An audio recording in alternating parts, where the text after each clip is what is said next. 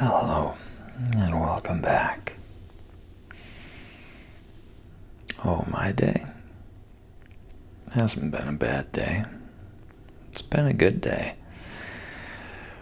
But it's definitely time to start winding down.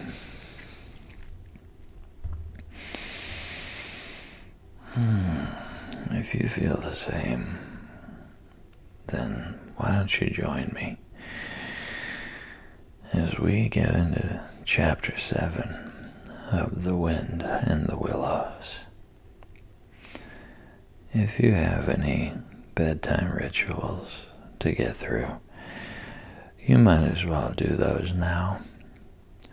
I'm going to start at a fairly easy speaking pace, and with any luck, you and I will be slowing down around the same time. Let's get into it. Chapter 7. The Piper at the Gates of Dawn. The willow wren was twittering his thin little song, hidden himself in the dark selvage of the river bank. Though it was past 10 o'clock at night, the sky still clung to and retained some lingering skirts of light from the departed day, and the sullen hearts of the torrid afternoon broke up and rolled away at the dispersing touch of the cool fingers of the short midsummer night. Mole lay stretched on the bank, still panting from the stress of the fierce day that had been cloudless from dawn to late sunset, and waited for his friend to return. He had been on the river with some companions, leaving the water rat free to keep an engagement of long standing with Otter. And he had come back to find the house dark and deserted, and no sign of Rat, who was doubtless keeping it up late with his old comrade. It was still too hot to think of staying indoors, so he lay on some cool dock leaves and thought over the past day and its doings, and how very good they all had been.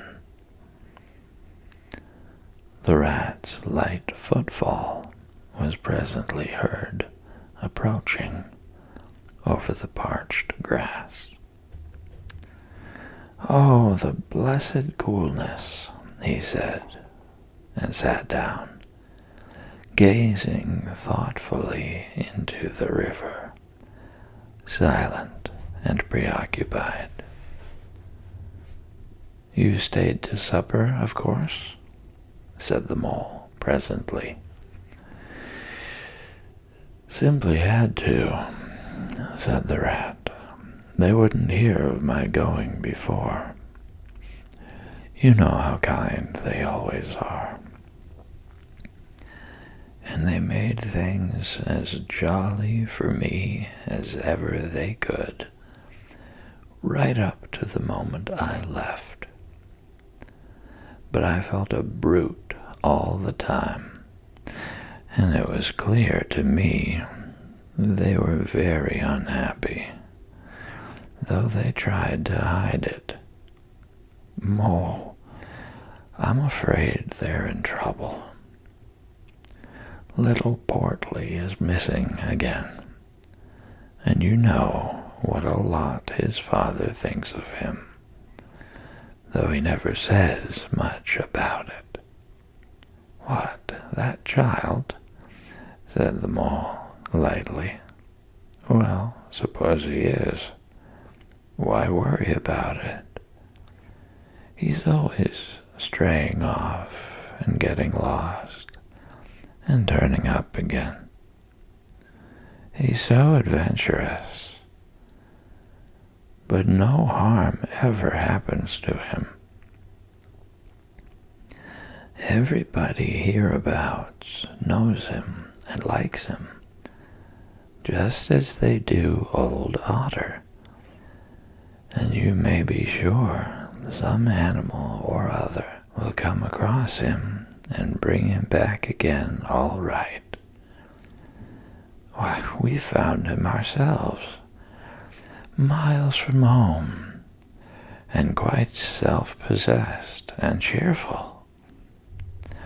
Yes, but this time it's more serious, said the rat gravely. He's been missing for some days now, and the otters have hunted everywhere, high and low, without finding the slightest trace. And they've asked every animal, too, for miles around, and no one knows anything about him. Otter's evidently more anxious than he'll admit.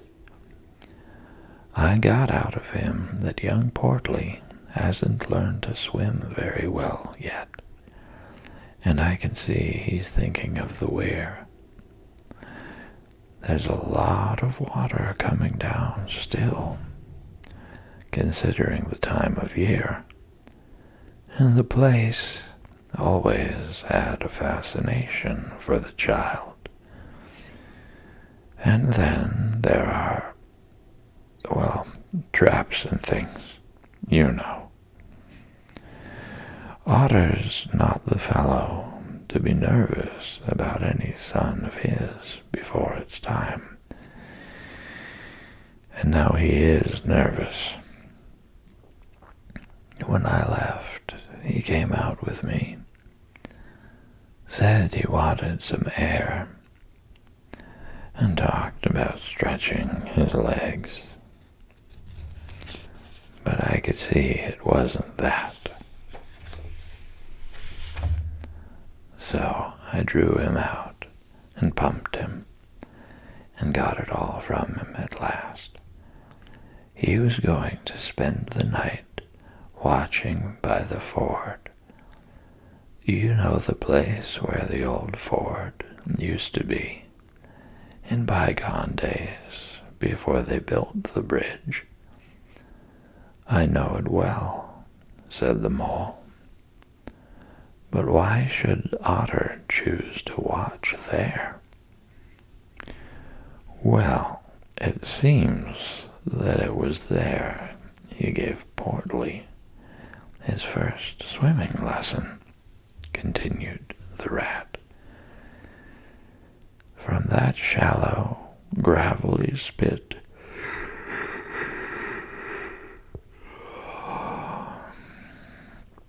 near the bank, and it was there he used to teach him fishing. And there young Portly caught his first fish, of which he was so very proud. The child loved the spot, and Otter thinks that if he came wandering back from wherever he is, if he is anywhere by this time, poor little chap, he might make for the ford he was so fond of. Or if he came across it, he'd remember it well, and stop there and play, perhaps. So Otter goes there every night and watches. On the chance, just on the chance. They were silent for a time, both thinking of the same thing. The lonely, heart-sore animal, crouched by the ford, watching and waiting the long night through on the chance. Well, well, said the rat presently. I suppose we ought to be thinking about turning in. But he never offered to move. Rat, said the mole, I simply can't go and turn in and go to sleep and do nothing, even though there doesn't seem to be anything to be done. We'll get the boat out and paddle upstream. The moon will be up in an hour or so, and then we will search as well as we can. Anyhow, it will be better than going to bed and doing nothing. Just what I was thinking myself, said the rat. It's not the sort of night for bed, anyhow. And daybreak is not so very far off. And then we may pick up some news of him from early risers as we go along. They got the boat out,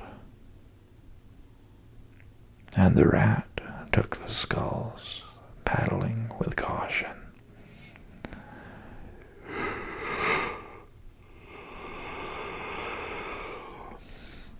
Out in midstream, there was a clear, narrow track that faintly reflected the sky. But wherever shadows fell on the water from bank, bush, or tree, they were as solid to all appearance as the banks themselves. And the mole had to steer with judgment accordingly. Dark and deserted as it was, the night was full of small noises, song and chatter and rustling, telling of the busy little population who were up and about, plying their trades and vocations through the night till sunshine should fall on them at last and send them off to their well-earned repose. The water's own noises, too, were more apparent than by day. Its gurglings and cloops more unexpected and near at hand. And constantly they started at what seemed a sudden, clear call from an actual, articulate voice. The line of the horizon was clear and hard against the sky, and in one particular quarter it showed black against a silvery climbing phosphorescence that grew and grew. At last, over the rim of the waiting earth, the moon lifted with slow majesty till it swung clear of the horizon and rode off, free of moorings. And once more they began to see surfaces, meadows widespread, and quiet gardens, and the river itself from bank to bank, all softly disclosed and washed clean of mystery and terror, all radiant again as by day, but with a difference that was tremendous. Their old haunts greeted them again in other raiment, as if they had slipped away and put on this pure new apparel, and come quietly back, smiling as they shyly waited to see if they would be recognized again under it.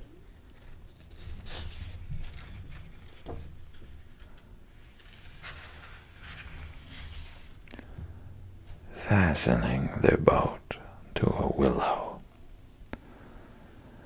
the friends landed in this silent silver kingdom and patiently explored the hedges, the hollow trees, the runnels and their little culverts, the ditches and dry waterways.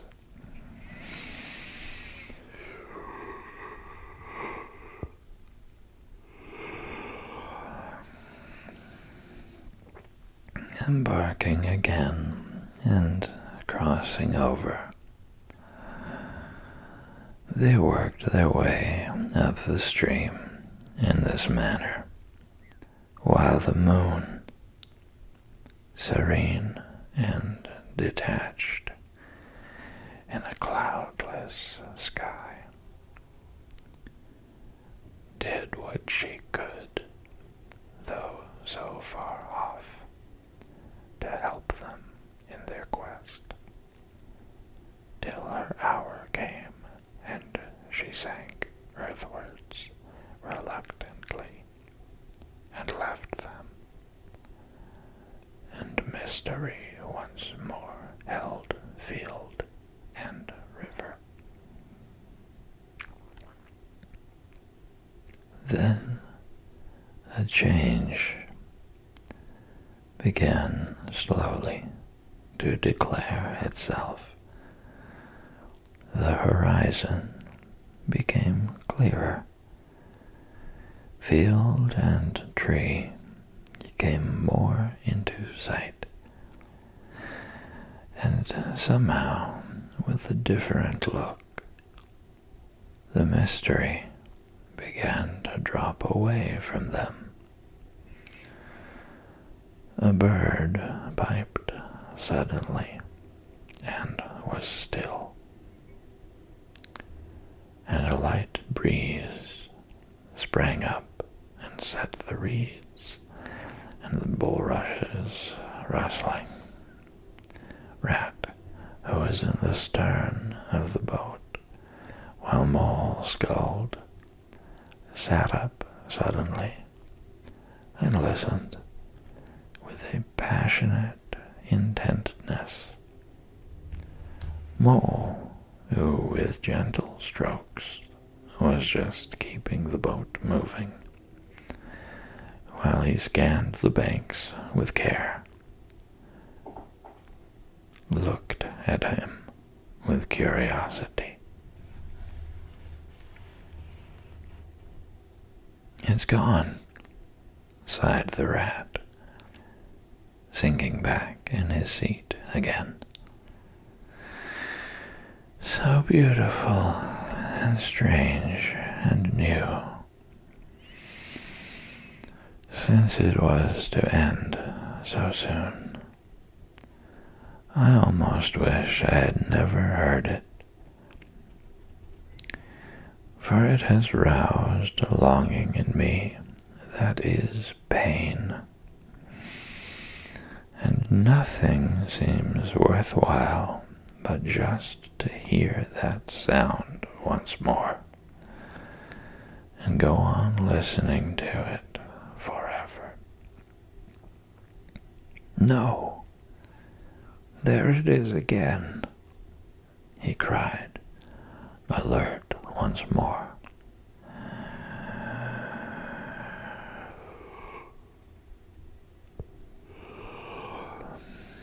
Entranced, he was silent for a long space, spellbound.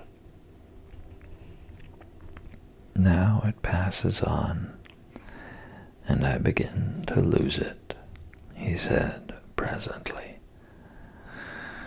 Oh, Mole, the beauty of it, the merry bubble and joy, the thin, clear, happy call of the distant piping.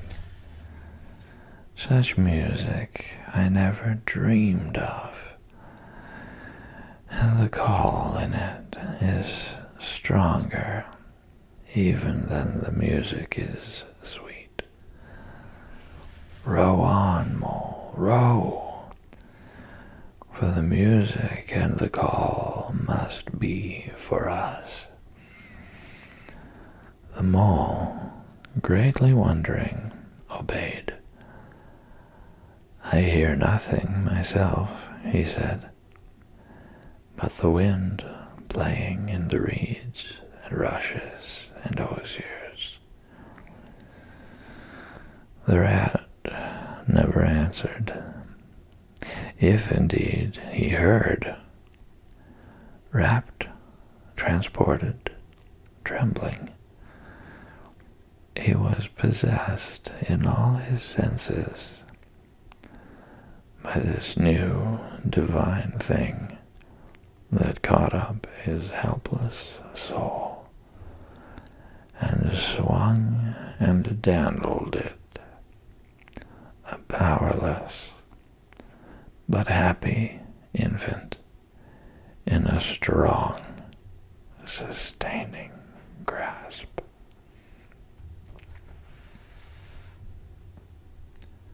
In silence, Mole rowed steadily, and soon they came to a point where the river divided, a long backwater branching off to one side. With a slight movement of his head, Rat, who had long dropped the rudder lines, directed the rower to take the backwater. The creeping tide of light gained and gained, and now they could see the color of the flowers that gemmed the water's edge. Clearer and nearer still, cried the rat joyously. Now you must surely hear it. Ah, at last I see you do. Breathless and transfixed, the Mole stopped rowing. As the liquid run of that glad piping broke on him like a wave, caught him up and possessed him utterly. He saw the tears on his comrade's cheeks, and bowed his head and understood. For a space they hung there, brushed by the purple loose strife that fringed the bank. Then the clear, imperious summons that marched hand in hand with the intoxicating melody imposed its will on Mole, and mechanically He bent to his oars again, and the light grew steadily stronger. But no birds sang, as they were wont to do at the approach of dawn. And but for the heavenly music, all was marvelously still.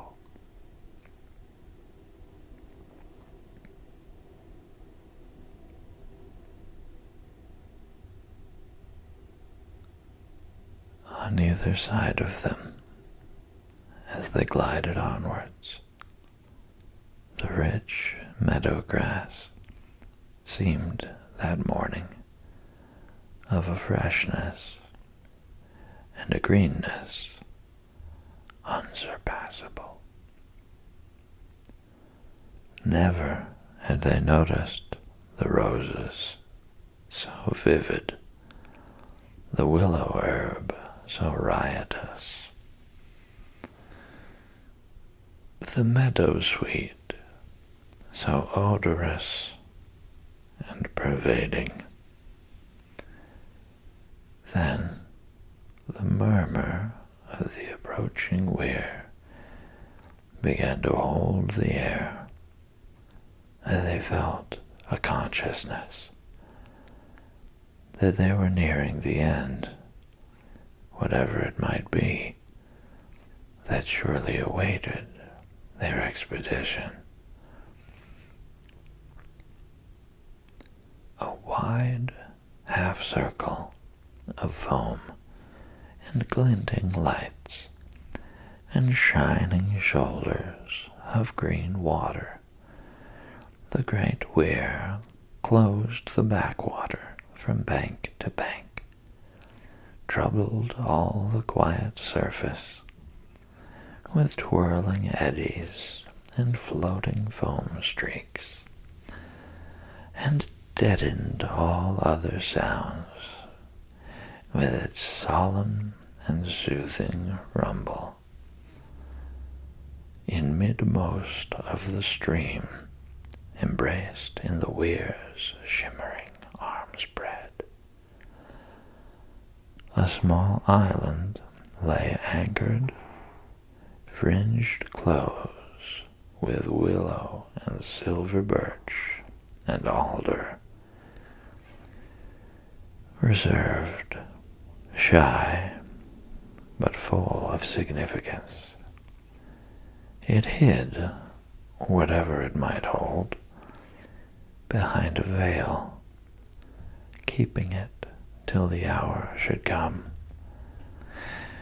and with the hour those who were called and chosen. Slowly, but with no doubt or hesitation whatever, and in something of a solemn expectancy, the two animals passed through the broken, tumultuous water and moored their boat at the watery margin of the island. In silence they landed and pushed through the blossom and scented herbage and undergrowth that led up to the level ground, till they stood on a little lawn of a marvelous green, set round with nature's own orchard trees, crabapple, wild cherry, and sloe. This is the place of my song dream, the place the music played to me, whispered the rat, as if in a trance.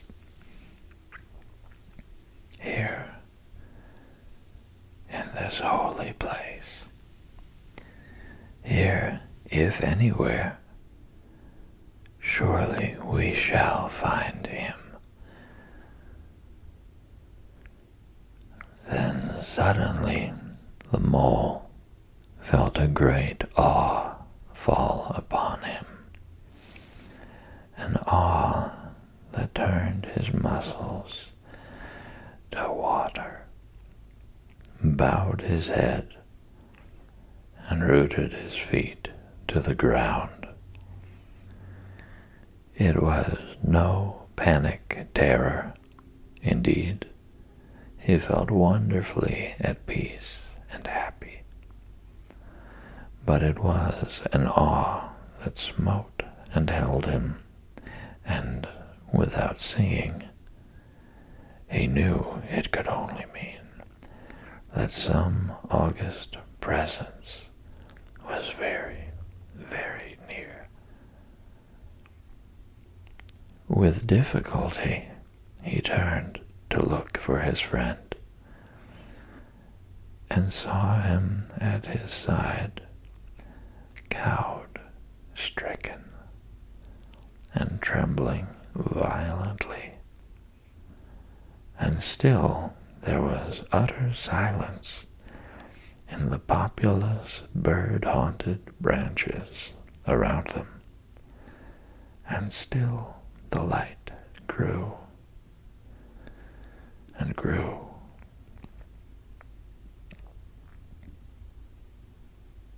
Perhaps he would never have dared to raise his eyes, but that though the piping was now hushed, the call and the summons seemed still dominant and imperious. He might not refuse, were death himself waiting to strike him instantly. Once he had looked with mortal eye on things rightly kept hidden. Trembling, he obeyed, and raised his humble head. And then, in that utter clearness of the imminent dawn, while nature, flushed with fullness of incredible color, seemed to hold her breath for the event, he looked in the very eyes of the friend and helper, saw the backward sweep of the curved horns gleaming in the growing daylight, saw the stern, hooked nose between the kindly eyes that were looking down on them humorously, while the bearded mouth broke into a half-smile at the corners, saw the rippling muscles on the arm that lay across the broad chest, the long, supple hand still holding the panpipes, only just fallen away from the parted lips,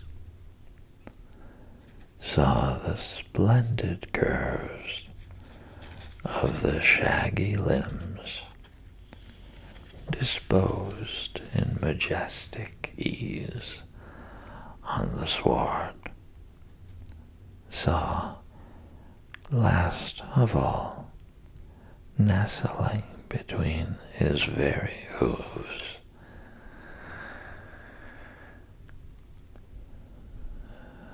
sleeping soundly in entire peace and contentment, the little, round, podgy, childish form of the baby otter. All this he saw, for one moment breathless and intense, vivid on the morning sky, and still As he looked, he lived, and still, as he lived, he wondered. Rat, he found breath to whisper, shaking. Are you afraid? Afraid, murmured the rat, his eyes shining with unutterable love. Afraid of him? Oh, never, never. And yet, oh mole, I am afraid. Then the two animals, crouching to the earth, bowed their heads and did worship. Sudden and magnificent, the sun's broad golden disk showed itself over the horizon facing them, and the first rays shooting across the level water meadows took the animals full in the eyes and dazzled them. When they were able to look once more, the vision had vanished, and the air was full of the carol of birds that hailed the dawn.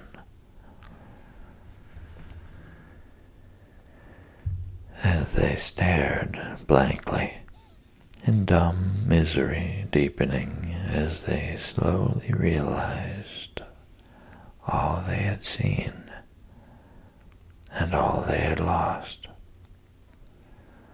a capricious little breeze, dancing up from the surface of the water, tossed aspens, shook the dewy roses, and blew lightly.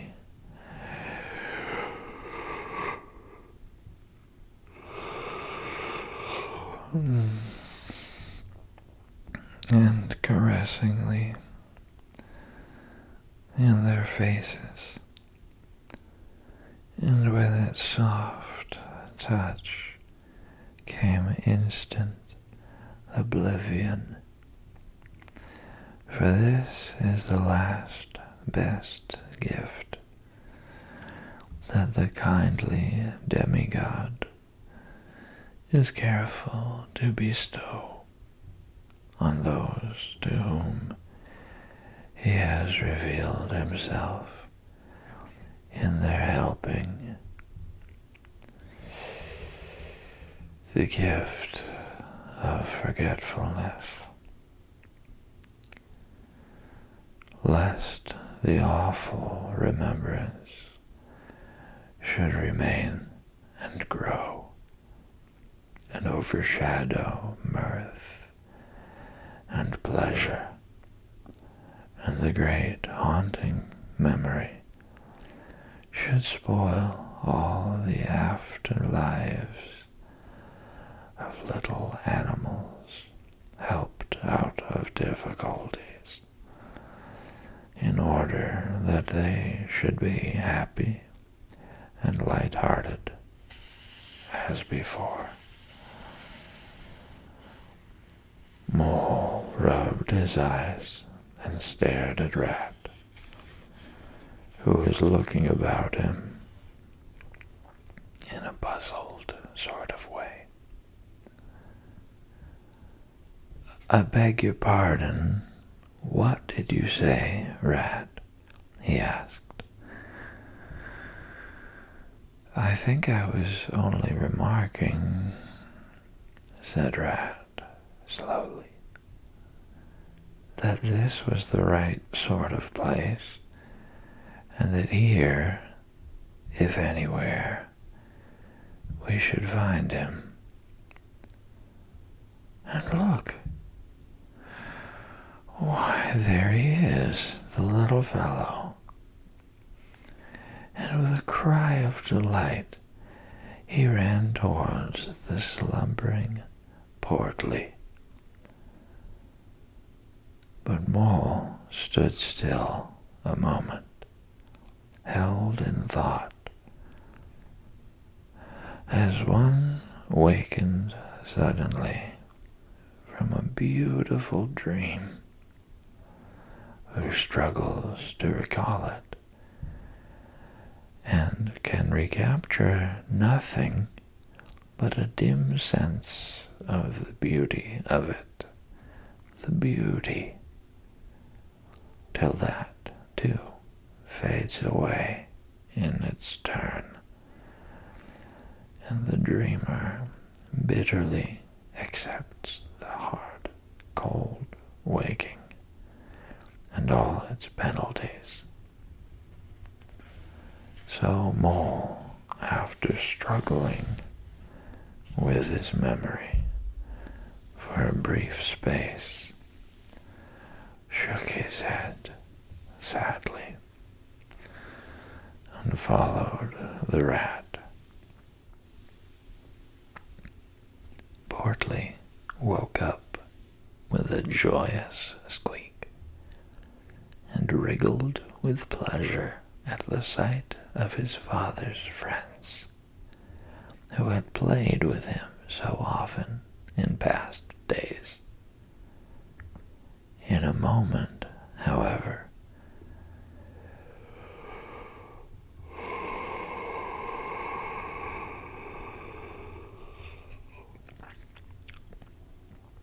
his face grew blank, and he fell to hunting round in a circle with pleading whine, as a child that has fallen happily asleep in its nurse's arms, and wakes to find itself alone and laid in a strange place, and searches corners and cupboards, and runs from room to room, despair growing silently in its heart.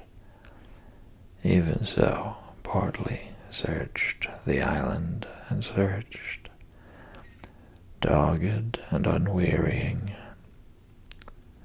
till at last the black moment came for giving it up and sitting down and crying bitterly.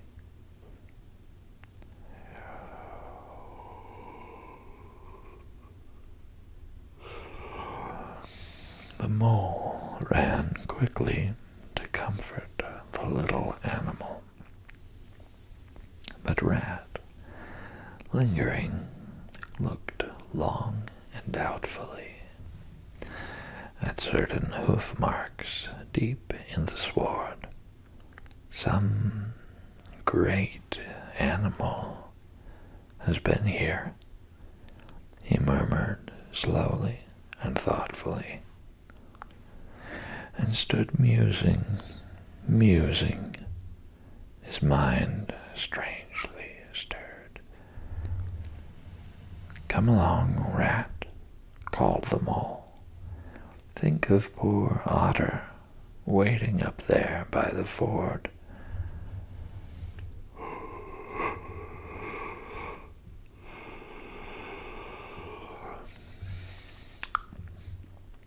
Portly had soon been comforted by the promise of a treat. A jaunt on the river in Mr. Rat's real boat, and the two animals conducted him to the water's side, placed him securely between them in the bottom of the boat, and paddled off down the backwater. The sun was fully up by now, and hot on them. Birds sang lustily and without restraint, and flowers smiled and nodded from either bank. But somehow, so thought the animals, with less of richness and blaze of color,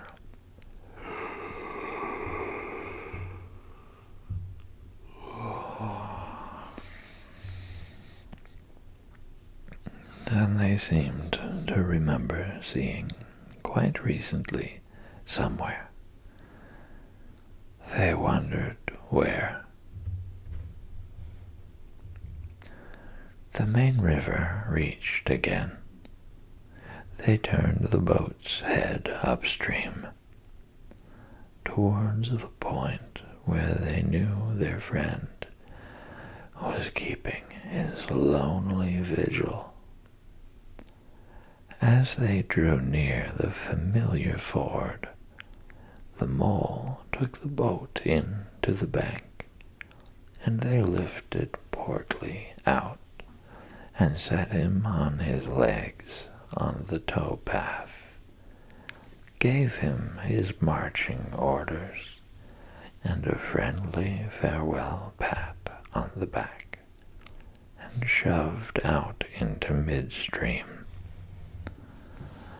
They watched the little animal as he waddled along the path contentedly and with importance, watched him till they saw his muzzle suddenly lift and his waddle break into a clumsy amble as he quickened his pace with shrill whines and wriggles of recognition.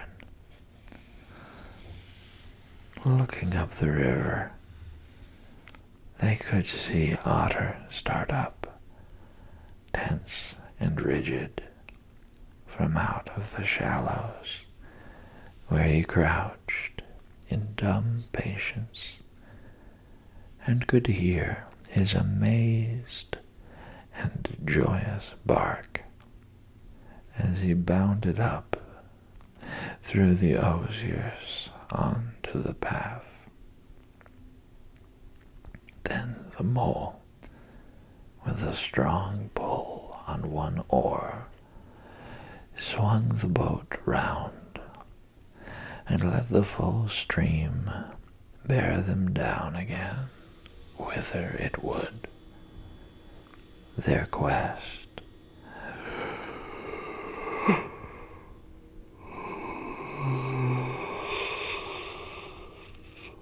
now happily ended. I feel strangely tired, Rat, said the mole, leaning wearily over his oars as the boat drifted. It's being up all night, you'll say, perhaps. But that's nothing. We do as much half the nights of the week at this time of the year. No, I feel as if I had been through something very exciting and rather terrible, and it was just over, and yet nothing particular has happened. Or something very surprising and splendid and beautiful, murmured the rat, leaning back and closing his eyes.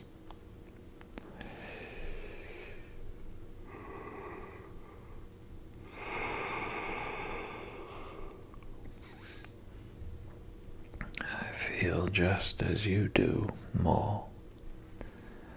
Simply dead tired. though not body tired. It's lucky we've got the stream with us to take us home. Isn't it jolly to feel the sun again, soaking into one's bones? And hark to the wind playing in the reeds.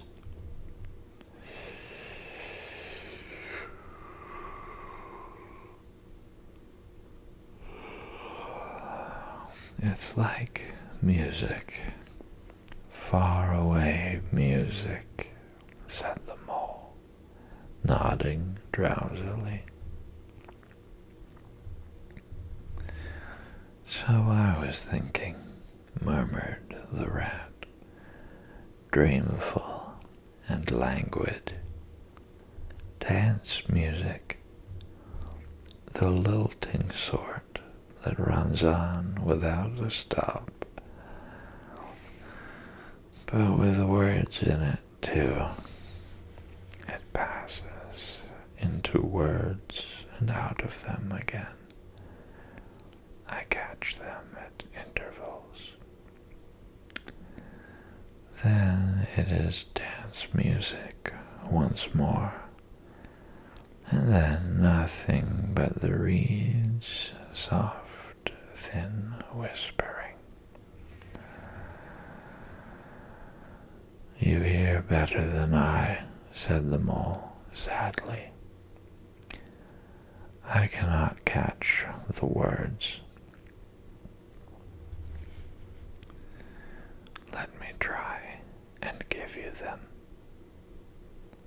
said the rat softly, his eyes still closed. Now it is turning into words again, faint but clear.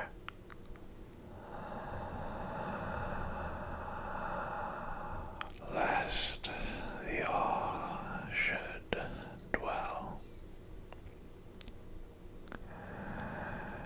and turn your frolic to fret, you shall look on my power at the helping hour. But then you shall forget.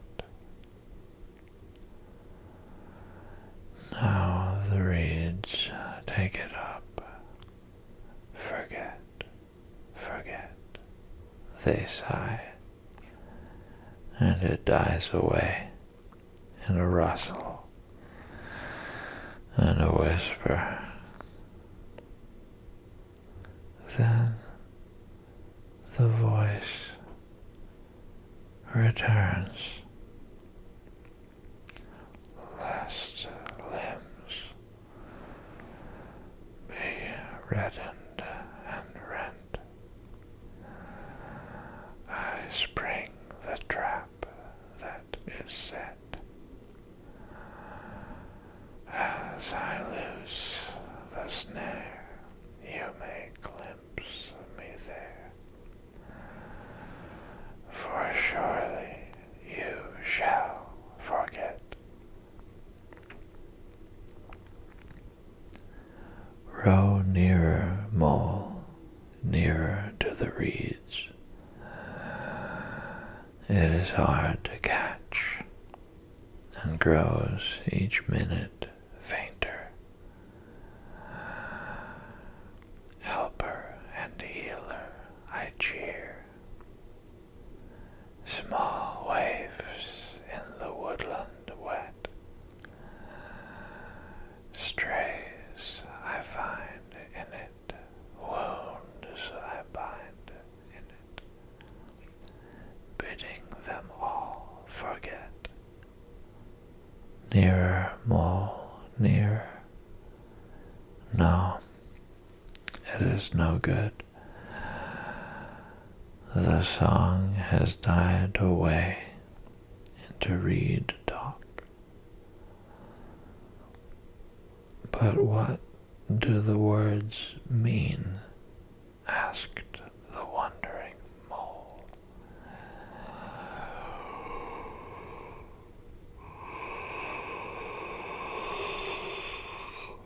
That I do not know, said the rat simply. I passed them on to you as they reached me. Ah, now they return again, and this time full and clear. This time, at last, it is the real, the unmistakable thing. Simple, passionate, perfect. Well, let's have it then, said the mole. After he had waited patiently for a few minutes, half dozing in the hot sun,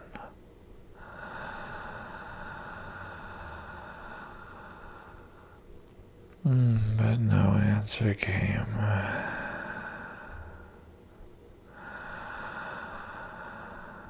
He looked and understood the silence with a smile of much happiness on his face, and something of a listening look still lingering there.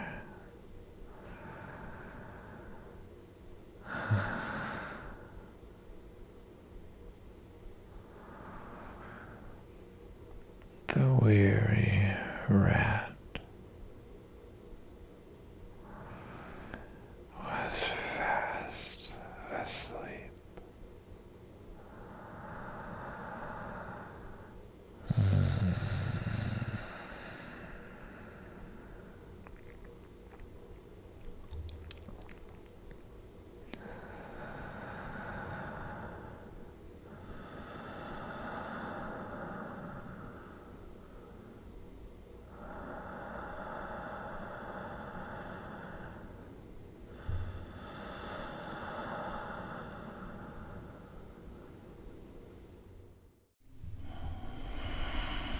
Oh, hello again.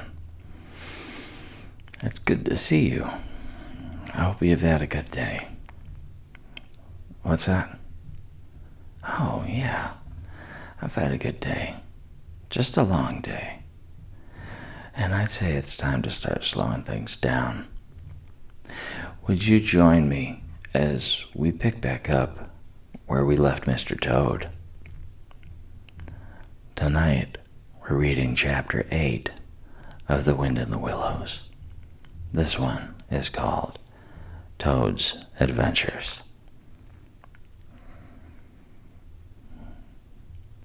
When Toad found himself immured in a dank and noisome dungeon, and knew that all the grim darkness of a medieval fortress lay between him and the outer world of sunshine and well-metalled high roads where he had lately been so happy, disporting himself as if he had bought up every road in England. He flung himself at full length on the floor and shed bitter tears and abandoned himself to dark despair.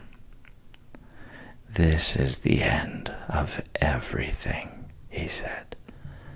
At least it is the end of the career of Toad, which is the same thing. The popular and handsome Toad, the rich and hospitable Toad, the Toad so free and careless and debonair. How can I hope to be ever set at large again, he said, who have been imprisoned so justly for stealing so handsome a motor car in such an audacious manner, and for such lurid and imaginative cheek bestowed upon such a number of fat, red-faced policemen. Here his sobs choked him. Stupid animal that I was, he said. Now I must languish in this dungeon till people who were proud to say they knew me have forgotten the very name of Toad. A wise old badger, he said. Oh, clever, intelligent rat and sensible mole. What sound judgments, what a knowledge of men and matters you possess.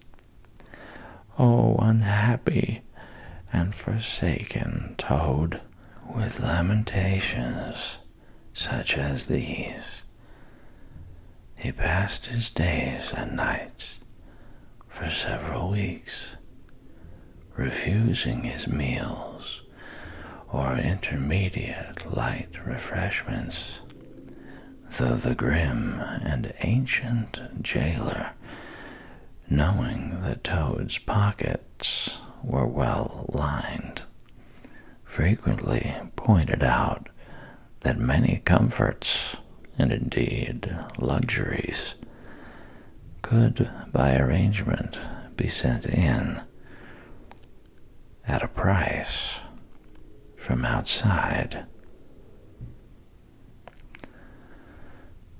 Now the jailer had a daughter, a pleasant wench and good-hearted, who assisted her father in the lighter duties of his post. She was particularly fond of animals, and besides her canary, whose cage hung on a nail in the massive wall of the keep by day, to the great annoyance of prisoners who relished an after-dinner nap, and was shrouded in an antimacassar on the parlor table at night. She kept several piebald mice and a restless revolving squirrel. This kind-hearted girl, pitying the misery of Toad, said to her father one day, Father, I can't bear to see that poor beast so unhappy and getting so thin. You let me have the managing of him. You know how fond of animals I am. I'll make him eat from my hand and sit up and do all sorts of things.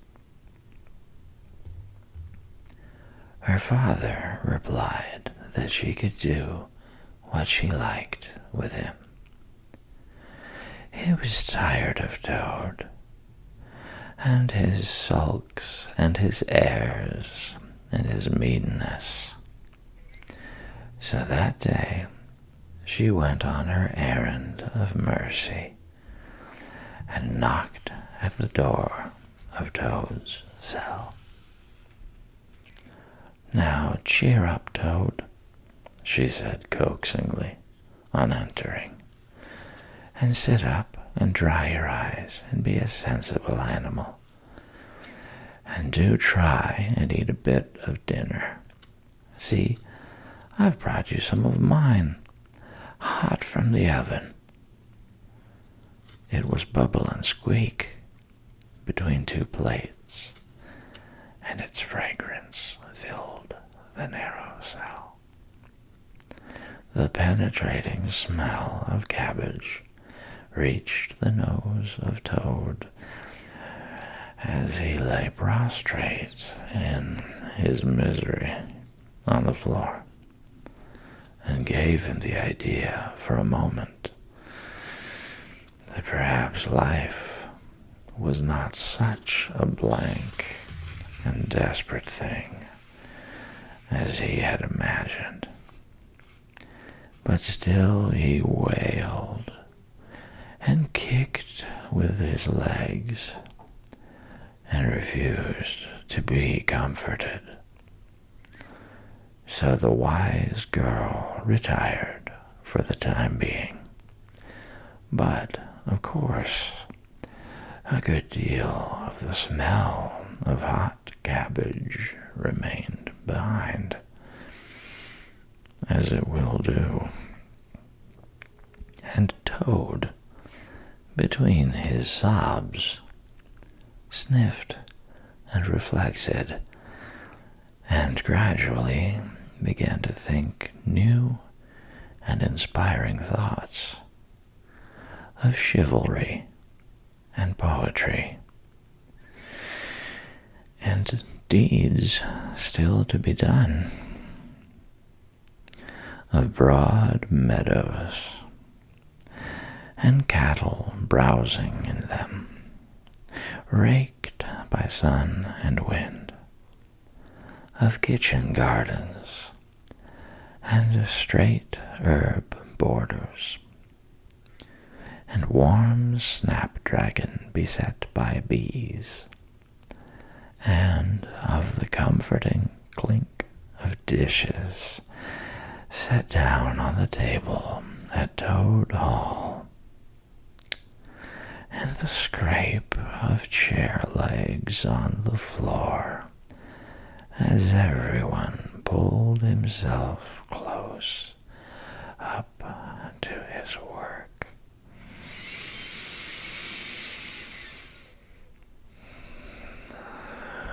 The air of the narrow cell took on a rosy tinge. He began to think of his friends, and how they would surely be able to do something, of lawyers, and how they would have enjoyed his case, and what an ass he had been not to get in a few. And lastly, he thought of his own great cleverness and resource, and all that he was capable of if he only gave his great mind to it. And the cure was almost complete. When the girl returned, some hours later, she carried a tray with a cup of fragrant tea steaming on it, and a plate piled up with very hot buttered toast, cut thick, very brown on both sides, with the butter running through the holes in it in great golden drops, like honey from the honeycomb. The smell of that buttered toast simply talked to Toad, and with no uncertain voice. Talked of warm kitchens of breakfasts on bright, frosty mornings, of cozy parlor firesides on winter evenings, when one's ramble was over and slippered feet were propped on the fender, of the purring of contented cats and the twitter of sleepy canaries. Toad sat up on end once more, dried his eyes, sipped his hot tea, and munched his toast, and soon began talking freely about himself and the house he lived in, and his doings there, and how important he was, and what a lot his friends thought of him. The jailer's daughter saw that the topic was doing him as much good as the tea, as indeed it was, and encouraged him to go on. "Tell me about Toad Hall," said she. "It sounds beautiful." "Toad Hall," said the toad proudly, "is an eligible, self-contained gentleman's residence, very unique, dating in part from the 14th century, but replete with every modern convenience, up-to-date sanitation, 5 minutes from church, post office, and golf links, suitable for—" "Bless the animal," said the girl, laughing. "I don't want to take it. Tell me something real about it. But first, wait till I fetch you some more tea and toast."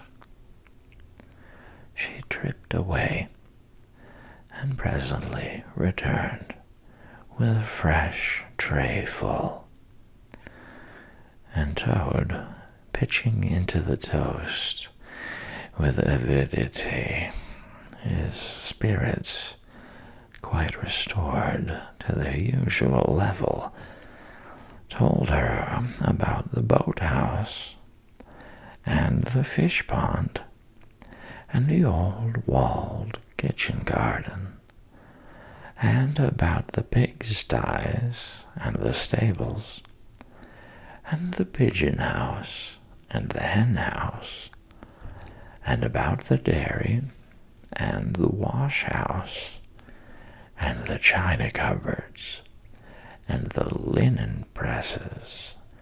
She liked that bit especially.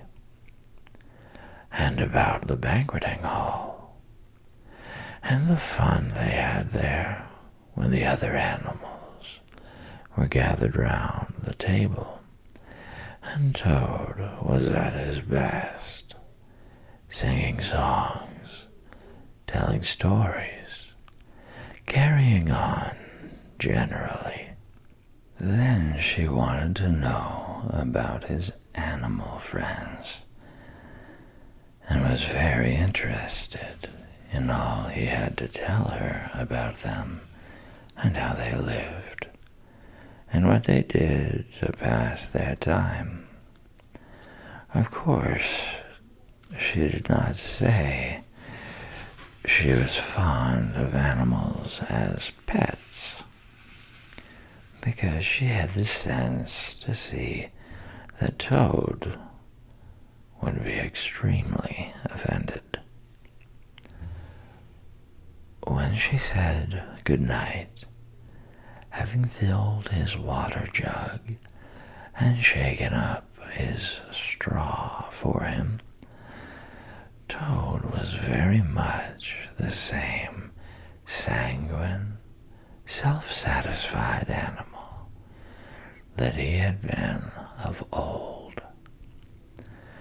He sang a little song or two of the sort he used to sing at his dinner parties, curled himself up in the straw, and had an excellent night's rest and the pleasantest of dreams.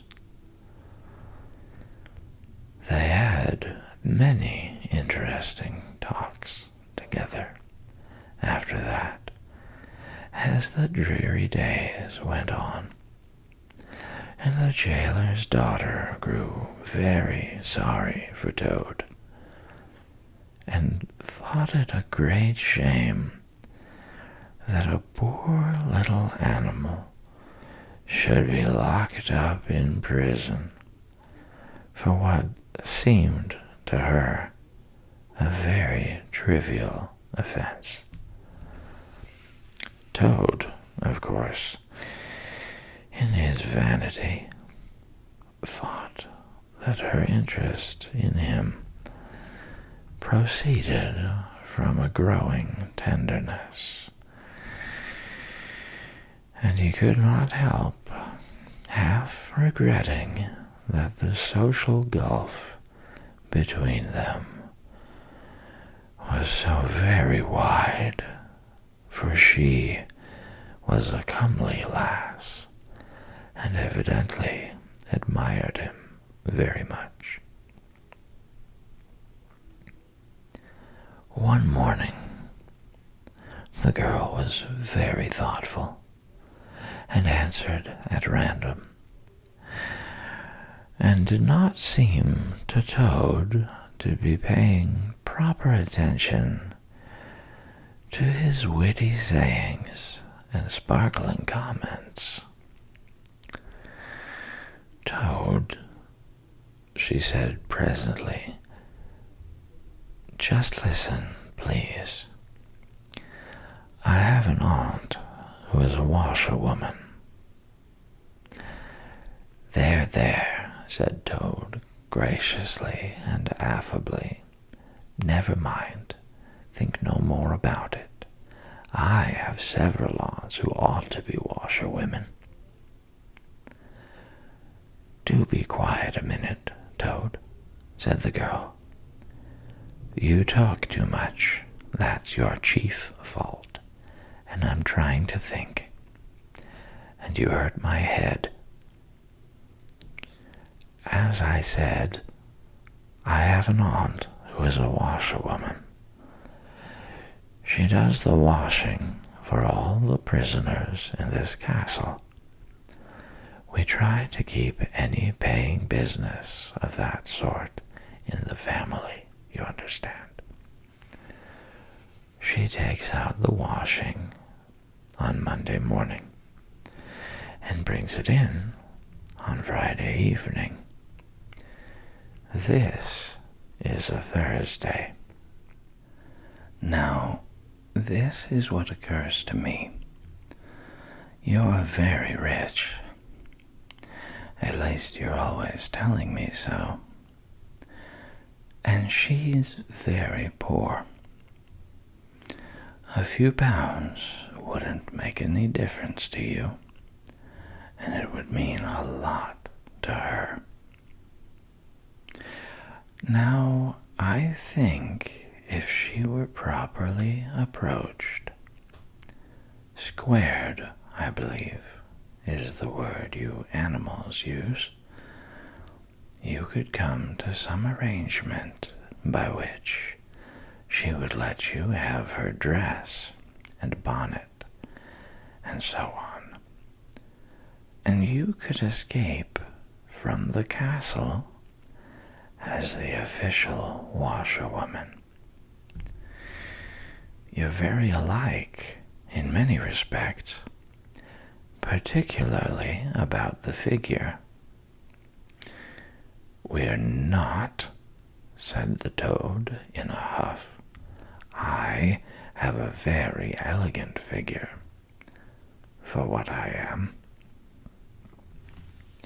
"So has my aunt," replied the girl, "for what she is. But have it your own way, you horrid, proud, ungrateful animal, when I'm sorry for you and trying to help you."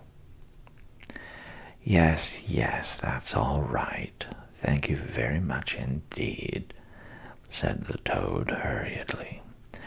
"But look here, you wouldn't surely have Mr. Toad of Toad Hall going about the country disguised as a washerwoman.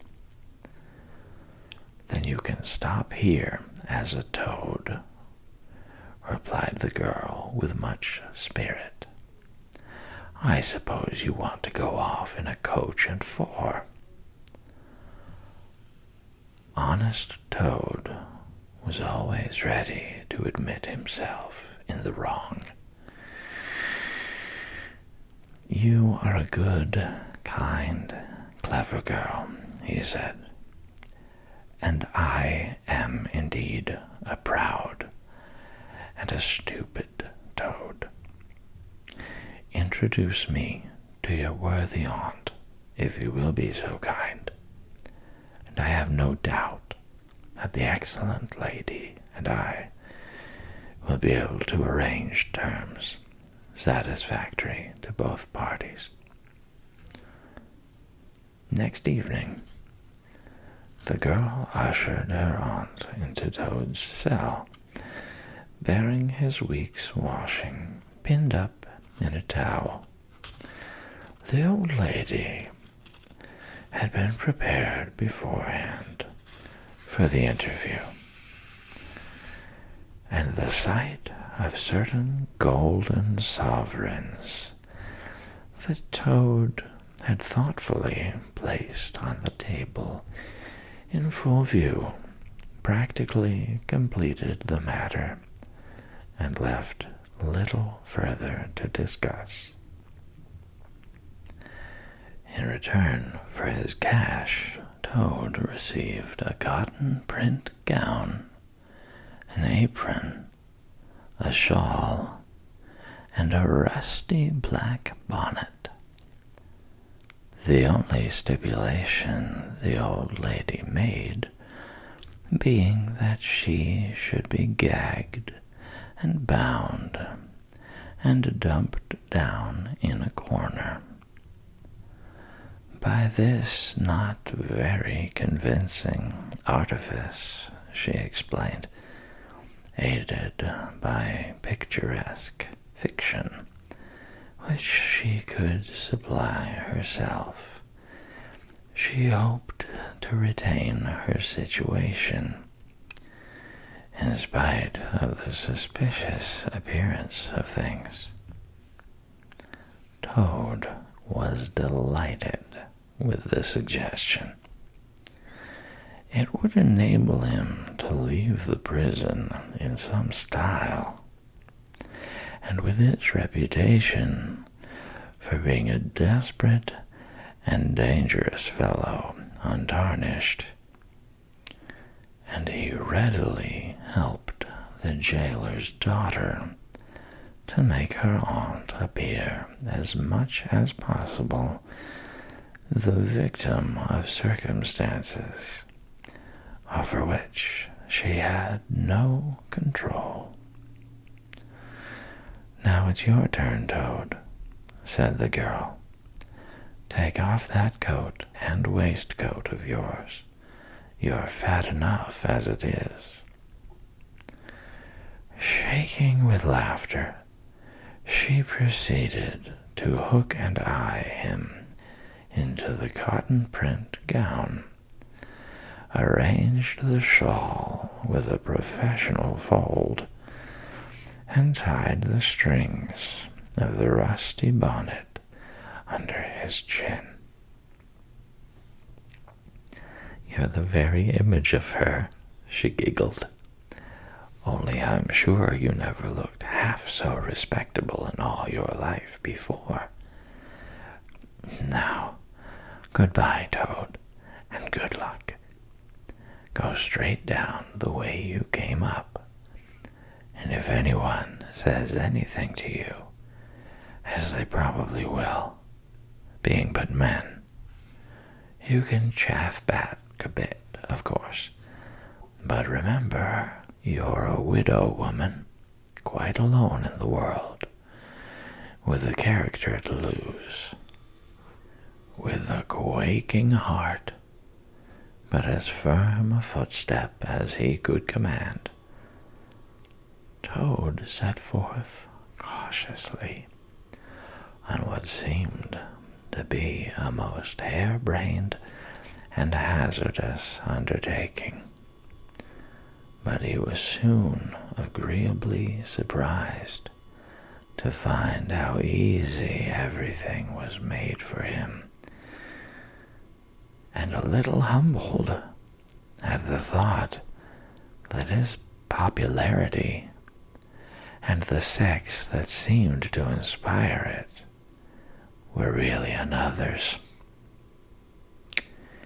The washerwoman's squat figure, in its familiar cotton print, seemed a passport for every barred door and grim gateway. Even when he hesitated, uncertain as to the right turning to take, he found himself helped out of his difficulty by the warder at the next gate, anxious to be off to his tea, summoning him to come along sharp and not keep him waiting there all night. The chaff and the humorous sallies to which he was subjected, and to which, of course, he had to provide,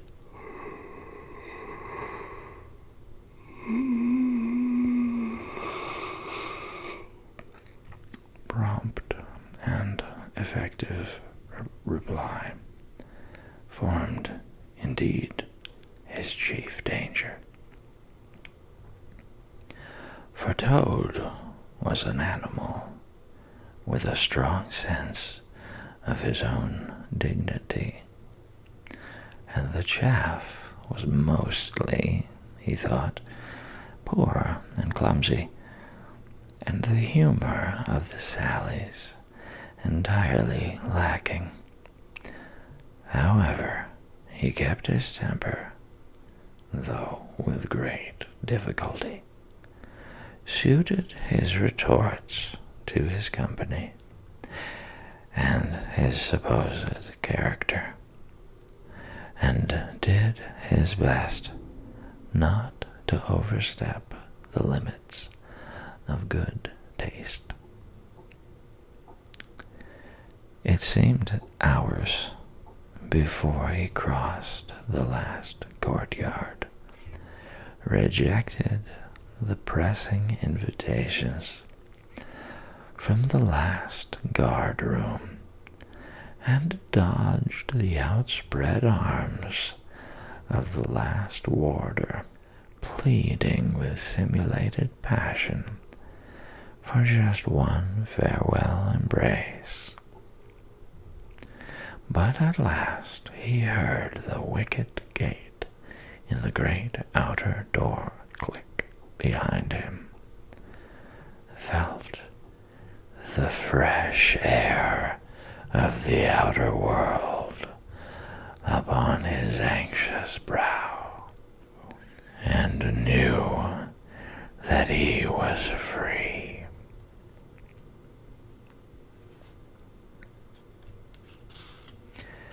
Dizzy with the easy success of his daring exploit, he walked quickly towards the lights of the town, not knowing in the least what he should do next, only quite certain of one thing, that he must remove himself as quickly as possible from a neighborhood where the lady he was forced to represent was so well known and so popular a character. As he walked along, considering, his attention was caught by some red and green lights a little way off, to one side of the town, and the sound of the puffing and snorting of engines and the banging of shunted trucks fell on his ear. Aha, he thought, this is a piece of luck. A railway station is the thing I want most in the whole world at this moment. And what's more, I needn't go through the town to get to it, and shan't have to support this humiliating character by repartees which, though thoroughly effective, do not assist one's sense of self-respect.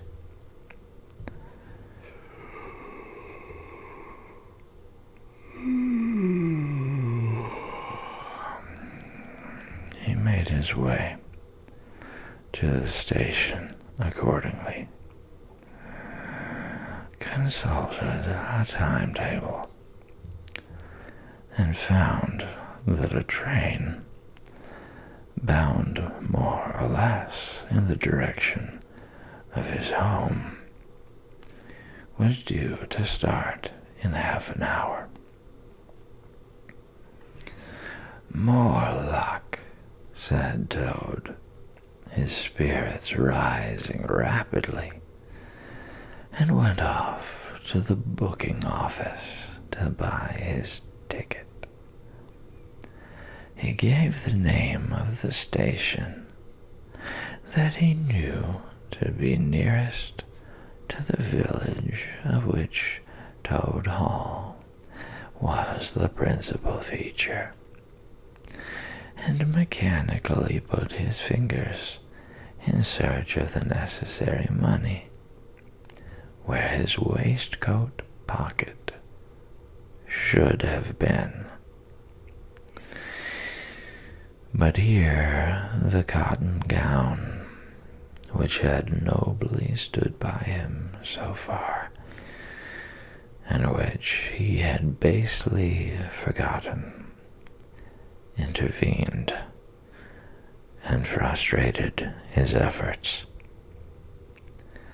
In a sort of nightmare, he struggled with the strange, uncanny thing that seemed to hold his hands, turn all muscular strivings to water, and laugh at him all the time, while other travelers, forming up in a line behind, waited with impatience, making suggestions of more or less value, and comments of more or less stringency and point.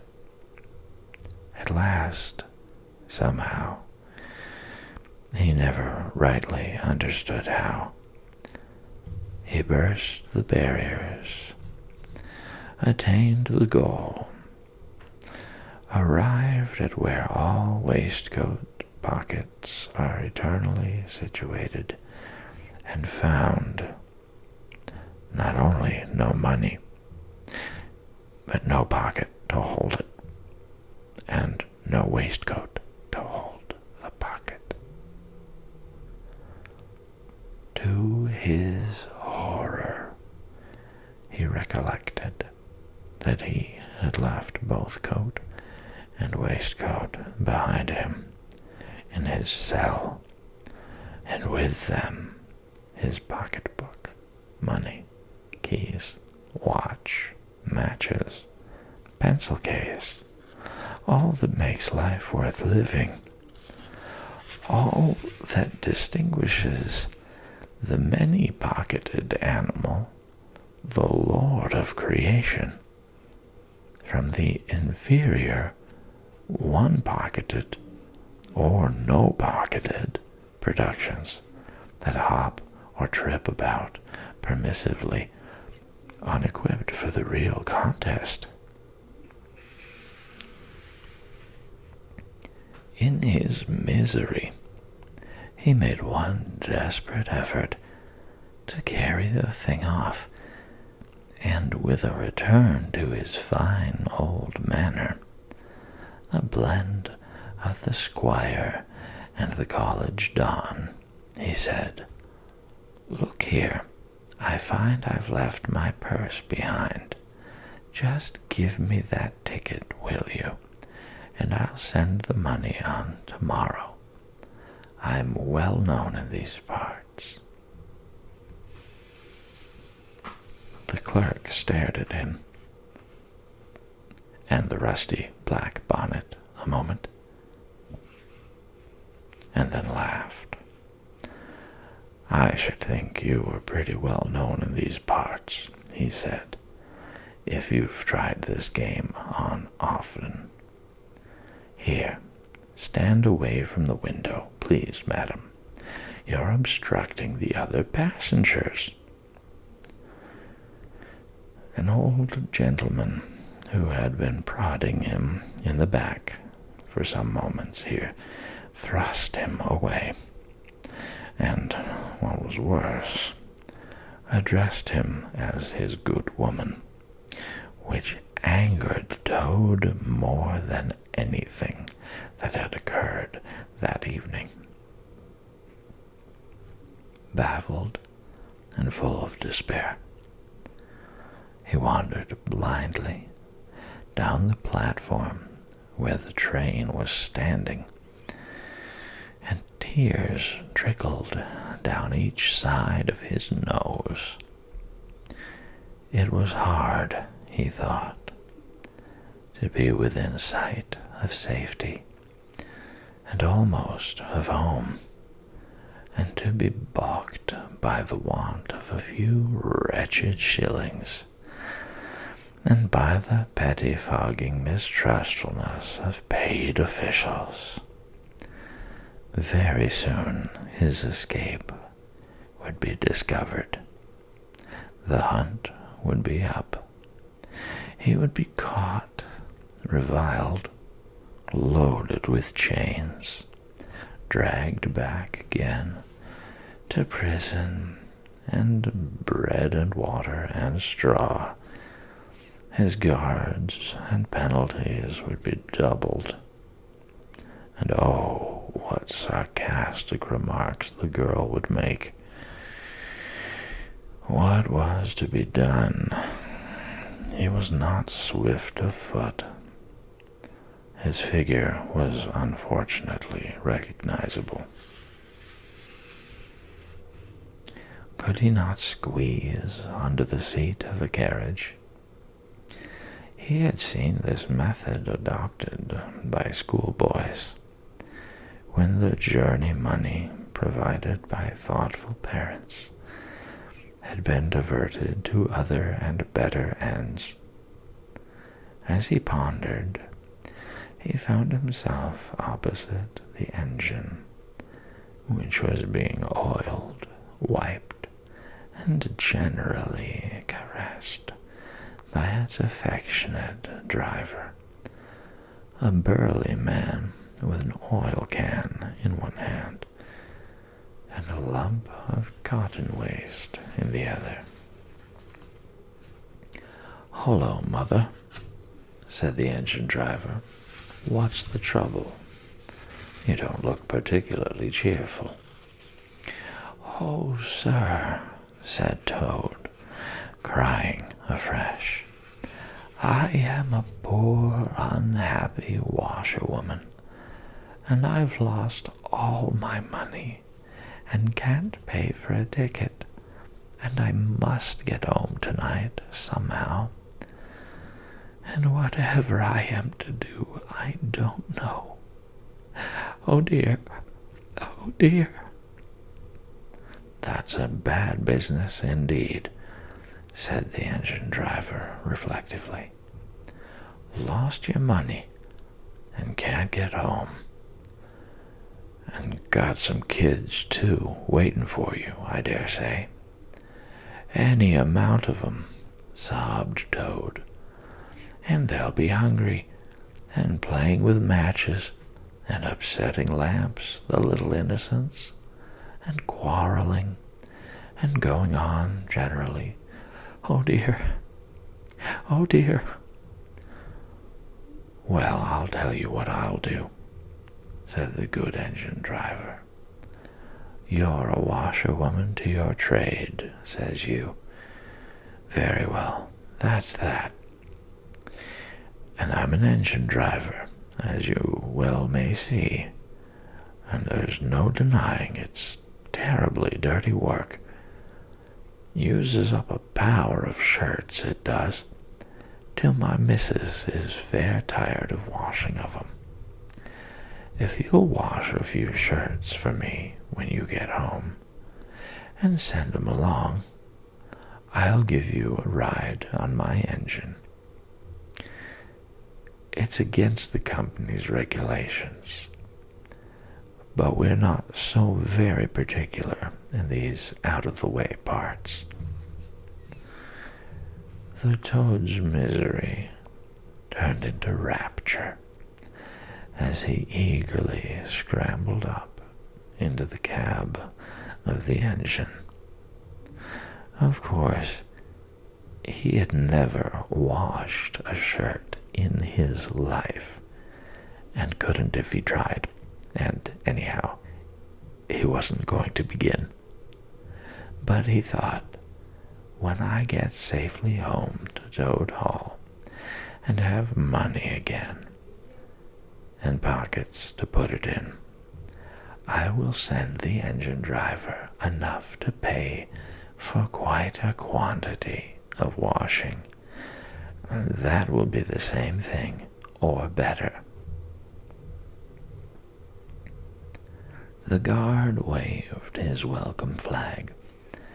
The engine driver whistled in cheerful response, and the train moved out of the station.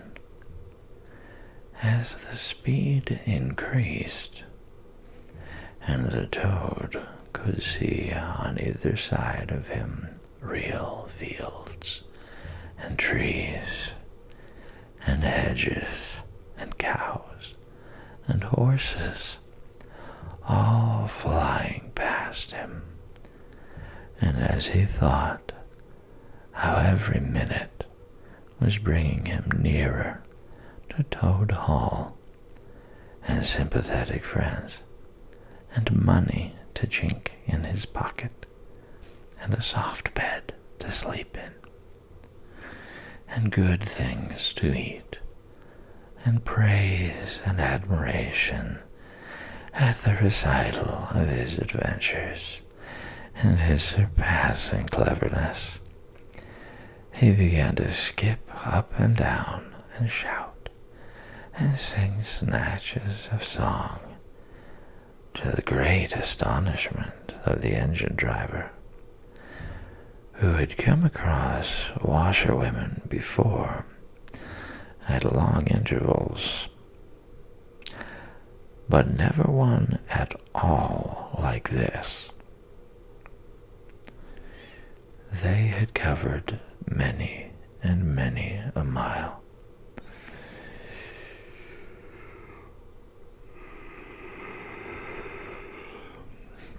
and Toad was already considering what he would have for supper as soon as he got home, when he noticed that the engine driver, with a puzzled expression on his face, was leaning over the side of the engine and listening hard. Then he saw him climb onto the coals and gaze out over the top of the train. Then he returned and said to Toad, "It's very strange.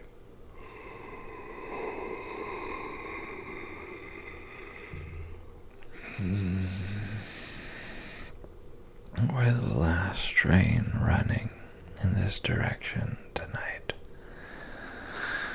Yet I could be sworn that I heard another following us." Toad ceased his frivolous antics at once. He became grave and depressed,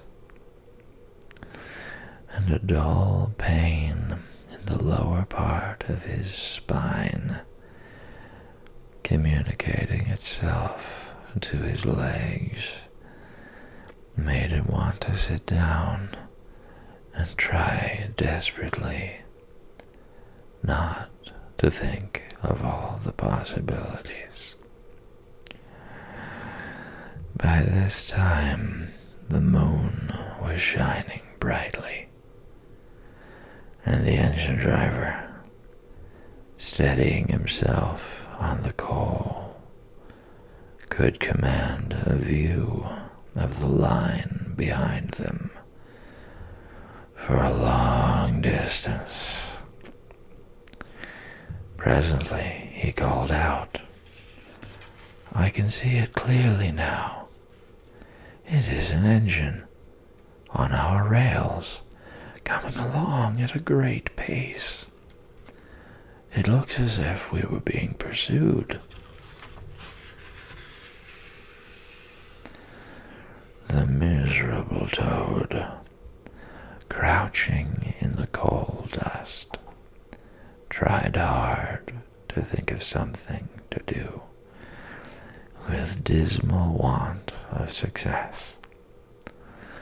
"They are gaining on us fast," cried the engine driver.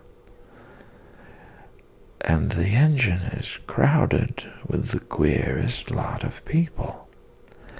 Men like ancient warders, waving halberds, policemen in their helmets, waving truncheons, and shabbily dressed men in pot hats, obvious and unmistakable plain-clothes detectives, even at this distance, waving revolvers and walking sticks, all waving and all shouting the same thing: stop, stop, stop."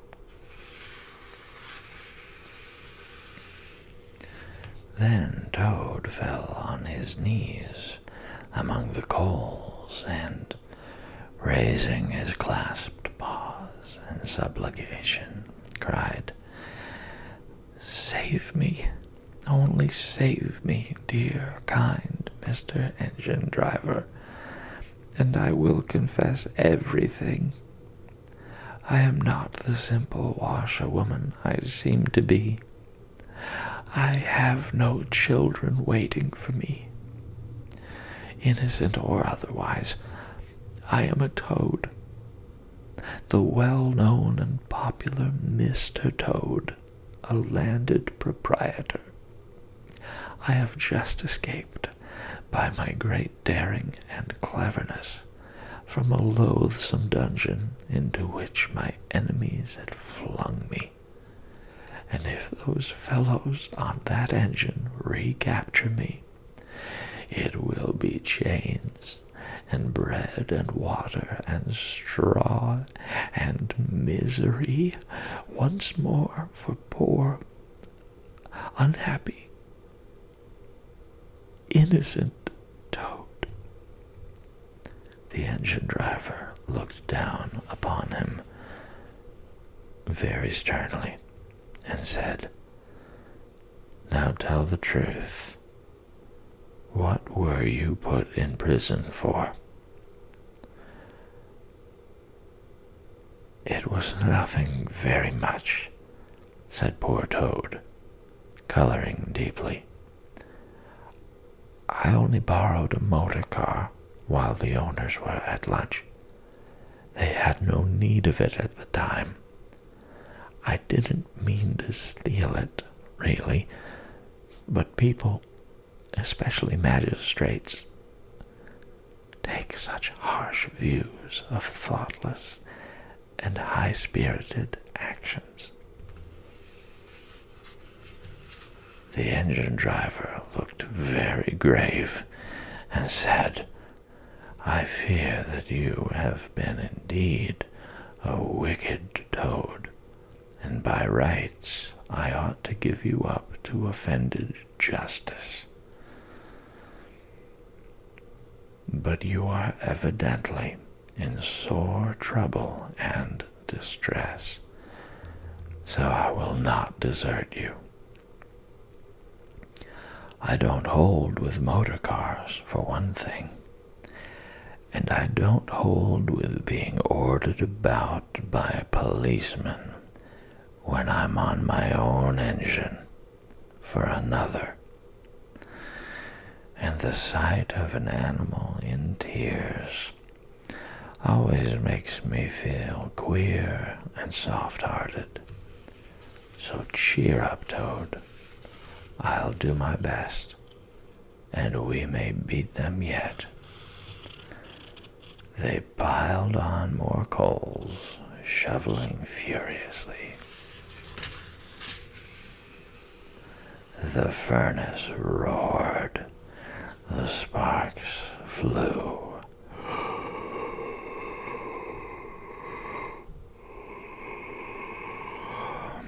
The engine leapt and swung, but still their pursuers slowly gained. The engine driver, with a sigh, wiped his brow with a handful of cotton waste and said, "I'm afraid it's no good, Toad. You see, they are running light, and they have the better engine. There's just one thing left for us to do, and it's your only chance. So attend very carefully to what I tell you. A short way ahead of us is a long tunnel, and on the other side of that the line passes through a thick wood. Now, I will put on all the speed I can while we are running through the tunnel, but the other fellows will slow down a bit, naturally, for fear of an accident. When we are through, I will shut off steam and put on brakes as hard as I can, and the moment it's safe to do so, you must jump and hide in the wood before they get through the tunnel and see you. Then I will go full speed ahead again, and they can chase me if they like, for as long as they like, and as far as they like. Now mind, and be ready to jump when I tell you."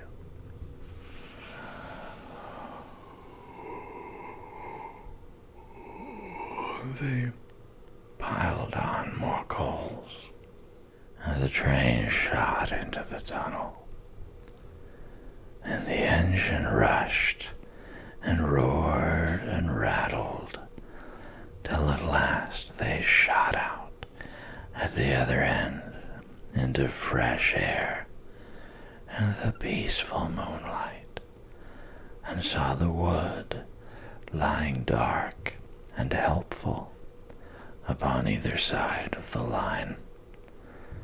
The driver shut off steam and put on brakes.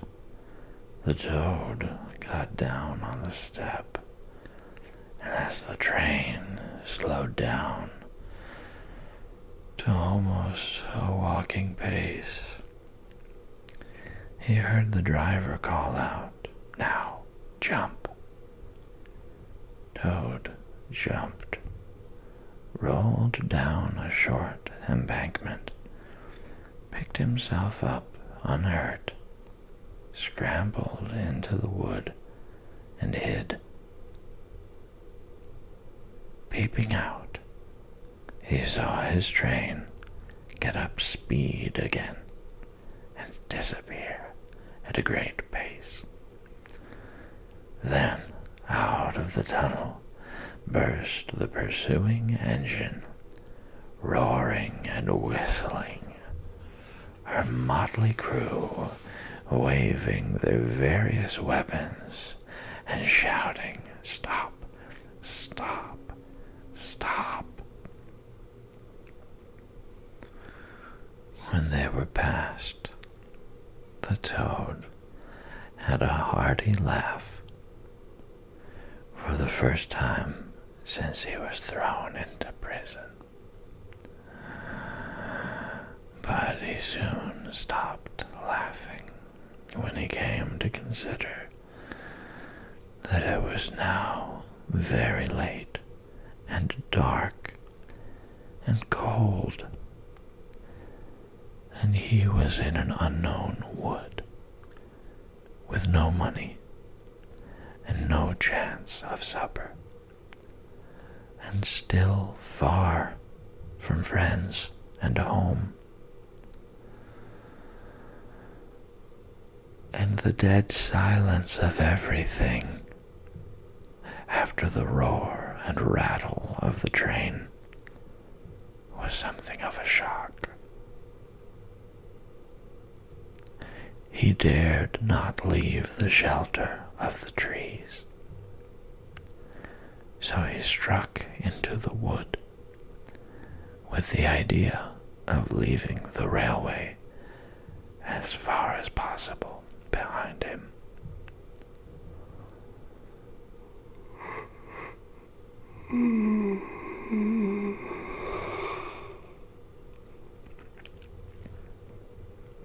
After so many weeks within walls,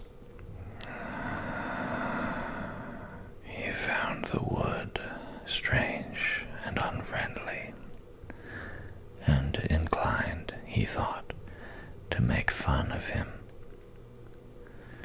Night jars, sounding their mechanical rattle, made him think that the wood was full of searching warders closing in on him. An owl swooping noiselessly towards him brushed his shoulder with its wing, making him jump with the horrid certainty that it was a hand, then flitted off moth-like, laughing its low ho, ho, ho, which Toad thought in very poor taste. Once he met a fox who stopped, looked him up and down in a sarcastic sort of way, and said, "Hello, washerwoman. Half a pair of socks and a pillowcase short this week. Mind it doesn't occur again," and swaggered off, sniggering. Toad looked about for a stone to throw at him, but could not succeed in finding one,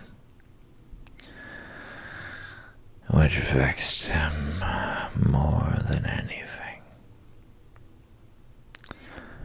At last, cold, hungry, and tired tired out,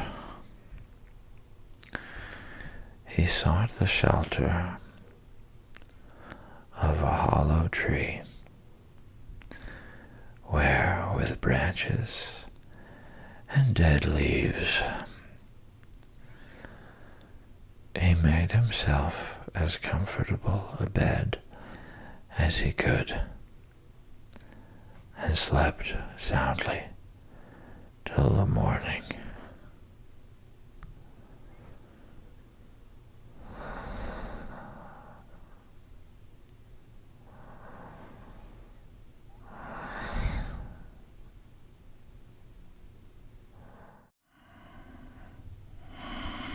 Hello, welcome back. Last time we got into Toad's Great Escape. This week we'll return to Rat. If you have any nighttime rituals that you need to get through before you go to bed, go ahead and get those things done. I'm going to start reading. And if we time this right, I should start slowing down. As you're starting to slow down, getting ready to drift off into sleep.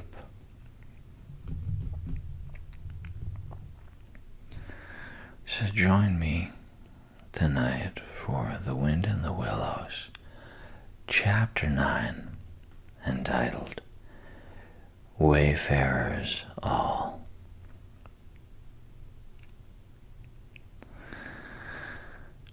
The water rat was restless, and he did not exactly know why.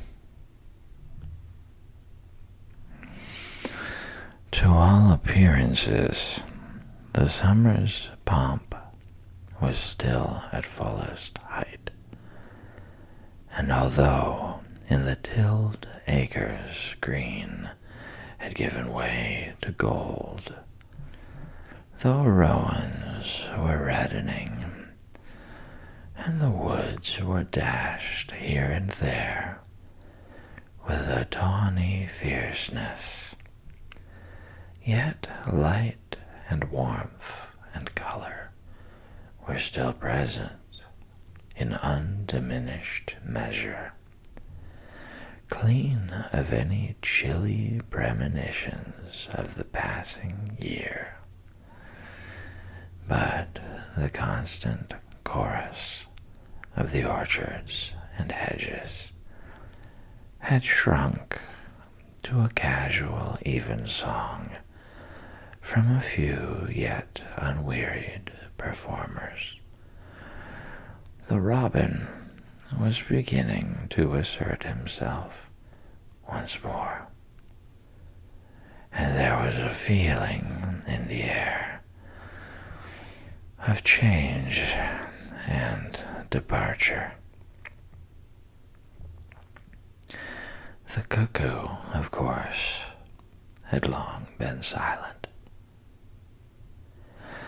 but many another feathered friend, for months a part of the familiar landscape and its small society, was missing too, and it seemed that the ranks thinned steadily day by day.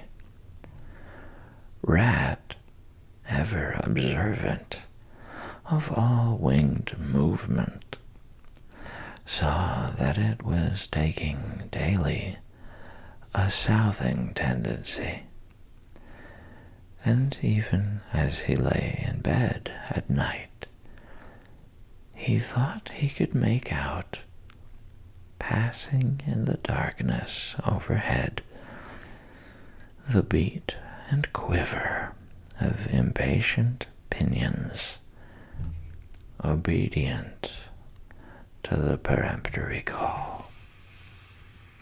Nature's grand hotel has its season, like the others, as the guests, one by one, pack, pay, and depart, and the seats at the table d'hôte shrink pitifully at each succeeding meal, as suites of rooms are closed, carpets taken up,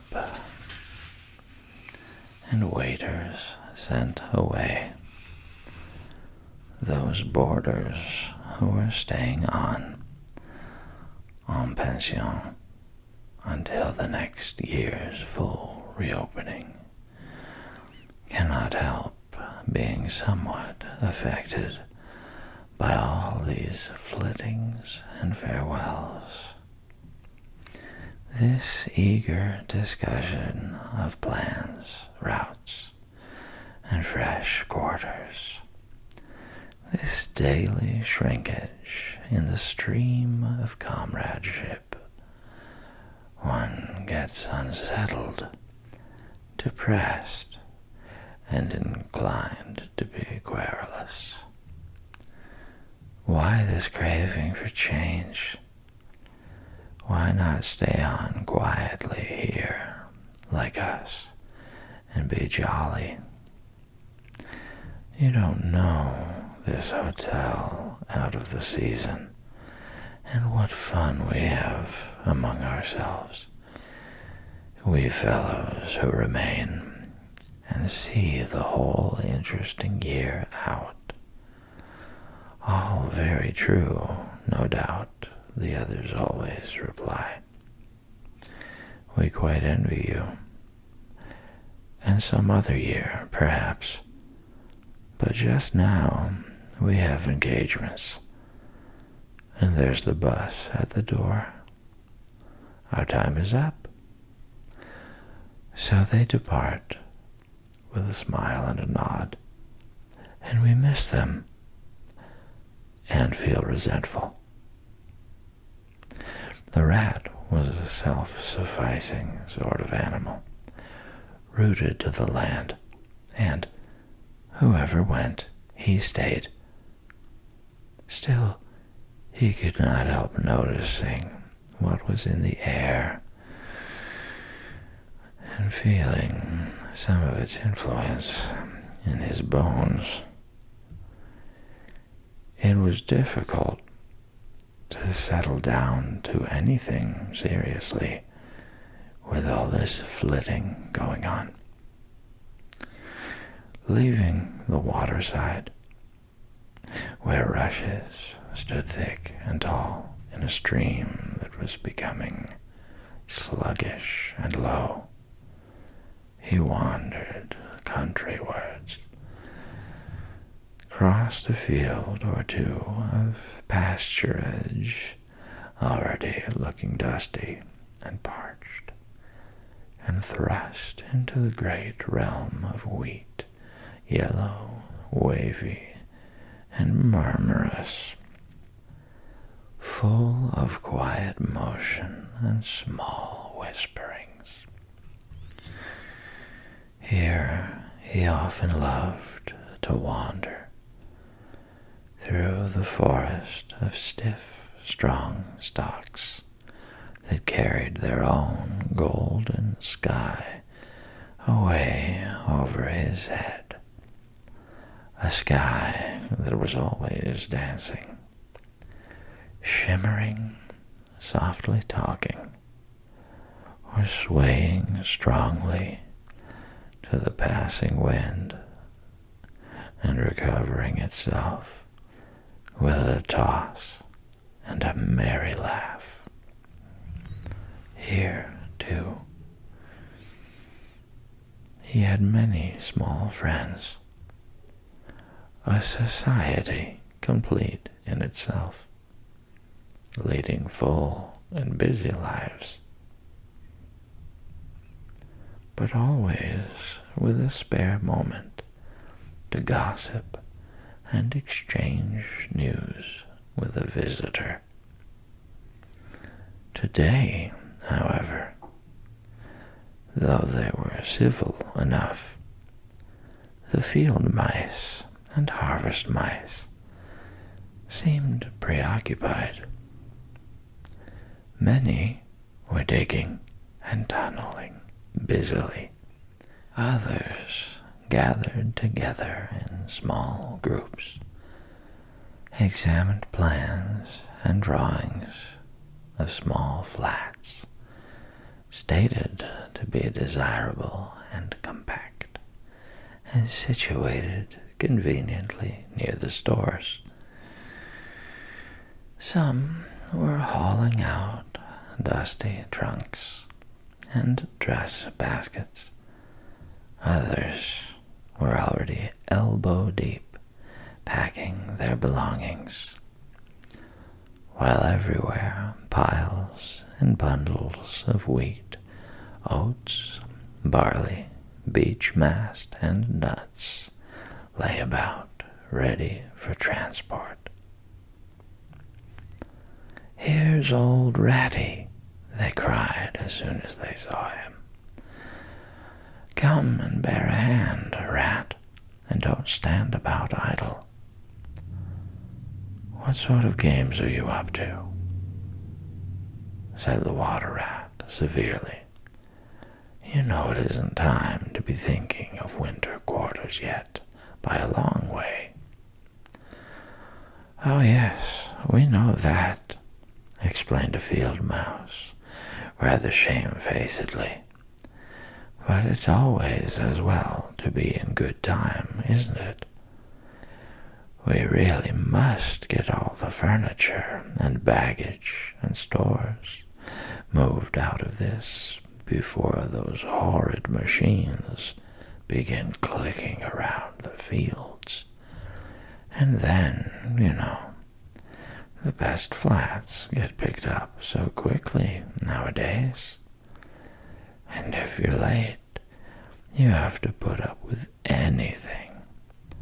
And they want such a lot of doing up, too, before they're fit to move into. Of course, we're early.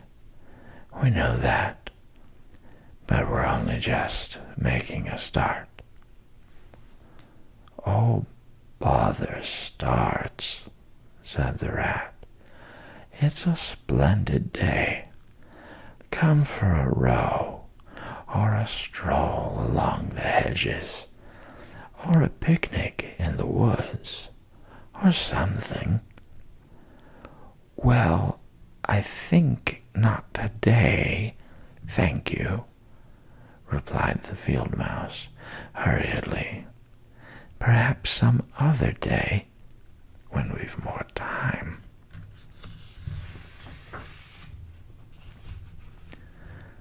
The Rat, with a snort of contempt, swung round to go, tripped over a hat box, and fell, with undignified remarks.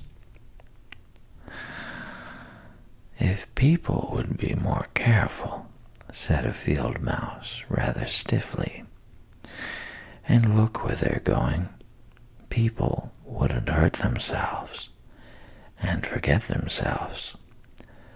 Mind that hold-all, Rat.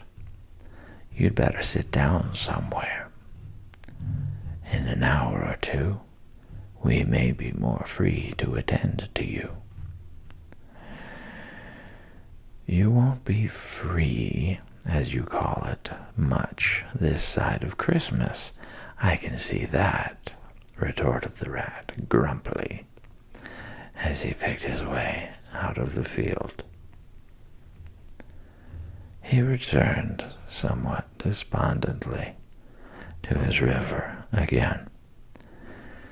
His faithful, steady-going old river, which never packed up, flitted, or went into winter quarters. In the osiers which fringed the bank, he spied a swallow sitting. Presently it was joined by another, and then by a third, The birds, fidgeting restlessly on the bough, talked together earnestly and low. "What, already?" said the rat, strolling up to them. "What's the hurry? I call it simply ridiculous." "Oh, we're not off yet, if that's what you mean," replied the first swallow. "We're only making plans and arranging things. Talking it over, you know, what route we're taking this year, and where we'll stop, and so on. That's half the fun." "Fun?" said the rat. "Now that's just what I don't understand. If you've got to leave this pleasant place, and your friends who will miss you, and your snug homes that you've just settled into, why, when the hour strikes, I've no doubt you'll go bravely and face all the trouble and discomfort and change and newness and make-believe that you're not very unhappy. But to want to talk about it, or even think about it, till you really need— No, you don't understand, naturally," said the second swallow. "First, we feel it stirring within us, a sweet unrest. Then back come the recollections one by one, like homing pigeons. They flutter through our dreams at night.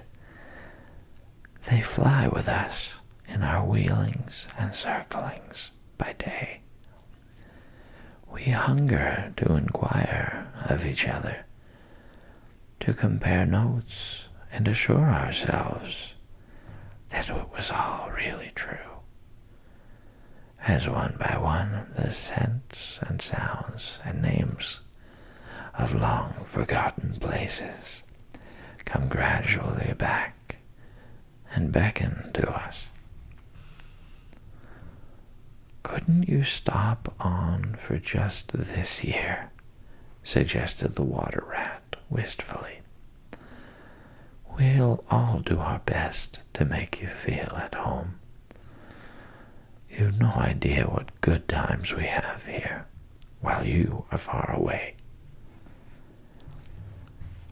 "I tried stopping on one year," said the third swallow.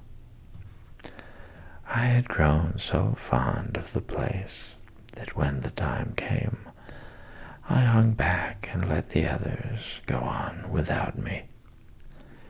For a few weeks it was all well enough, but afterwards, oh, the weary length of the nights, the shivering, sunless days, the air so clammy and chill, and not an insect in an acre of it. No, it was no good. My courage broke down, and one cold, stormy night I took wing, flying well inland on account of the strong easterly gales. It was snowing hard as I beat through the passes of the great mountains, and I had a stiff fight to win through.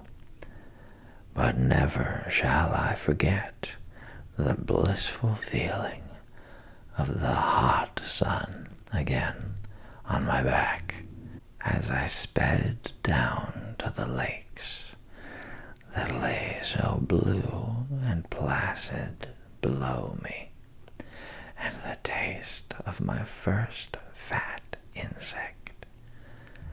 The past was like a bad dream. The future was all happy holiday as I moved southwards, week by week, easily, lazily, lingering as long as I dared, but always heeding the call. No, I had had my warning. Never again did I think of disobedience. Ah, yes, the call of the South, twittered the other two dreamily. Its songs, its hues, its radiant air. Oh, do you remember?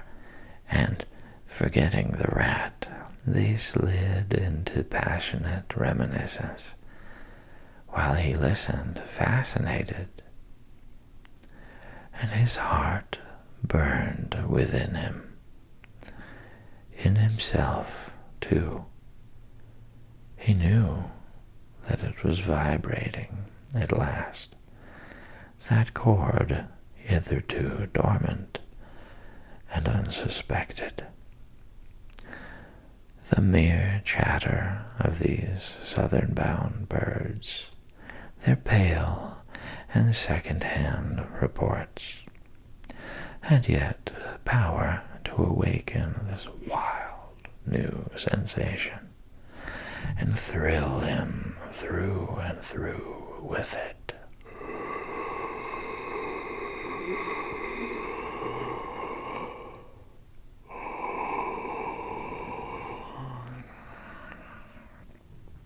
What would one moment of the real thing work in him? One passionate touch of the real southern sun. One waft of the authentic odor. With closed eyes, he dared to dream a moment in full abandonment.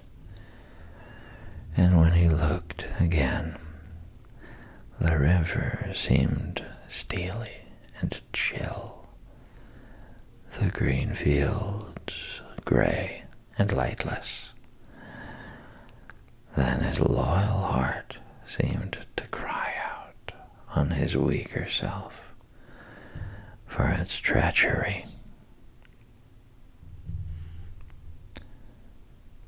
Why do you ever come back then at all? He demanded of the swallows jealously. What do you find to attract you in this poor, drab little country? And do you think, said the first swallow, that the other call is not for us too, in its due season? The call of lush meadow grass, wet orchards, warm insect-haunted ponds, of browsing cattle, of haymaking, and all the farm buildings clustering round the house of the perfect eaves. Do you suppose, asked the second one, that you are the only living thing that craves with a hungry longing to hear the cuckoo's note again? In due time, said the third, we shall be homesick once more for quiet water lilies swaying on the surface of an English stream. But today all that seems pale and thin and very far away. Just now our blood dances to other music. They fell a-twittering among themselves once more, and this time their intoxicating babble was of violet seas, tawny sands, and lizard-haunted walls. Restlessly, the rat wandered off once more, climbed the slope that rose gently from the north bank of the river, and lay looking out towards the great ring of downs that barred his vision further southwards. His simple horizon hitherto, his mountains of the moon, his limit behind which lay nothing he had cared to see or to know. Today, to him, gazing south, with a newborn need stirring in his heart, the clear sky over their long, low outline seemed to pulsate with promise. Today, the unseen was everything. The unknown, the only real fact of life. On this side of the hills was now the real blank. On the other lay the crowded and colored panorama that his inner eye was seeing so clearly. What seas lay beyond, green, leaping, and crested? What sun-bathed coasts, along which the white villas glittered against the olive woods? What quiet harbors, thronged with gallant shipping bound for purple islands of wine and spice, islands set low in languorous waters? He rose and descended riverwards once more, then changed his mind and sought the side of the dusty lane. There, lying half buried in the thick, cool underhedge tangle that bordered it, he could muse on the metalled road and all the wondrous world that it led to. On all the wayfarers, too, that might have trodden it, and the fortunes and adventures they had gone to seek, or found on seeking, out there beyond.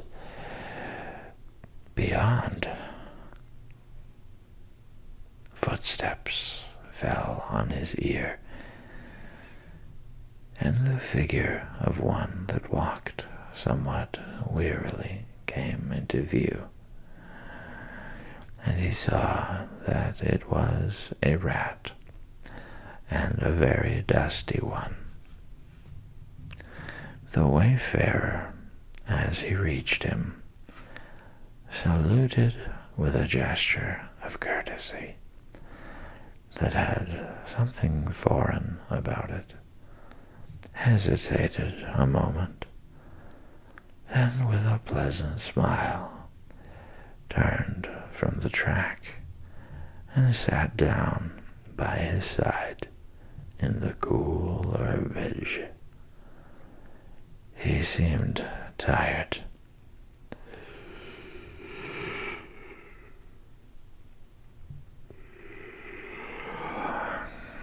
And the rat let him rest, unquestioned,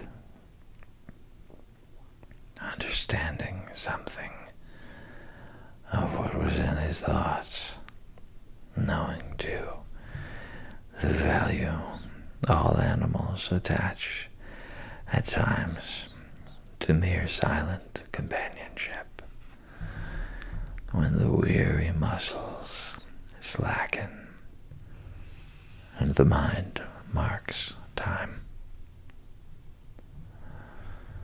The wayfarer was lean and keen-featured, and somewhat bowed at the shoulders. His paws were thin and long, his eyes much wrinkled at the corners, and he wore small gold earrings in his neatly set, well-shaped ears. His knitted jersey was of a faded blue, his breeches, patched and stained, were based on a blue foundation, and his small belongings that he carried were tied up in a blue cotton handkerchief. When he had rested a while, the stranger sighed, snuffed the air, and looked about him. "That was clover, that warm whiff on the breeze," he remarked. "And those are cows we hear, cropping the grass behind us and blowing softly between mouthfuls. There's a sound of distant reapers, and yonder rises a blue line of cottage smoke against the woodland. The river runs somewhere close by, for I hear the call of the moorhen, and I see by your build that you're a freshwater mariner.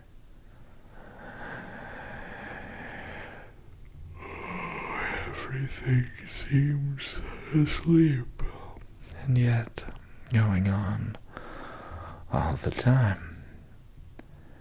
It is a goodly life that you lead, friend. No doubt the best in the world, if only you are strong enough to lead it." "Yes, it's the life, the only life to live," responded the water rat dreamily, and without his usual wholehearted conviction. "I did not say exactly that," replied the stranger cautiously, "but no doubt it's the best. I've tried it, and I know. And because I've just tried it, 6 months of it, and know it's the best, here am I, footsore and hungry, tramping away from it, tramping southward, following the old call, back to the old life, the life which is mine, and which will not let me go. Is this, then, yet another of them?" mused the rat. "And where have you just come from?" he asked. He hardly dared to ask where he was bound for. He seemed to know the answer only too well. "Nice little farm," replied the wayfarer briefly.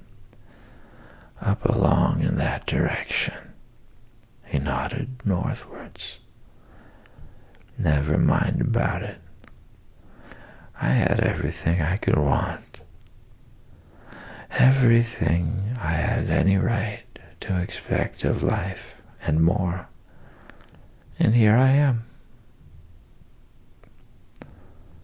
Glad to be here all the same, though. Glad to be here. So many miles further on the road. So many hours nearer to my heart's desire." His shining eyes held fast to the horizon, and he seemed to be listening for some sound that was wanting from that inland acreage, vocal as it was with the cheerful music of pasturage and farmyard. "You are not one of us," said the water rat, "nor yet a farmer, nor even, I should judge, of this country." "Right," replied the stranger. "I am a seafaring rat, I am, and the port I originally hail from is Constantinople, though I'm a sort of foreigner there, too, in a manner of speaking. You will have heard of Constantinople, friend? A fair city, and an ancient and glorious one. And you may have heard, too, of Sigurd, King of Norway, and how he sailed thither with 60 ships, and how he and his men rode up through streets all canopied in their honor with purple and gold, and how the emperor and empress came down and banqueted with him on board his ship.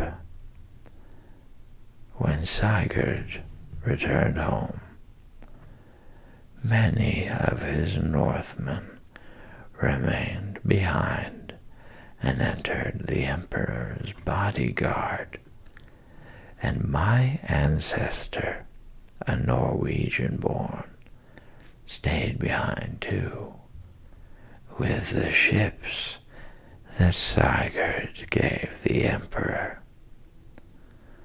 Seafarers we have ever been, and no wonder. As for me, the city of my birth is no more my home than any pleasant port between there and the London River. I know them all, and they know me. Set me down on any of their quays or foreshores, and I am home again. I suppose you go great voyages, said the water rat with growing interest. Months and months out of sight of land, and provisions running short, and allowance as to water, and your mind communing with the mighty ocean, and all that sort of thing? By no means, said the sea rat frankly. Such a life as you describe would not suit me at all. I am in the coasting trade, and rarely out of sight of land. It's the jolly times on shore that appeal to me as much as any seafaring. Oh, those southern seaports, the smell of them, the riding lights at night, the glamour. Well, perhaps you have chosen the better way, said the water rat, but rather doubtfully. Tell me something of your coasting, then, if you have a mind to, and what sort of harvest an animal of spirit might hope to bring home from it, to warm his latter days with gallant memories by the fireside. For my life, I confess to you, feels to me today somewhat narrow and circumscribed. My last voyage, began the sea rat, that landed me eventually in this country, bound with high hopes for my inland farm, will serve as a good example of any of them, and indeed as an epitome of my highly colored life. Family troubles, as usual, began it. The domestic storm cone was hoisted, and I shipped myself on board a small trading vessel bound from Constantinople by classic seas whose every wave throbs with a deathless memory, to the Grecian islands and the Levant.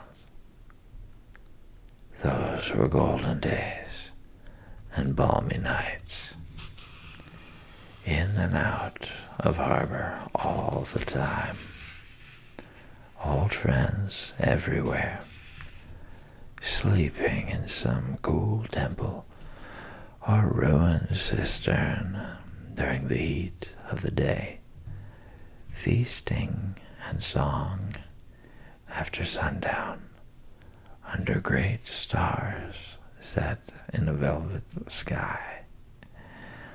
Thence we turned and coasted up the Adriatic, its shores swimming in an atmosphere of amber, rose, and aquamarine. We lay in wide, landlocked harbors. We roamed through ancient and noble cities, until at last one morning, as the sun rose royally behind us, we rode into Venice down a path of gold. Oh, Venice is a fine city, wherein a rat can wander at his ease and take his pleasure, or, when weary of wandering, can sit at the edge of the Grand Canal at night, feasting with his friends, when the air is full of music and the sky full of stars, and the lights flash and shimmer on the polished steel prows of the swaying gondolas, packed so that you could walk across the canal on them from side to side. And then the food. Do you like shellfish? Well, we won't linger over that now. He was silent for a time, and the water rat silent too, and enthralled, floated on dream canals, and heard a phantom song pealing high between vaporous, gray, wave-lapped walls. Southwards we sailed again, at last, continued the sea rat, coasting down the Italian shore, till finally we made Palermo, and there I quitted for a long, happy spell on shore. I never stick too long to one ship. One gets narrow-minded and prejudiced.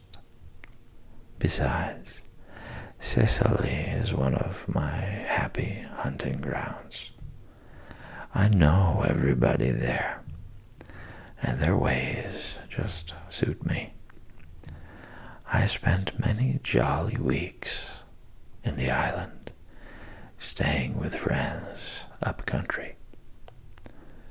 When I grew restless again, I took advantage of a ship that was trading to Sardinia and Corsica, and very glad I was to feel the fresh breeze and the sea spray in my face once more.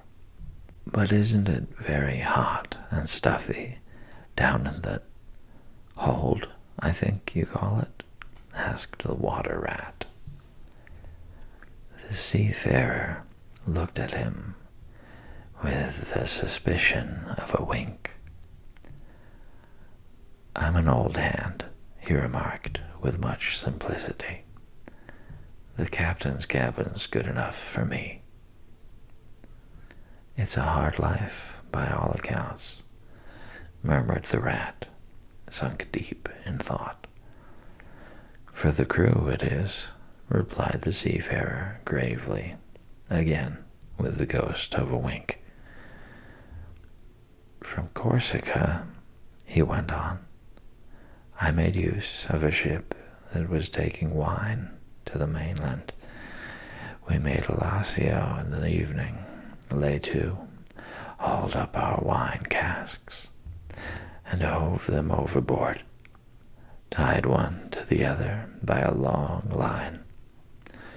Then the crew took to the boats and rowed shorewards, singing as they went, and drawing after them the long bobbing procession of casks, like a mile of porpoises. On the sands they had horses waiting, which dragged the casks up the steep street of the little town with a fine rush and clatter and scramble. When the last cask was in, we went and refreshed and rested, and sat late into the night, drinking with our friends, and next morning I was off to the great olive woods for a spell and a rest.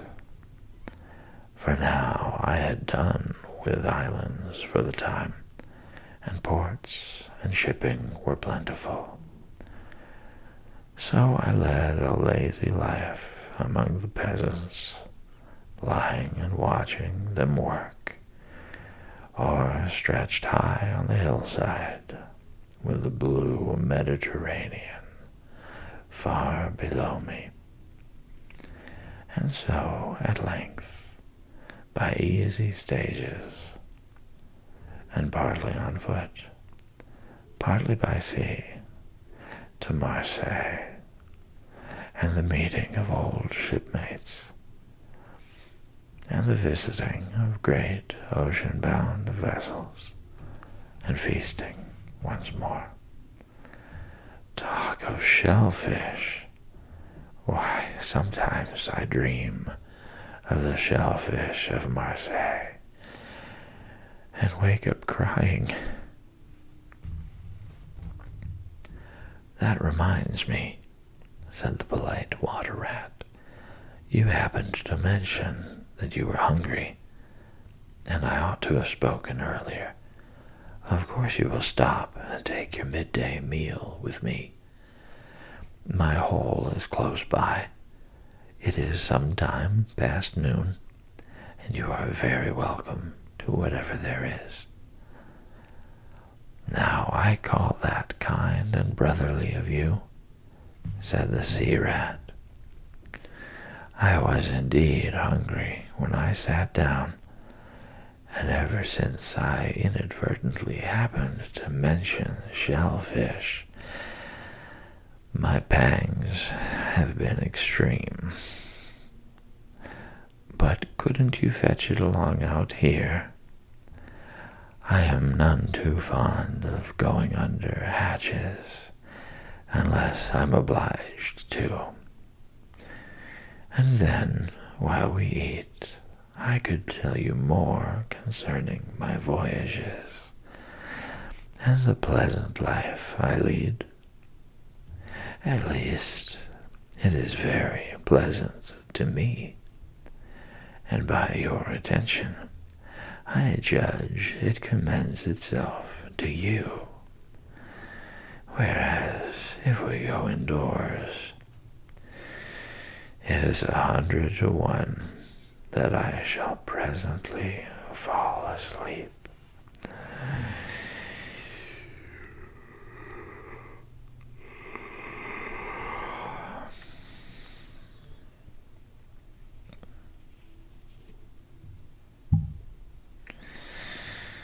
That is indeed an excellent suggestion, said the water rat, and hurried off home. There he got out the luncheon basket and packed a simple meal, in which, remembering the stranger's origin and preferences, he took care to include a yard of long French bread, a sausage out of which the garlic sang, some cheese which laid down and cried, and a long-necked, straw-covered flask containing bottled sunshine, shed and garnered on far southern slopes. Thus laden, he returned with all speed, and blushed for pleasure at the old seaman's commendations of his taste and judgment, as together they unpacked the basket and laid out the contents on the grass by the roadside. The sea rat, as soon as his hunger was somewhat assuaged, continued the history of his latest voyage, conducting his simple hearer from port to port of Spain, landing him at Lisbon, Oporto, and Bordeaux, introducing him to the pleasant harbors of Cornwall and Devon, and so up the channel to that final quayside, where, landing after winds long contrary, storm-driven and weather-beaten, he had caught the first magical hints and heraldings of another spring, and fired by these, had sped on a long tramp inland, hungry for the experiment of life on some quiet farmstead, very far from the weary beating of any sea.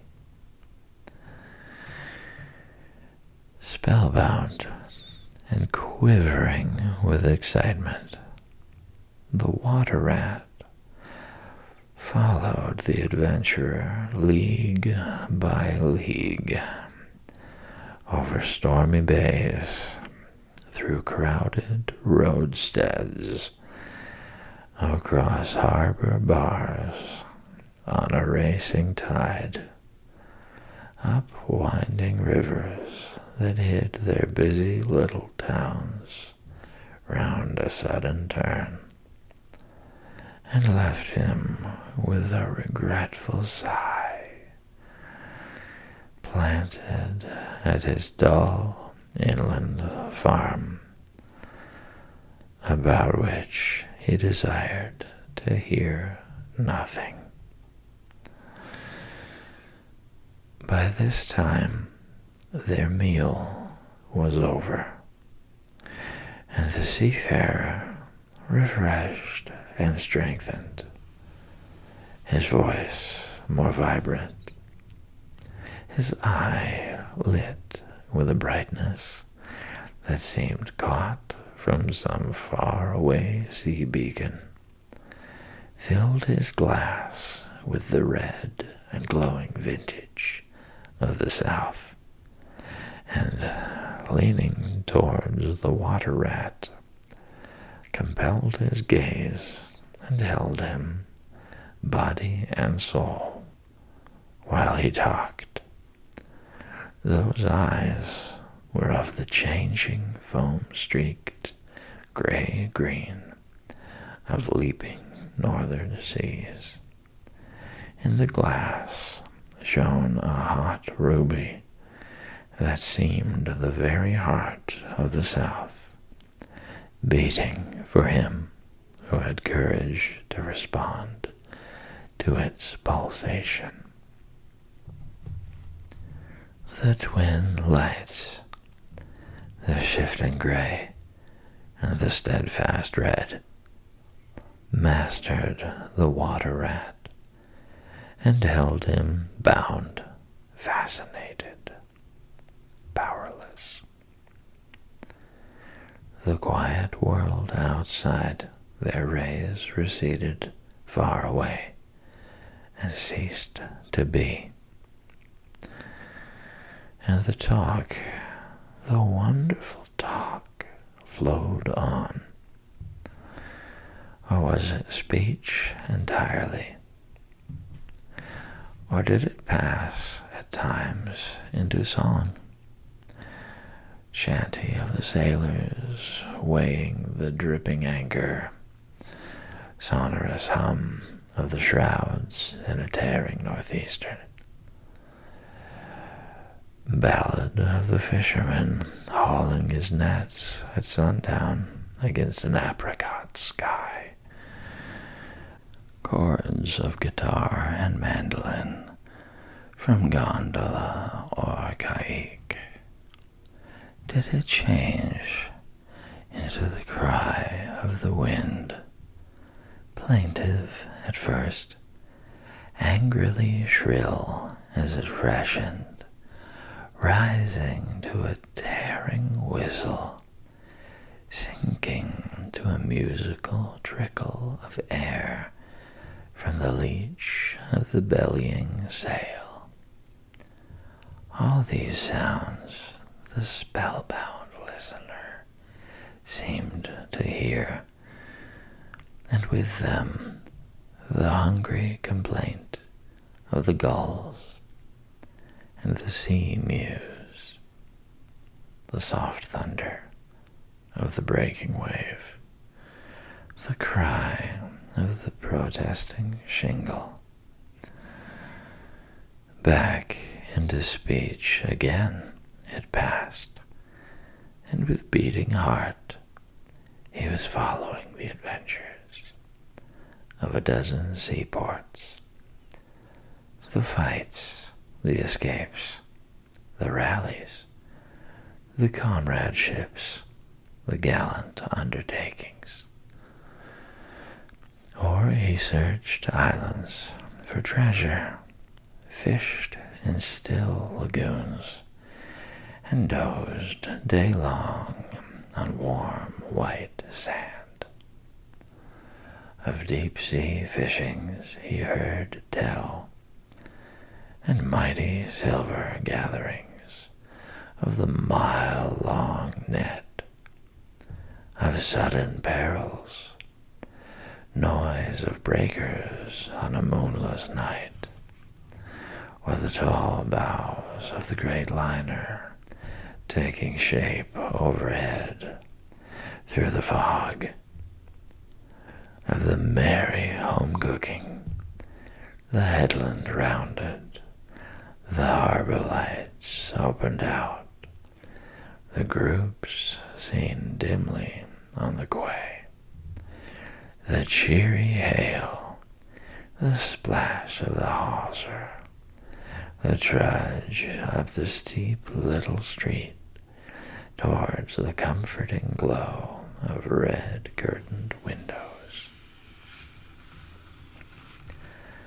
Lastly, in his waking dream, it seemed to him that the adventurer had risen to his feet, but was still speaking, still holding him fast with his sea-gray eyes.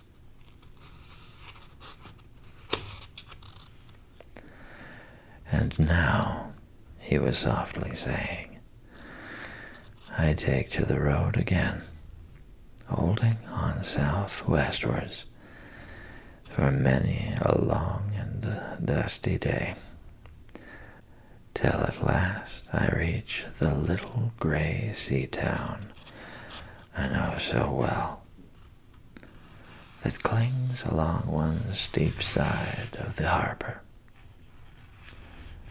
There, through dark doorways, you look down flights of stone steps, overhung by great pink tufts of valerian, and ending in a patch of sparkling blue water. The little boats that lie tethered to the rings and stanchions of the old sea well are gaily painted as those I clambered in and out of in my own childhood. The salmon leap on the flood tide. Schools of mackerel flash and play past quaysides and foreshores, and by the windows the great vessels glide night and day up to their moorings or forth to the open sea. There, sooner or later, the ships of all seafaring nations arrive, and there, at its destined hour, the ship of my choice will let go its anchor. I shall take my time. I shall tarry and bide, till at last the right one lies waiting for me. Warped out into midstream, loaded low, her bowsprit pointing down harbor, I shall slip on board by boat or long hawser, and then one morning I shall wake to the song and tramp of the sailors, the clink of the capstan, and the rattle of the anchor chain coming merrily in. We shall break out the jib and the foresail. The white houses on the harbor side will glide slowly past us as she gathers steering way, and the voyage will have begun. As she forges toward the headlands, she will clothe herself with canvas, and then, once outside, the sounding slap of great green seas as she heels to the wind, pointing south. And you will come too, young brother, for the days pass and never return, and the south still waits for you. Take the adventure, heed the call, now ere the irrevocable moment passes. 'Tis but a banging of the door behind you, a blithesome step forward, and you are out of the old life and into the new. Then someday long hence, jog home here if you will, when the cup has been drained and the play has been played, and sit down by your quiet river with a store of goodly memories for company. You can easily overtake me on the road, for you are young and I am aging and go softly. I will linger and look back, and at last I will surely see you coming, eager and light-hearted, with all the South in your face. The voice died away and ceased, as an insect's tiny trumpet dwindles swiftly into silence, and the water rat, paralyzed and staring, saw at last but a distant speck on the white surface of the road.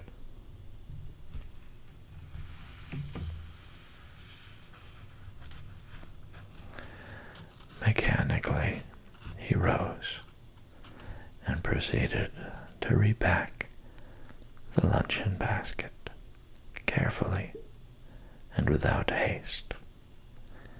Mechanically, he returned home, gathered together a few small necessaries and special treasures he was fond of, and put them in a satchel, acting with slow deliberation, moving about the room like a sleepwalker, listening ever with parted lips. He swung the satchel over his shoulder, carefully selected a stout stick for his wayfaring, and with no haste, but with no hesitation at all, he stepped across the threshold just as the mole appeared at the door. "Why, where are you off to, Ratty?" asked the mole in great surprise, grasping him by the arm. "Going south with the rest of them," murmured the rat in a dreamy monotone, never looking at him. "Seawards first, and then on shipboard, and so to the shores that are calling me." He pressed resolutely forward, still without haste, but with dogged fixity of purpose. But the mole, now thoroughly alarmed, placed himself in front of him, and looking into his eyes, saw that they were glazed and set, and turned a streaked and shifting gray. Not his friend's eyes, but the eyes of some other animal. Grappling with him strongly, he dragged him inside, threw him down, and held him. The rat struggled desperately for a few moments, and then his strength seemed suddenly to leave him, and he lay still and exhausted, with closed eyes, trembling. Presently, the mole assisted him to rise and placed him in a chair, where he sat collapsed and shrunken into himself, his body shaken by a violent shivering, passing in time into an hysterical fit of dry sobbing. Mole made the door fast, threw the satchel into a drawer and locked it, and sat down quietly on the table by his friend, waiting for the strange seizure to pass. Gradually, the rat sank into a troubled doze, broken by starts and confused murmurings of things strange and wild and foreign to the unenlightened mole. And from that he passed into a deep slumber.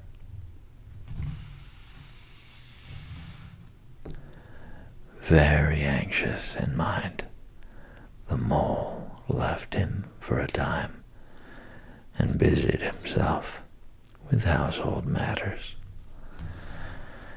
And it was getting dark when he returned to the parlor and found the rat where he had left him, wide awake indeed, but listless, silent, and dejected. He took one hasty glance at his eyes, found them, to his great gratification, clear and dark and brown again as before, and then sat down and tried to cheer him up and help him to relate what had happened to him. Poor Ratty did his best by degrees to explain things. But how could he put into cold words what had mostly been suggestion? How recall for another's benefit the haunting sea voices that had sung to him? How reproduce at second hand the magic of the seafarer's 100 reminiscences? Even to himself, now the spell was broken and the glamour gone, he found it difficult to account for what had seemed some hours ago the inevitable and only thing. It is not surprising, then, that he failed to convey to the mole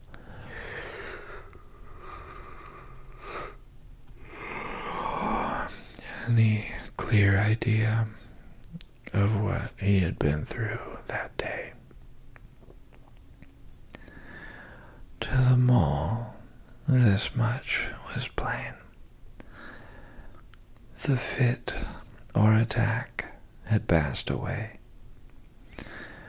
and had left him sane again, though shaken and cast down by the reaction. But he seemed to have lost all interest for the time in the things that went to make up his daily life, as well as in all pleasant forecastings of the altered days and doings that the changing season was surely bringing. Casually, then,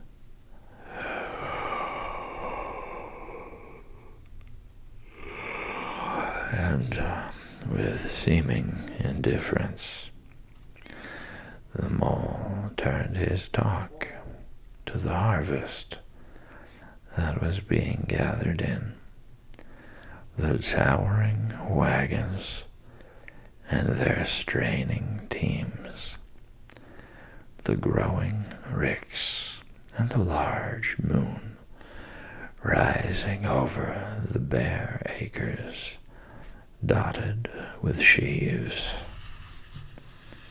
He talked of the reddening apples around, of the browning nuts, of jams and preserves,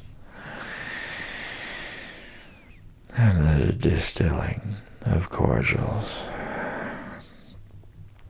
until, by easy stages such as these, he reached midwinter, its hearty joys, and its snug home life.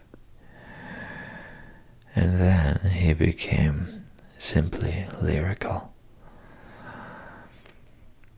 By degrees, the rat began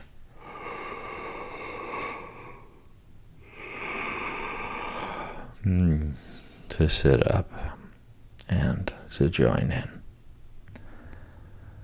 His dull eyes brightened, and he lost some of his listless air. Presently, the tactful mole slipped away and returned with a pencil and a few half-sheets of paper, which he placed on the table at his friend's elbow.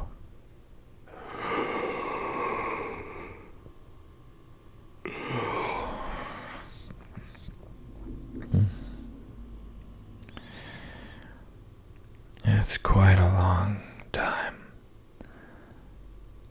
since you did any poetry, he remarked.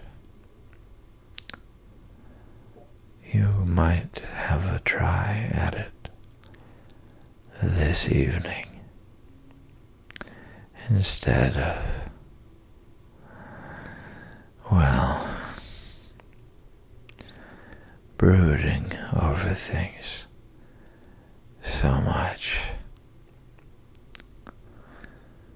I've an idea that you'll feel a lot better when you've got something jotted down. If it's only just the rhymes. The rat pushed the paper away from him wearily, but the discreet mole took occasion to leave the room, and when he peeped in again sometime later, the rat was absorbed and deaf to the world, alternatively scribbling and sucking the top of his pencil. It is true that he sucked a good deal more than he scribbled, but it was joy to the mole to know that the cure had at least begun.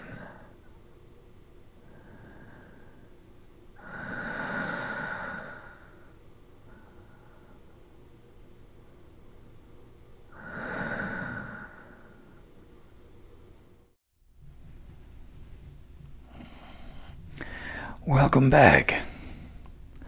It's good to have you join me at the end of the day. If you have any nighttime rituals to do before settling into bed, go ahead and get those started now. I'm going to begin reading at a pretty normal pace, and we'll kind of slow things down together. If all goes well, I'll be getting a little more drowsy around the time you're getting a little drowsy. And With any luck, I'll actually read you off to sleep. This week, we are into Chapter 10 of The Wind in the Willows. This one is called The Further Adventures of Toad.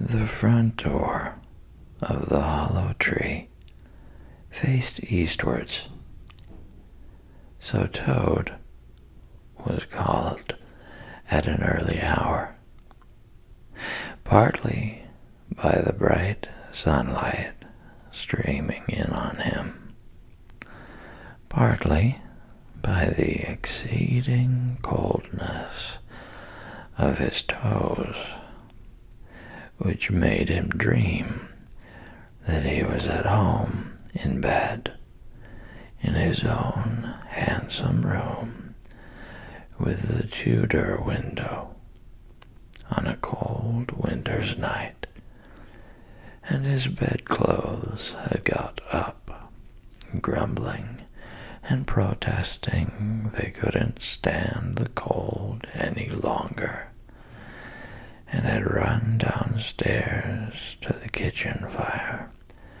to warm themselves. And he had followed on bare feet along miles and miles of icy, stone-paved passages, arguing and beseeching them to be reasonable. He would probably have been aroused much earlier had he not slept for some weeks on straw over stone flags, and almost forgotten the friendly feeling of thick blankets pulled well up around the chin. Sitting up, he rubbed his eyes first, and his complaining toes next, wondered for a moment where he was, looking round for a familiar stone wall and little barred window. Then, with a leap of the heart, remembered everything: his escape, his flight, his pursuit. Remembered, first and best thing of all, that he was free. Free! The word and the thought alone were worth 50 blankets. He was warm from end to end as he thought of the jolly world outside, waiting eagerly for him to make his triumphal entrance, ready to serve him and play up to him, anxious to help him and to keep him company, as it always had been in days of old, before misfortune fell upon him.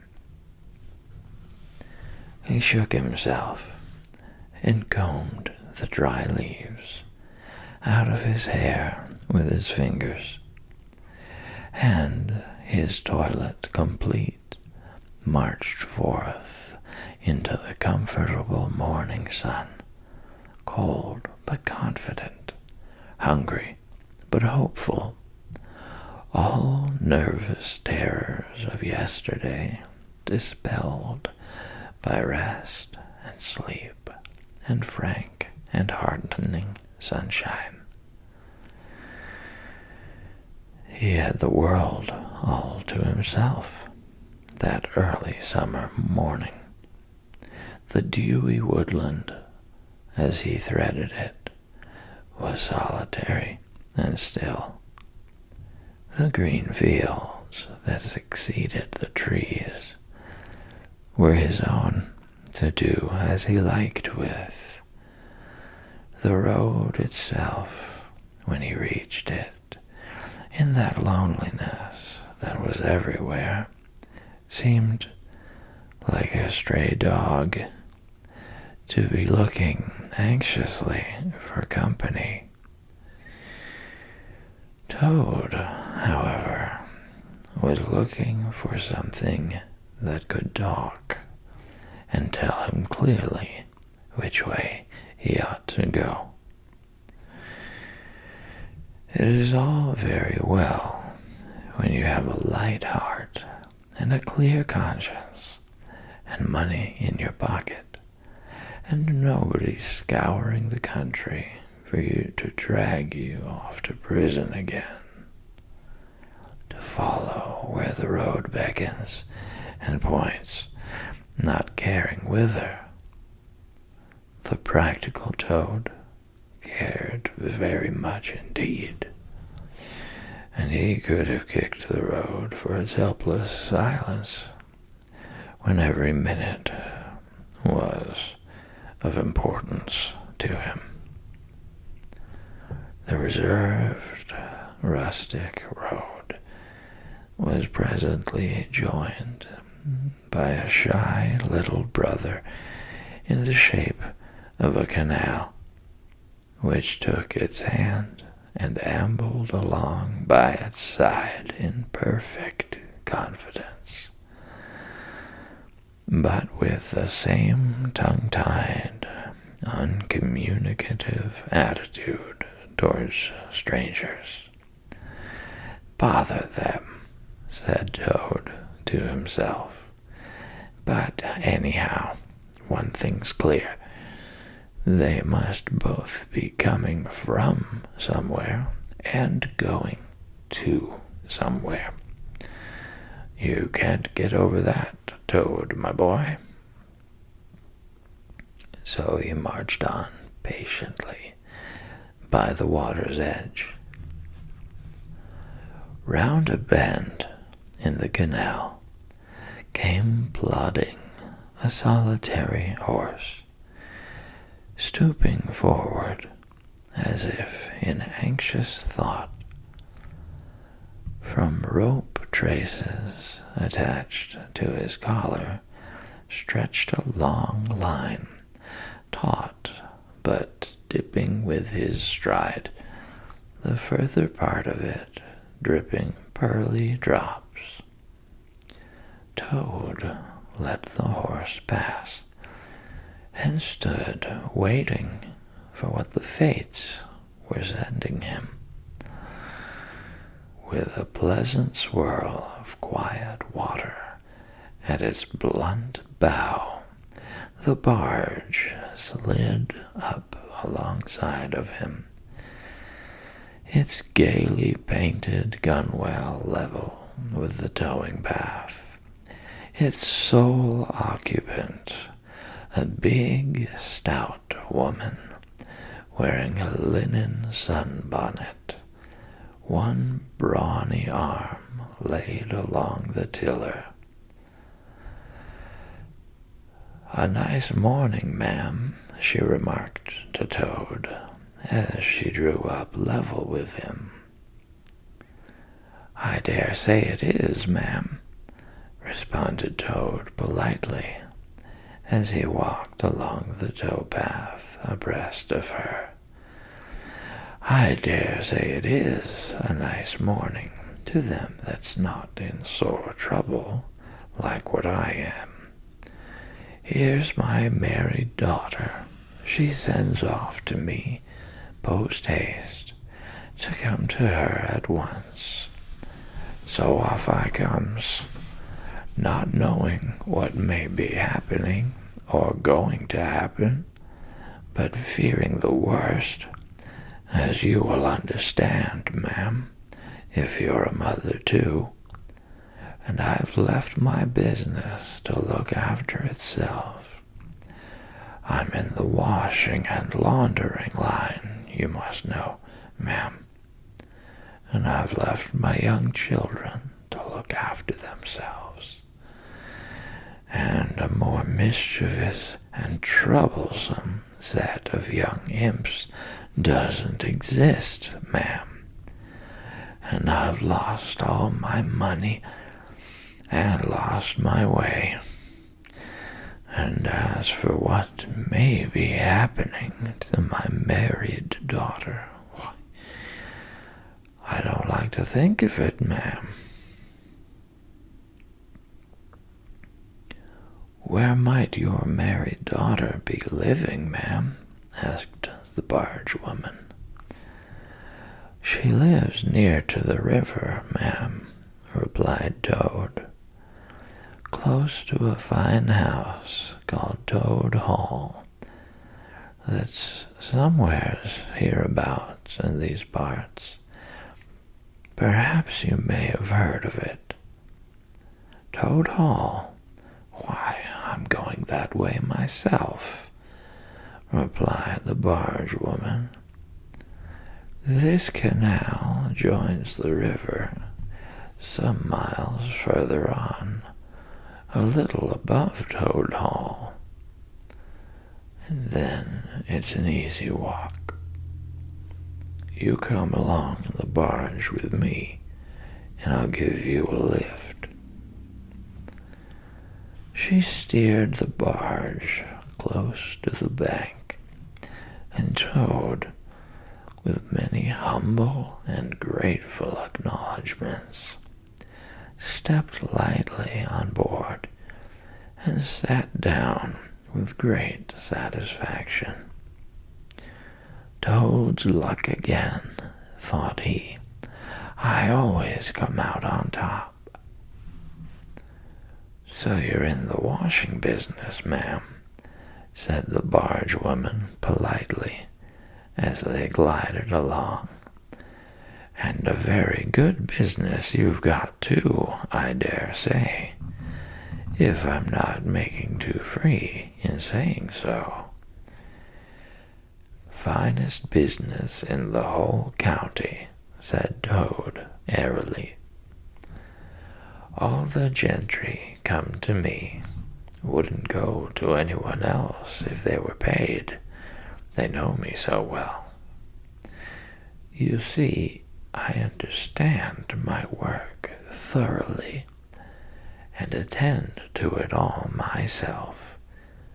Washing, ironing, clear starching, making up gents' fine shirts for evening wear.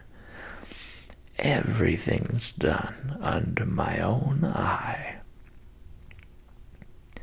But surely you don't do all that work yourself, ma'am? Asked the barge woman respectfully. Oh, I have girls, said Toad lightly. 20 girls or thereabouts, always at work. But you know what girls are, ma'am. Nasty little hussies, that's what I call 'em. So do I, too, said the barge woman with great heartiness. But I dare say you set yours to rights, the idle trollops. And are you very fond of washing? I love it, said Toad. I simply dote on it. Never so happy as when I've got both arms in the wash-tub. But then it comes so easy to me. No trouble at all. A real pleasure, I assure you, ma'am. What a bit of luck meeting you, observed the barge woman thoughtfully. A regular piece of good fortune for both of us. Why, what do you mean? Asked Toad nervously. Well, look at me now, replied the barge woman. I like washing too, just the same as you do, and for that matter, whether I like it or not, I have got to do all my own, naturally, moving about as I do. Now my husband, he's such a fellow for shirking his work and leaving the barge to me, that never a moment do I get for seeing to my own affairs.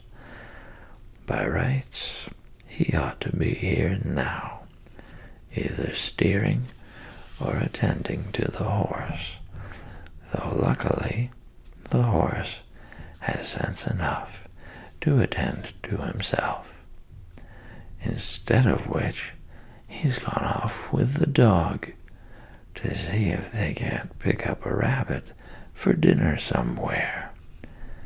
Says he'll catch me up at the next lock. Well, that's as may be. I don't trust him once he gets off with that dog, who's worse than he is. But meantime, how am I to get on with my washing? Oh, never mind about the washing, said Toad, not liking the subject. Try and fix your mind on that rabbit. A nice, fat young rabbit, I'll be bound. Got any onions? I can't fix my mind on anything but my washing, said the barge woman. And I wonder you can be talking of rabbits with such a joyful prospect before you. There's a heap of things of mine that you'll find in a corner of the cabin, if you'll just take one or two of the most necessary sort. I won't venture to describe them to a lady like you, but you'll recognize them at a glance, and put them through the wash-tub as we go along. Why, it'll be a pleasure to you, as you rightly say, and a real help to me. You'll find a tub handy, and soap, and a kettle on the stove, and a bucket to haul up water from the canal with. Then I shall know you're enjoying yourself, instead of sitting there idle, looking at the scenery and yawning your head off. Here, you let me steer, said Toad, now thoroughly frightened. And then you can get on with your washing your own way. I might spoil your things, or not do 'em as you like. I'm more used to gentlemen's things myself. It's my special line. Let you steer, replied the barge woman, laughing. It takes some practice to steer a barge properly. Besides, it's dull work, and I want you to be happy. No, you shall do the washing you are so fond of, and I'll stick to the steering that I understand. Don't try and deprive me of the pleasure of giving you a treat. Toad was fairly cornered. He looked for escape this way and that, saw that he was too far from the bank for a flying leap, and sullenly resigned himself to his fate. If it comes to that, he thought in desperation, I suppose any fool can wash. He fetched a tub, soap, and other necessaries from the cabin, selected a few garments at random, tried to recollect what he had seen in casual glances through laundry windows, and set to. A long half-hour passed, and every minute of it saw Toad getting crosser and crosser. Nothing that he could do to the things seemed to please them or do them good. He tried coaxing. He tried slapping. He tried punching. They smiled back at him out of the tub, unconverted, happy in their original sin. Once or twice he looked nervously over his shoulder at the barge woman, but she appeared to be gazing out in front of her, absorbed in her steering. His back ached badly, and he noticed with dismay that his paws were beginning to get all crinkly. Now Toad was very proud of his paws. He muttered under his breath words that should never pass the lips of either washerwomen or toads, and lost the soap for the 50th time. A burst of laughter made him straighten himself and look around.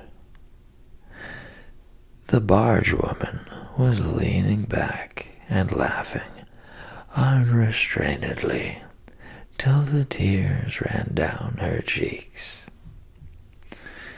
"I've been watching you all the time," she gasped. "I thought you must be a humbug all along, from the conceited way you talked. Pretty washerwoman you are. Never washed so much as a dishclout in your life, I'll lay." Toad's temper, which had been simmering viciously for some time, now fairly boiled over, and he lost all control of himself. "You common, low, fat barge woman," he shouted. "Don't you dare to talk to your betters like that. Washerwoman indeed. I would have you to know that I am a toad, a very well-known, respected, distinguished toad. I may be under a bit of a cloud at present, but I will not be laughed at by a barge woman." The woman moved nearer to him and peered under his bonnet keenly and closely. "Why, so you are," she cried. "Well, I never! A horrid, nasty, crawly toad, and in my nice, clean barge, too. Now that is a thing that I will not have." She relinquished the tiller for a moment. One big mottled arm shot out and caught Toad by a foreleg, while the other gripped him fast by a hind leg. Then the world turned suddenly upside down. The barge seemed to flit lightly across the sky. The wind whistled in his ears, and Toad found himself flying through the air, revolving rapidly as he went.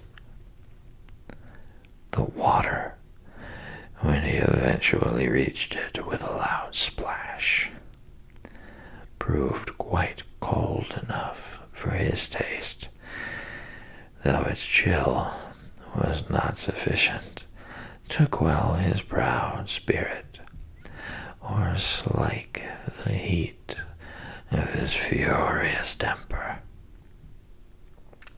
He rose to the surface, spluttering, and when he had wiped the duckweed out of his eyes, the first thing he saw was the fat barge woman, looking back at him over the stern of the retreating barge and laughing, and he vowed as he coughed and choked to be even with her.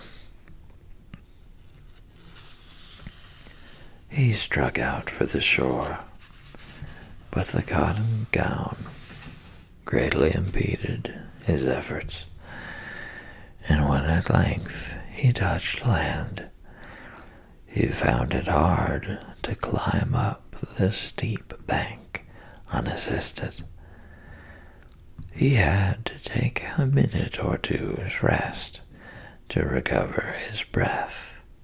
Then, gathering his wet skirts well over his arms, he started to run after the barge as fast as his legs would carry him, wild with indignation, thirsting for revenge.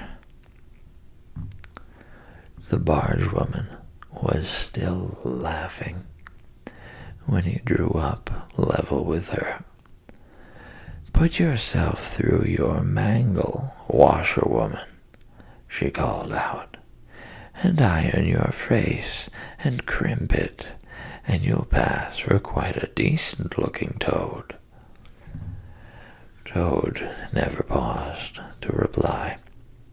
Solid revenge was what he wanted, not cheap, windy verbal triumphs, though he had a thing or two in his mind that he would have liked to say. He saw what he wanted ahead of him. Running swiftly on, he overtook the horse, unfastened the tow rope, and cast off, jumped lightly on the horse's back, and urged it to a gallop by kicking it vigorously in the sides. He steered for the open country.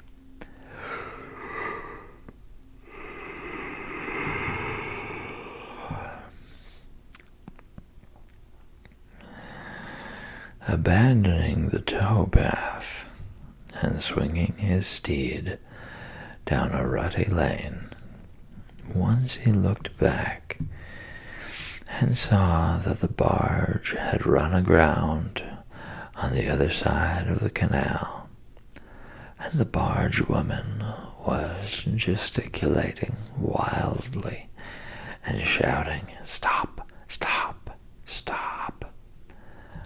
"I've heard that song before," said Toad, laughing, as he continued to spur his steed onward in its wild career. The barge horse was not capable of any very sustained effort, and its gallop soon subsided into a trot, and its trot into an easy walk. But Toad was quite contented with this, knowing that he, at any rate, was moving, and the barge was not. He had quite recovered his temper, now that he had done something he thought really clever, and he was satisfied to jog along quietly in the sun, taking advantage of any byways and bridle paths, and trying to forget how very long it was since he had had a square meal, till the canal had been left very far behind him.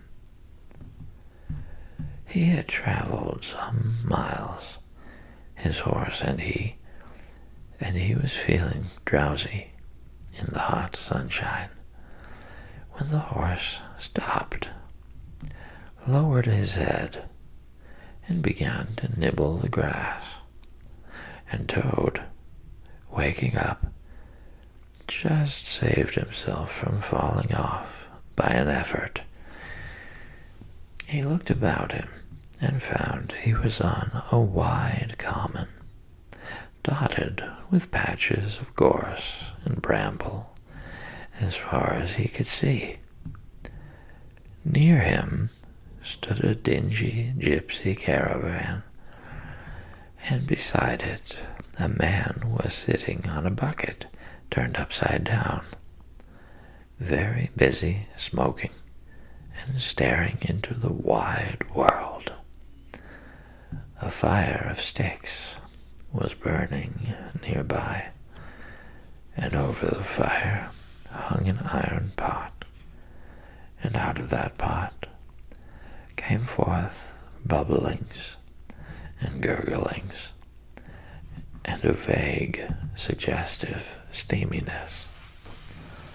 Also smells, warm, rich, and varied smells that twined and twisted and wreathed themselves at last into one complete, voluptuous, perfect smell that seemed like the very soul of nature taking form and appearing to her children, a true goddess, a mother of solace and comfort. Toad now knew well that he had not been really hungry before. What he had felt earlier in the day had been a mere trifling qualm. This was the real thing at last, and no mistake, and would have to be dealt with speedily too, or there would be trouble for somebody or something. He looked the gypsy over carefully, wondering vaguely whether it would be easier to fight him or cajole him. So there he sat, and sniffed and looked at the gypsy. And the gypsy sat and smoked and looked at him. Presently the gypsy took his pipe out of his mouth and remarked in a careless way, "Want to sell that there horse of yours?" Toad was completely taken aback. He did not know that gypsies were very fond of horse stealing and never missed an opportunity, and he had not reflected that caravans were always on the move and took a great deal of drawing. It had not occurred to him to turn the horse into cash, but the gypsy's suggestion seemed to smooth the way towards the two things he wanted so badly: ready money and a solid breakfast. "What?" he said. "Me sell this beautiful young horse of mine? Oh no, it's out of the question. Who's going to take the washing home to my customers every week? Besides, I'm too fond of him, and he simply dotes on me." "Try and love a donkey," suggested the gypsy. "Some people do." "You don't seem to see," continued Toad, "that this fine horse of mine is a cut above you altogether. He's a blood horse, he is, partly. Not the part you see, of course, another part. And he's been a prize hackney, too, in his time. That was the time before you knew him, but you can still tell it on him at a glance, if you understand anything about horses. No, it's not to be thought of for a moment. All the same, how much might you be disposed to offer me for this beautiful young horse of mine?" The gypsy looked the horse over, and then he looked Toad over with equal care, and looked at the horse again. "Shilling a leg," he said briefly, and turned away, continuing to smoke and try to stare the wide world out of countenance. "A shilling a leg," cried Toad. "If you please, I must take a little time to work that out, and see just what it comes to." He climbed down off his horse, and left it to graze, and sat down by the gypsy, and did sums on his fingers. And at last he said, "A shilling a leg? Why, that comes to exactly 4 shillings, and no more." "Oh, no, I could not think of accepting 4 shillings for this beautiful young horse of mine." "Well," said the gypsy, "I'll tell you what I'll do. I'll make it 5 shillings, and that's 3 and 6 more than the animal's worth. And that's my last word." Then Toad sat and pondered long and deeply, for he was hungry and quite penniless, and still some way, he knew not how far, from home, and enemies might still be looking for him. To one in such a situation, 5 shillings may very well appear a large sum of money. On the other hand, it did not seem very much to get for a horse. But then again, the horse hadn't cost him anything, so whatever he got was all clear profit. At last he said firmly, "Look here, gypsy, I tell you what we will do, and this is my last word. You shall hand me over 6 shillings and 6 cash down, and further, in addition thereto, you shall give me as much breakfast as I can possibly eat, at one sitting, of course, out of that iron pot of yours that keeps sending forth such delicious and exciting smells. In return, I will make over to you my spirited young horse, with all the beautiful harness and trappings that are on him, freely thrown in. If that's not good enough for you, say so, and I'll be getting on. I know a man near here who's wanted this horse of mine for years." The gypsy grumbled frightfully, and declared if he did a few more deals of that sort he'd be ruined. But in the end, he lugged a dirty canvas bag out of the depths of his trouser pocket, and counted out 6 shillings and 6 into Toad's paw. Then he disappeared out of the caravan for an instant, and returned with a large iron plate and a knife, fork, and spoon. He tilted up the pot, and a glorious stream of hot, rich stew gurgled into the plate. It was, indeed, the most beautiful stew in the world, being made of partridges and pheasants and chickens and hares and rabbits and peahens and guinea fowls and 1 or 2 other things. Toad took the plate on his lap, almost crying, and stuffed and stuffed and stuffed and stuffed, and kept asking for more. and the gypsy never grudged it him.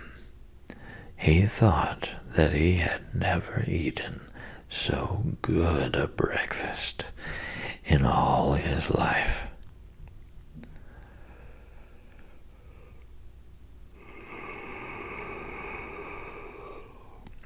When Toad had taken as much stew on board as he thought he could possibly hold, he got up and said goodbye to the gypsy, and took an affectionate farewell of the horse.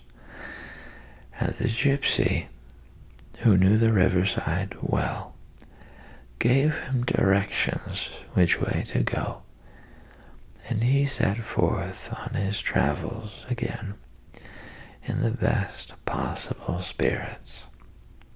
He was, indeed,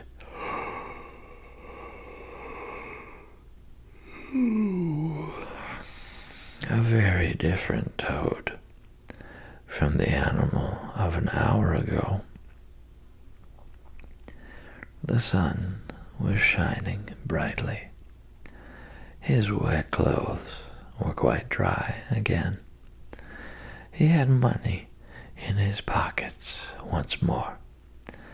He was nearing home and friends and safety. And most and best of all, he had had a substantial meal, hot and nourishing, and felt big and strong and careless and self-confident. As he tramped along gaily, he thought of his adventures and escapes, and how, when things seemed at their worst, he had always managed to find a way out, and his pride and conceit began to swell within him. "Ho, ho," he said to himself, as he marched along with his chin in the air. "What a clever Toad I am! There is surely no animal equal to me for cleverness in the whole world. My enemies shut me up in prison, encircled by sentries, watched night and day by warders. I walk out through them all by sheer ability coupled with courage. They pursue me with engines and policemen and revolvers. I snap my fingers at them and vanish, laughing, into space. I am, unfortunately, thrown into a canal by a woman, fat of body and very evil-minded. What of it? I swim ashore. I seize her horse. I ride off in triumph, and I sell the horse for a whole pocketful of money and an excellent breakfast. Ho, ho, I am the Toad, the handsome, the popular, the successful Toad." He got so puffed up with conceit that he made up a song as he walked in praise of himself, and sang it at the top of his voice. There was no one to hear it but him. It was perhaps the most conceited song that any animal ever composed. The world has held great heroes, as history books have showed, but never a name to go down to fame compared with that of Toad. The clever men at Oxford know all that there is to be knowed, but they none of them know one half as much as intelligent Mr. Toad. The animals sat in the ark and cried. Their tears in torrents flowed. Who was it said, "There's land ahead," encouraging Mr. Toad? The army all saluted as they marched along the road. Was the king or Kitchener No, it was Mr. Toad. The Queen and her ladies in waiting sat at the windows and sewed. She cried, "Look, who's that handsome man?" They answered, "Mr. Toad." There was a great deal more of the same sort, but too dreadfully conceited to be written down. These are some of the milder verses. He sang as he walked, and he walked as he sang, and got more inflated every minute. But his pride was shortly to have a severe fall.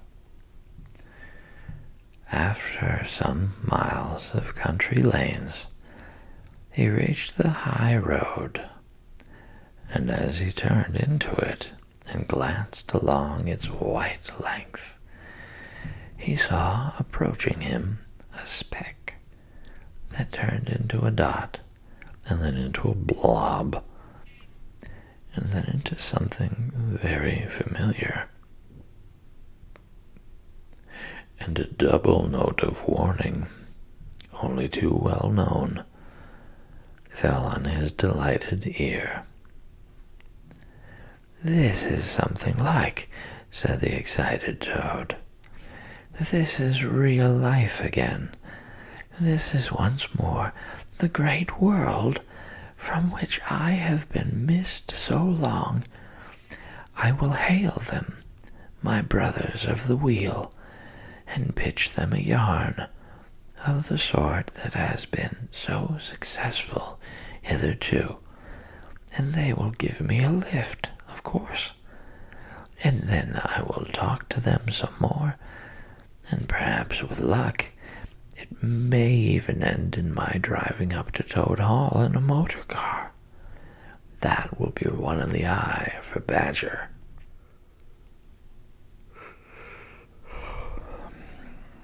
He stepped confidently out into the road to hail the motor car, which came along at an easy pace, slowing down as it neared the lane, when suddenly he became very pale. His heart turned to water.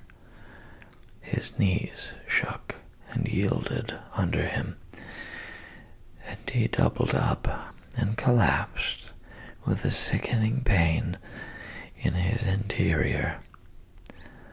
And well he might, the unhappy animal, for the approaching car was the very one he had stolen out of the yard of the Red Lion Hotel on that fatal day when all his troubles began. And the people in it were the very same people he had sat and watched at luncheon in the coffee room. He sank down in a shabby, miserable heap in the road, murmuring to himself in his despair, "It's all up. It's all over now. Chains and policemen again. Prison again. Dry bread and water again. Oh, what a fool I've been. What did I want to go strutting about the country for, singing conceited songs, and hailing people in broad day on the high road, instead of hiding till nightfall, and slipping home quietly by back ways? Oh, hapless Toad! Oh, ill-fated animal!" The terrible motor car drew slowly nearer and nearer, till at last he heard it stop just short of him. Two gentlemen got out and walked round the trembling heap of crumpled misery lying in the road, and one of them said, "Oh dear, This is very sad. Here's a poor old thing, a washerwoman apparently, who has fainted in the road. Perhaps she is overcome by the heat, poor creature, or possibly she has not had any food today. Let us lift her into the car and take her to the nearest village, where doubtless she has friends. They tenderly lifted Toad into the motor car and propped him up with soft cushions and proceeded on their way. When Toad heard them talk in so kind and sympathetic manner, he knew that he was not recognized. His courage began to revive, and he cautiously opened first one eye and then the other. "Look," said one of the gentlemen, "she is better already. The fresh air is doing her good. How do you feel now, ma'am?" "Thank you kindly, sir," said Toad in a feeble voice. "I'm feeling a great deal better." "That's right," said the gentleman. "Now keep quite still, and above all, don't try to talk." "I won't," said Toad. "I was only thinking if I might sit on the front seat there, beside the driver, where I could get the fresh air full in my face. I should soon be all right again." "What a very sensible woman," said the gentleman. "Of course you shall." So they carefully helped Toad into the front seat beside the driver, and on they went once more. Toad was almost himself again by now. He sat up, looked about him, and tried to beat down the tremors, the yearnings, the old cravings that rose up and beset him and took possession of him entirely. "It is fate," he said to himself. "Why strive? Why struggle?" And he turned to the driver at his side. "Please, sir," he said, "I wish you would kindly let me try and drive the car for a little. I've been watching you carefully, and it looks so easy and so interesting, and I should like to be able to tell my friends that once I had driven a motor car." The driver laughed at the proposal so heartily that the gentleman inquired what the matter was. When he heard, he said, to Toad's delight, "Bravo, ma'am, I like your spirit. Let her have a try, and look after her. She won't do any harm."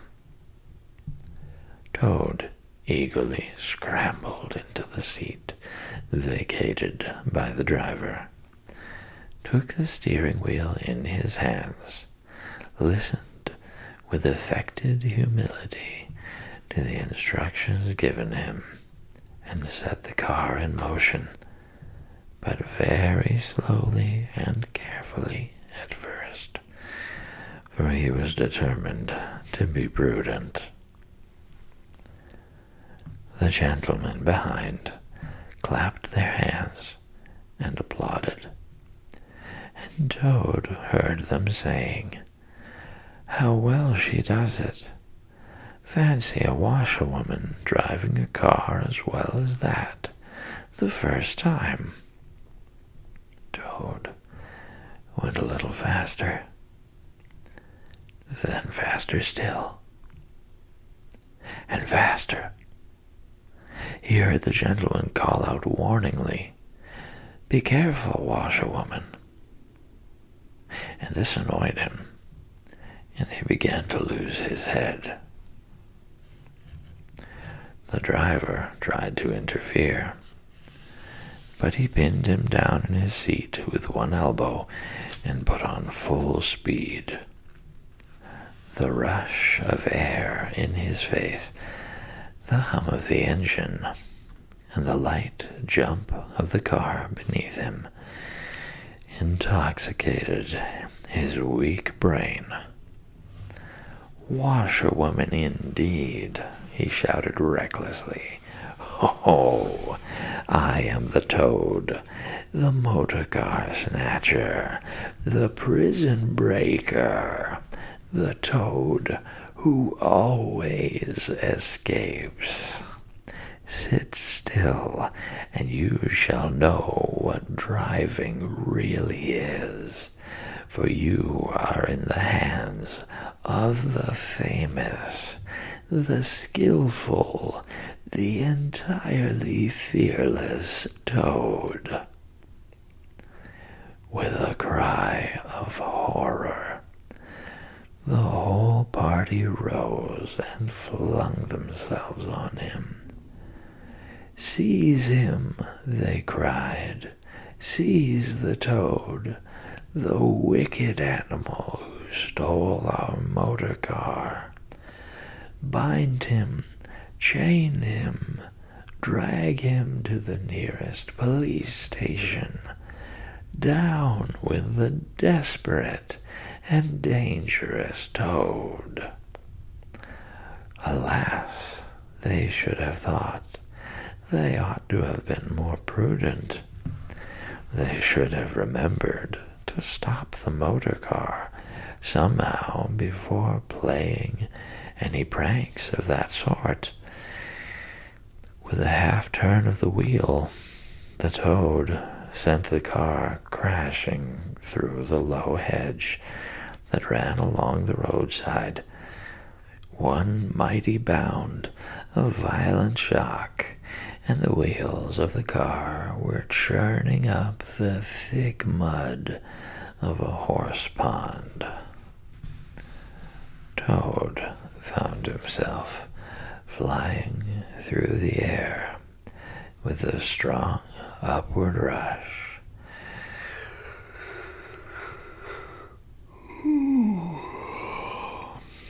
And delicate curve of a swallow. He liked the motion and was just beginning to wonder whether it would go on until he developed wings and turned into a toad bird when he landed on his back with a thump in the soft, rich grass of a meadow. Sitting up, he could just see the motor car in the pond, nearly submerged. The gentleman and the driver, encumbered by their long coats, were floundering helplessly in the water. He picked himself up rapidly and set off running across country as hard as he could.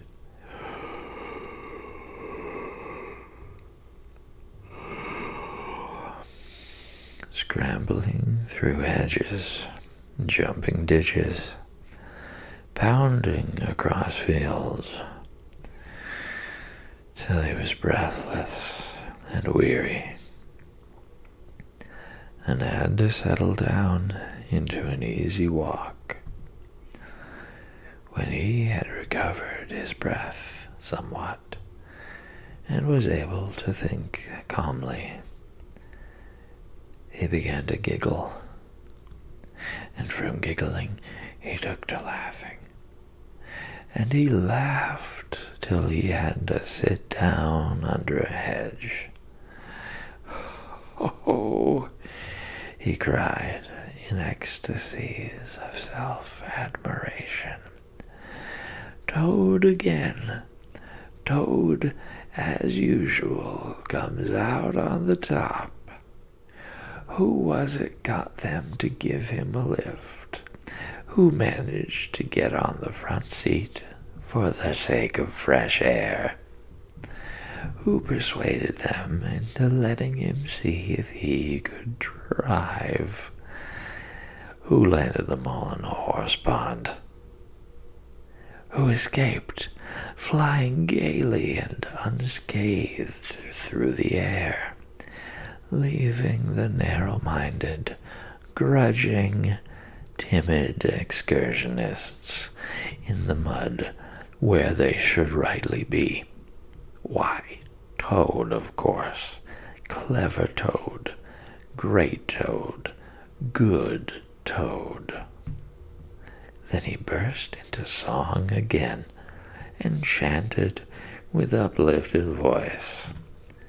The motor car went poop, poop, poop as it raced along the road, as it steered it into a pond. Ingenious Mr. Toad. Oh, how clever I am. How clever, how very clever. A slight noise at a distance behind him made him turn his head and look. Oh, horror. Oh, misery. Oh, despair. About 2 fields off, a chauffeur in his leather gaiters and 2 large rural policemen were visible, running towards him as hard as they could go. Poor Toad sprang to his feet and pelted away again, his heart in his mouth. Oh my, he gasped as he panted along. What an ass I am! What a conceited and heedless ass! Swaggering again, shouting and singing songs again, sitting still and gassing again. Oh my! Oh my! Oh my! He glanced back.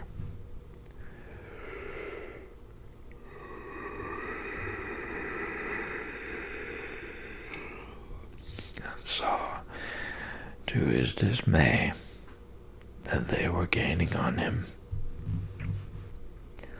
On he ran desperately, but kept looking back, and saw that they still gained steadily.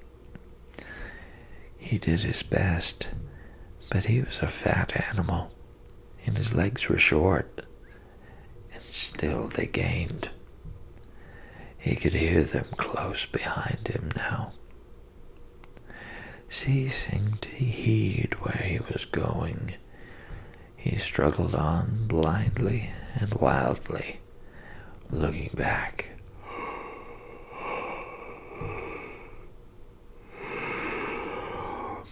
Looking back over his shoulder at the now triumphant enemy, when suddenly the earth failed under his feet. He grasped at the air, and splash! He found himself head over ears in deep water, rapid water, water that bore him along with a force he could not contend with. And he knew that in his blind panic he had run straight into the river. He rose to the surface and tried to grasp the reeds and the rushes that grew along the water's edge, close under the bank, but the stream was so strong that it tore them out of his hands. Oh my, gasped poor Toad. If ever I steal a motor car again, if ever I sing another conceited song. Then down he went, and came up breathless and spluttering. Presently he saw that he was approaching a big, dark hole in the bank just above his head, and as the stream bore him past, he reached up with a paw and caught hold of the edge and held on. Then slowly,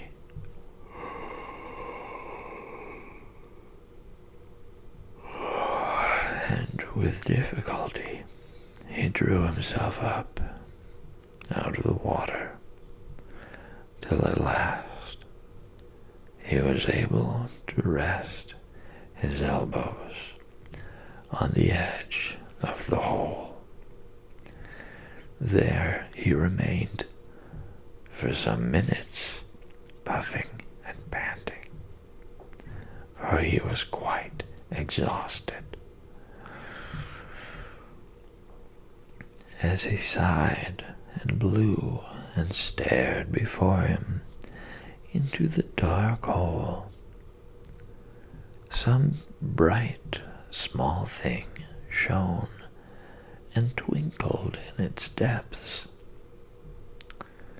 moving towards him.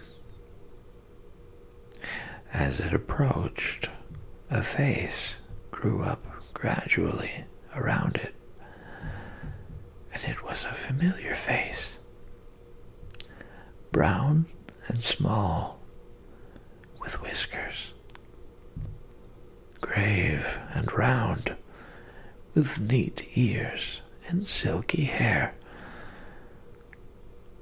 It was the water rat.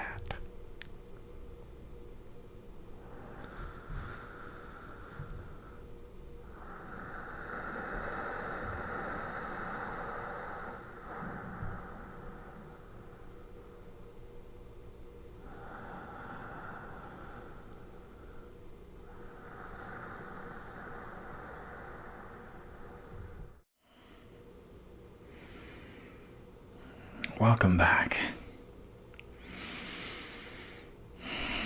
It's always good to have you join me.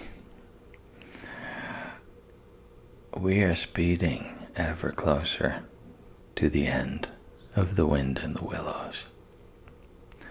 If you have any nighttime rituals to get through before you settle into bed, go ahead and get those started. I'm going to start chapter 11, but I'll start at a pretty normal rate, and you should find that as you're getting ready to settle in and drift off to sleep, the pace of things is going to gradually slow. So let's get right into chapter 11. Like summer tempests came his tears. The rat put out a neat little brown paw, gripped Toad firmly by the scruff of the neck, and gave a great hoist and a pull. And the waterlogged Toad came up slowly but surely over the edge of the hole, till at last he stood safe and sound in the hall, streaked with mud and weed, to be sure, and with the water streaming off him, but happy and high-spirited as of old, now that he found himself once more in the house of a friend, and dodgings and evasions were over, and he could lay aside a disguise that was unworthy of his position and wanted such a thought of living up to. "Oh, Ratty," he cried, "I've been through such times since I saw you last, you can't think. Such trials such sufferings, and all so nobly borne, then such escapes, such disguises, such subterfuges, and all so cleverly planned and carried out. Been in prison, got out of it, of course, been thrown into a canal, swam ashore, stole a horse, sold him for a large sum of money, humbugged everybody, made 'em all do exactly what I wanted. Oh, I am a smart toad, and no mistake. What do you think my last exploit was? Just hold on till I tell you. Toad, said the water rat, gravely and firmly, you go off upstairs at once, and take off that old cotton rag that looks as if it might formerly have belonged to some washerwoman, and clean yourself thoroughly, and put on some of my clothes, and try and come down looking like a gentleman if you can. For a more shabby, bedraggled, disreputable-looking object than you are, I never set eyes on in my whole life. Now stop swaggering and arguing, and be off. I'll have something to say to you later. Toad was at first inclined to stop and do some talking back at him. He had had enough of being ordered about when he was in prison. And here was the thing being begun all over again, apparently, and by a rat, too. However, he caught sight of himself in the looking-glass.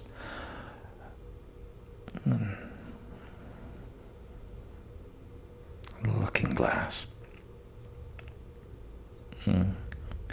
That's an idea for another story. He caught sight of himself in the looking-glass over the hat stand, with the rusty black bonnet perched rakishly over one eye, and he changed his mind and went very quickly and humbly upstairs to the rat's dressing-room.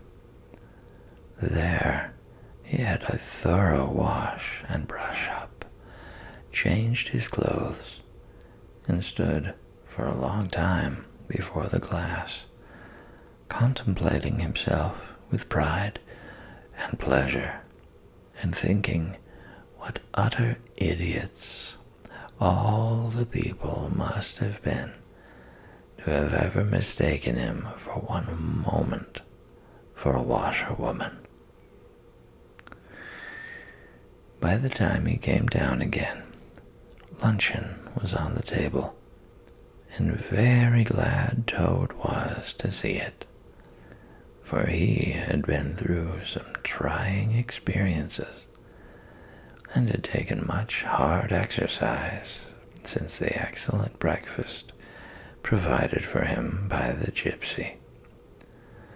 While they ate, Toad told the rat all his adventures, dwelling chiefly on his own cleverness and presence of mind in emergencies, and cunning in tight places, and rather making out that he had been having a gay and highly colored experience. But the more he talked and boasted, the more grave and silent the rat became.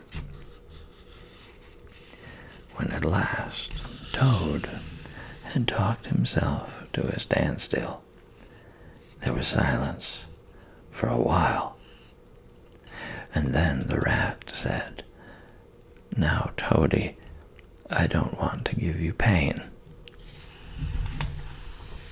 after all you've been through already. But seriously, don't you see what an awful ass you've been making of yourself? On your own admission, you've been handcuffed imprisoned, starved, chased, terrified out of your life, insulted, jeered at, and ignominiously flung into the water by a woman, too. Where's the amusement in that? Where does the fun come in? And all because you must needs go and steal a motor car. You know that you've never had anything but trouble from motor cars from the moment you first set eyes on one. But if you will be mixed up with them, as you generally are 5 minutes after you've started, why steal them? Be a cripple if you think it's exciting. Be a bankrupt for a change if you've set your mind on it. But why choose to be a convict? When are you going to be sensible and think of your friends and try and be a credit to them? Do you suppose it's any pleasure to me, for instance, to hear animals saying, as I go about, that I'm the chap that keeps company with jailbirds? Now, it was a very comforting point in Toad's character that he was a thoroughly good-hearted animal, and never minded being jawed by those who were his real friends. And even when most set upon a thing, he was always able to see the other side of the question.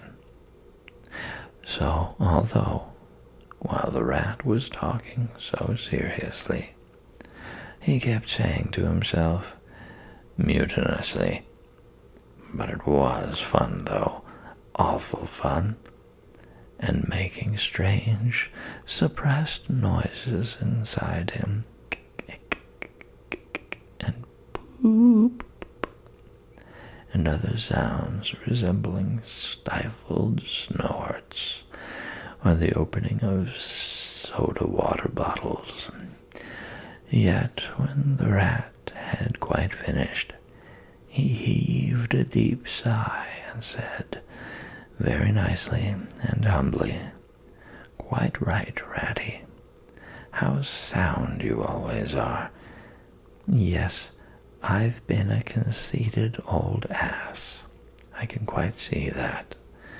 But now I'm going to be a good toad and not do it any more. As for motor cars, I've not been at all so keen about them since my last ducking in that river of yours. The fact is, while I was hanging on to the edge of your hole and getting my breath, I had a sudden idea, a really brilliant idea, connected with motorboats. There, don't take on so, old chap, and stamp and upset things. It was only an idea, and we won't talk any more about it now. We'll have our coffee and a smoke and a quiet chat, and then I'm going to stroll gently down to Toad Hall and get into clothes of my own and set things going again on the old lines. I've had enough of adventures. I shall lead a quiet, steady, respectable life, pottering about my property and improving it, and doing a little landscape gardening at times. There will always be a bit of dinner for my friends when they come to see me, and I shall keep a pony chaise to jog about the country in, just as I used to in the good old days, before I got restless and wanted to do things. Stroll gently down to Toad Hall, cried the rat, greatly excited. What are you talking about? Do you mean to say you haven't heard? Heard what? Said Toad, turning rather pale. Go on, Ratty. Quick, don't spare me. What haven't I heard? Do you mean to tell me, shouted the rat, thumping with his little fist upon the table, that you've heard nothing about the stoats and weasels? What, the wild wooders? Cried Toad, trembling in every limb. No, not a word. What have they been doing? And how they've been and taken Toad Hall, continued the rat. Toad leaned his elbows on the table and his chin on his paws, and a large tear welled up in each of his eyes, overflowed and splashed on the table. Plop, plop. Go on, Ratty, he murmured presently. Tell me all. The worst is over. I am an animal again. I can bear it. When you got into that trouble of yours, said the rat, slowly and impressively. I mean, when you disappeared from society for a time over that misunderstanding about a machine, you know. Toad merely nodded. Well, it was a good deal talked about down here, naturally, continued the rat. Not only along the riverside, but even in the wild wood. Animals took sides, as always happens. The river bankers stuck up for you, and said you had been infamously treated, and there was no justice to be had in the land nowadays. But the wild wood animals said hard things, and served you right, and it was time this sort of thing was stopped. And they got very cocky, and went about saying you were done for this time. You would never come back again. Never, never. Toad nodded once more, keeping silence. That's the sort of little beasts they are, the rat went on. But Mole and Badger, they stuck out through thick and thin, that you would come back again soon, somehow. They didn't know exactly how, but somehow. Toad began to sit up in his chair again, and to smirk a little. They argued from history, continued the rat. They said that no criminal laws had ever been known to prevail against cheek and plausibility such as yours, combined with the power of a long purse. So they arranged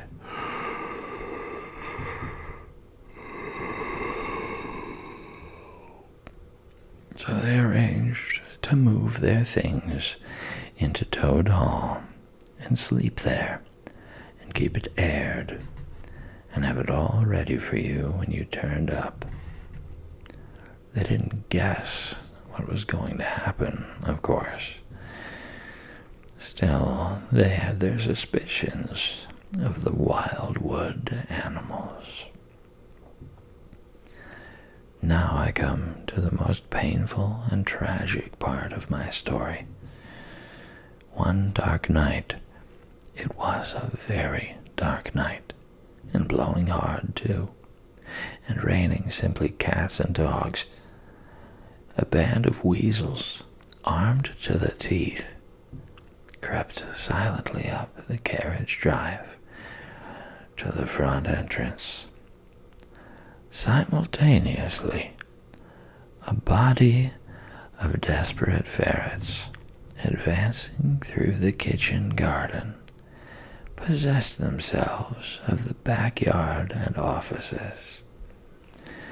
while a company of skirmishing stoats who stuck at nothing occupy the conservatory and the billiard room, and held the French windows opening onto the lawn. The mole and the badger were sitting by the fire in the smoking room, telling stories and suspecting nothing.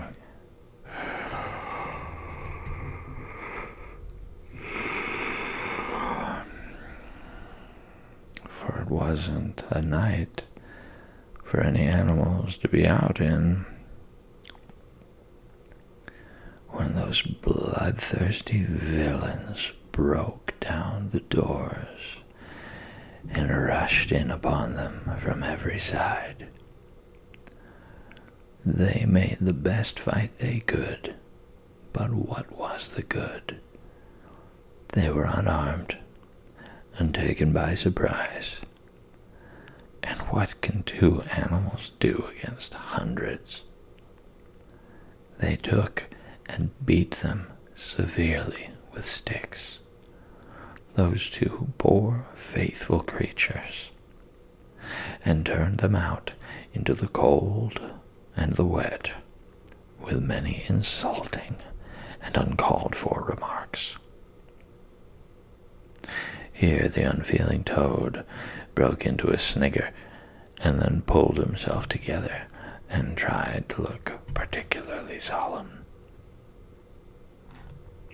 And the wild wooders have been living in Toad Hall ever since, continued the rat, and going on simply anyhow, lying in bed half the day and breakfast at all hours, and the place is such a mess, I'm told. It's not fit to be seen. Eating your grub and drinking your drink and making bad jokes about you and singing vulgar songs about prisons and magistrates and policemen. Horrid personal songs with no humor in them. And they're telling the tradespeople and everybody that they've come to stay for good. Oh, have they? Said Toad, getting up and seizing a stick. I'll jolly soon see about that.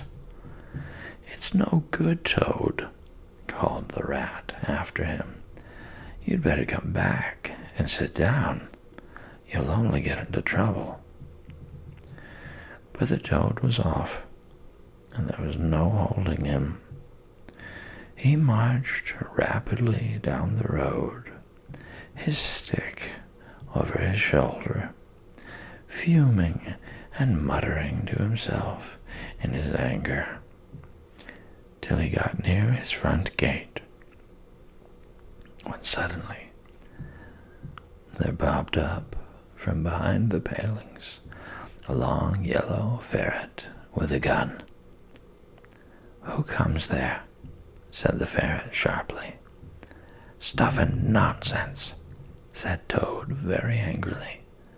What do you mean by talking like that to me?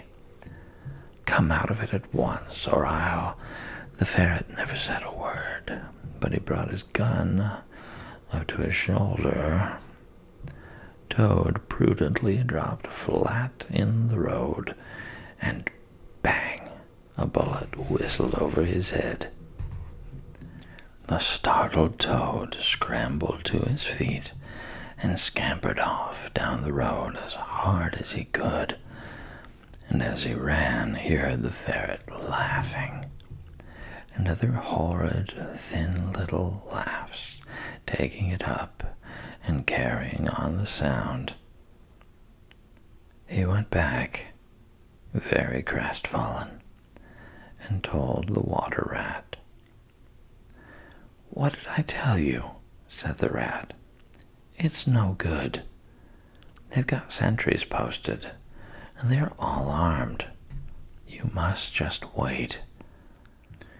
Still, Toad was not inclined to give in all at once, so he got out of the boat and set off rowing up the river to where the garden front of Toad Hall came down to the waterside.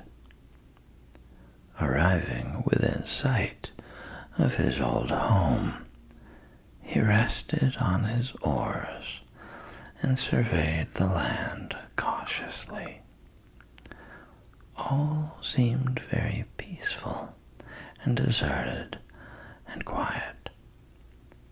He could see the whole front of Toad Hall, glowing in the evening sunshine, the pigeons settling by twos and threes along the straight line of the roof, the garden a blaze of flowers, the creek that led up to the boathouse,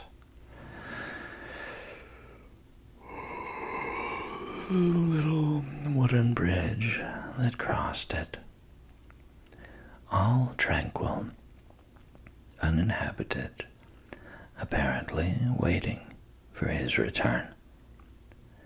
He would try the boathouse first, he thought. Very warily, he paddled up to the mouth of the creek and was just passing under the bridge when, crash, a great stone dropped from above, smashed through the bottom of the boat.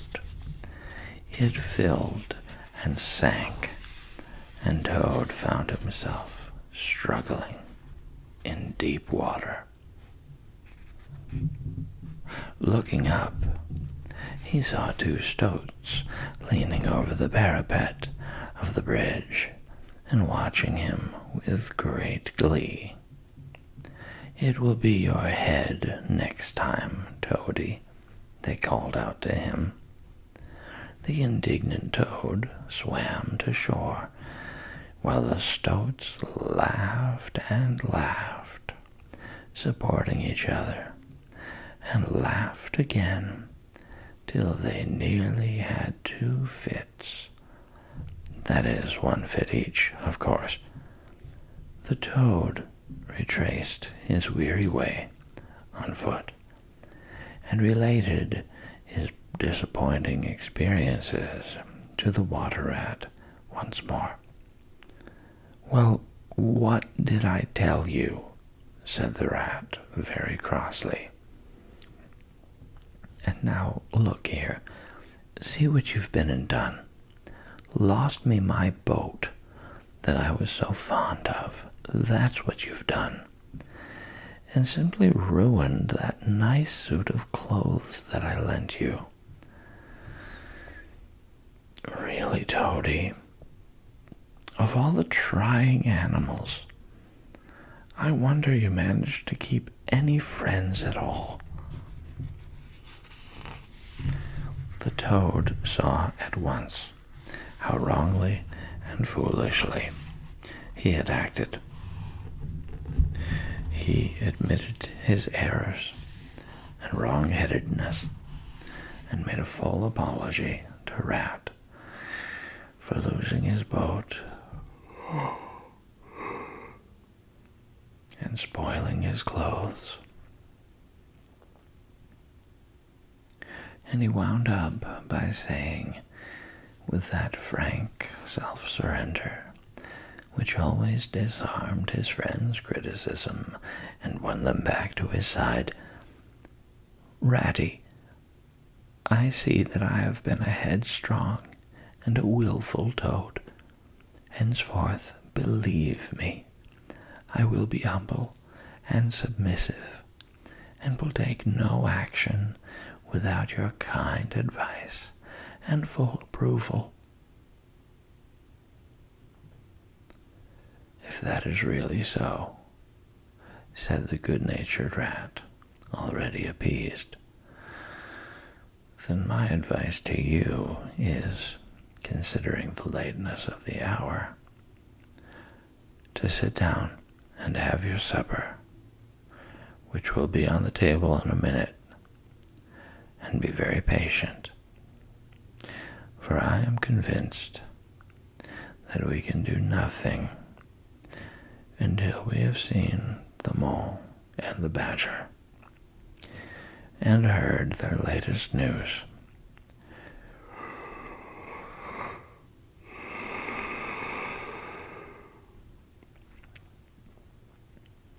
And held conference and taken their advice in this difficult matter. Yes, of course, the mole and the badger, said Toad lightly. What's become of them, the dear fellows?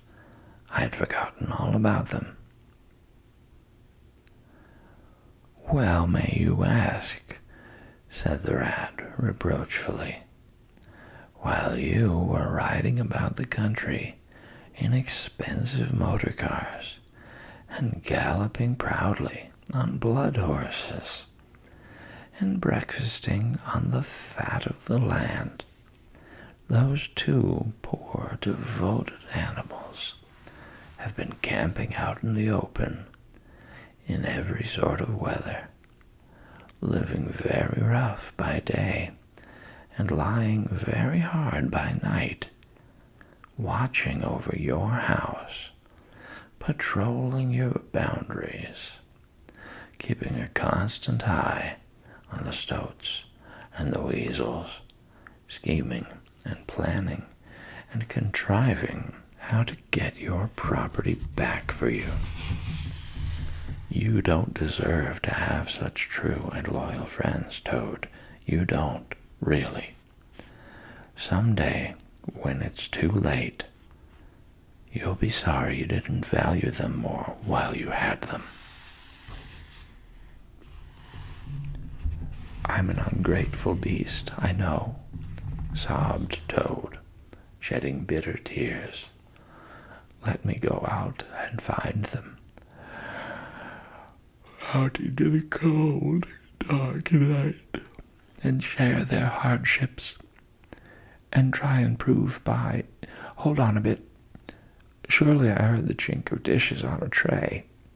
Supper's here at last. Hooray! Come on, Ratty. The rat remembered that poor Toad had been on prison fare for a considerable time, and that large allowances had therefore to be made. He followed him to the table accordingly, and hospitably encouraged him in his gallant efforts to make up for past privations. They had just finished their meal,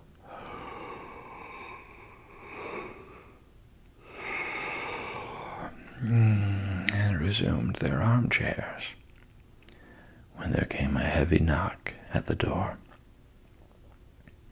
Toad was nervous, but the rat, nodding mysteriously at him, went straight up to the door and opened it, and in walked Mr. Badger. He had all the appearance of one who for some nights had been kept away from home and all its little comforts and conveniences. His shoes were covered with mud, and he was looking very rough and tousled. But then he had never been a very smart man, the badger. At the best of times, he came solemnly up to Toad, shook him by the paw, and said, "Welcome home, Toad. Alas, what am I saying? Home indeed. This is a poor homecoming. Unhappy Toad." Then he turned his back on him, sat down to the table, drew his chair up, and helped himself to a large slice of cold pie. Toad was quite alarmed at this very serious and portentous style of greeting, but the rat whispered to him, "Never mind, don't take any notice, And don't say anything to him just yet. He's always rather low and despondent when he's wanting his victuals. In half an hour's time, he'll be quite a different animal." So they waited in silence, and presently there came another and a lighter knock. The rat, with a nod to Toad, went to the door and ushered in the mole, very shabby and unwashed, with bits of hay and straw sticking in his fur. "Hooray! Here's old Toad!" cried the mole, his face beaming. "Fancy having you back again." And he began to dance round him. "We never dreamt you would turn up so soon. Why, you must have managed to escape, you clever, ingenious, intelligent Toad." The rat, alarmed, pulled him by the elbow, but it was too late. Toad was puffing and swelling already. "Clever?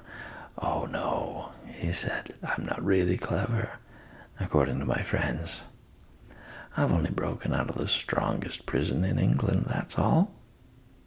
And captured a railway train and escaped on it, that's all. And disguised myself and gone about the country humbugging everybody, that's all. Oh, no, I'm a stupid ass, I am. I'll tell you one or two of my little adventures, Mole, and you shall judge for yourself."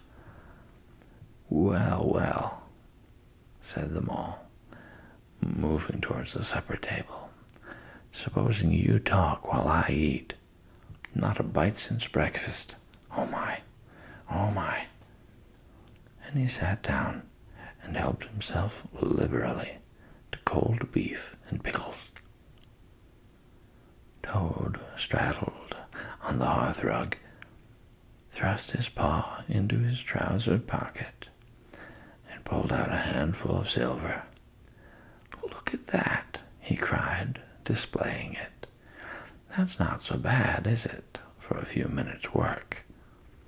And how do you think I done it, Mole? Horse stealing. That's how I done it." "Go on, Toad," said the Mole, immensely interested. "Toad, do be quiet, please," said the rat. "And don't you egg him on, Mole, when you know what he is. But please tell us as soon as possible what the position is and what's best to be done now that Toad is back at last." "The position's about as bad as it can be," replied the Mole grumpily. "And as for what's to be done, why, blessed if I know. The Badger and I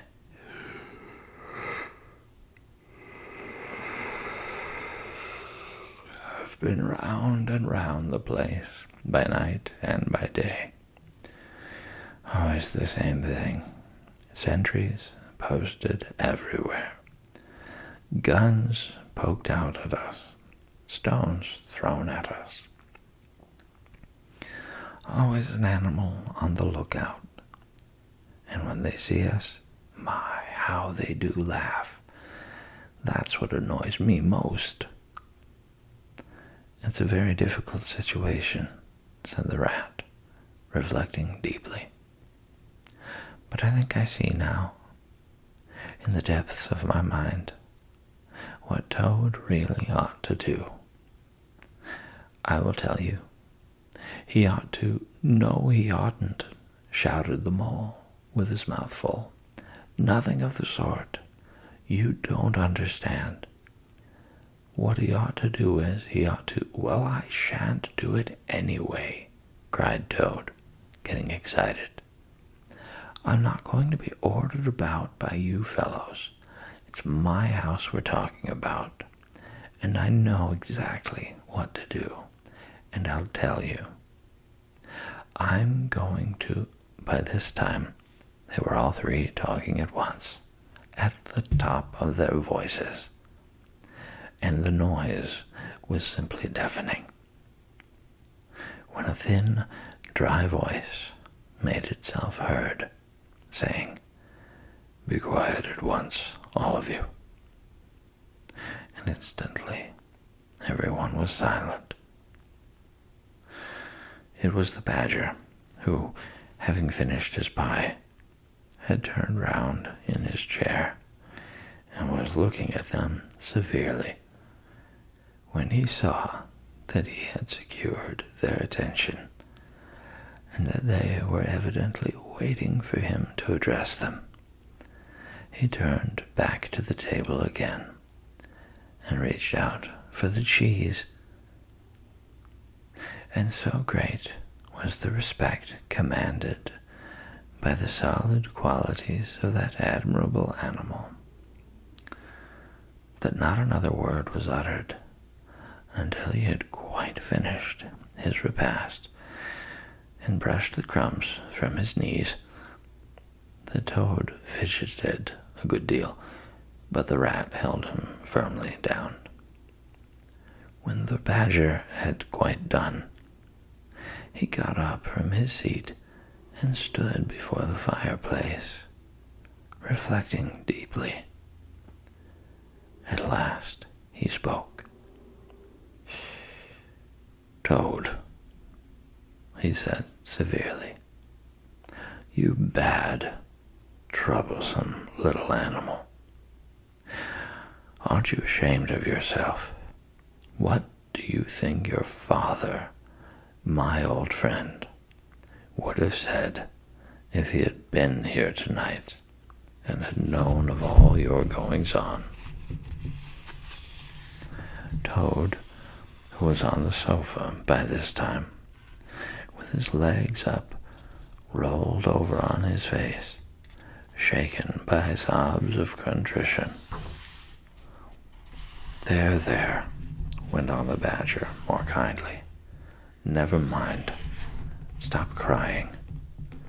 We're going to let bygones be bygones and try to turn over a new leaf. But what the mole says is quite true. The stoats are on guard at every point, and they make the best sentinels in the world. It's quite useless to think of attacking the place. They're too strong for us." "Then it's all over," sobbed the toad, crying into the sofa cushions. "I shall go and enlist for a soldier and never see my dear Toad Hall any more." "Come, cheer up, Toady," said the badger. "There are more ways of getting back a place than taking it by storm. I haven't said my last word yet. Now I'm going to tell you a great secret." Toad sat up slowly and dried his eyes. Secrets had an immense attraction for him, because he never could keep one, and he enjoyed the sort of unhallowed thrill he experienced when he went and told another animal after having faithfully promised not to.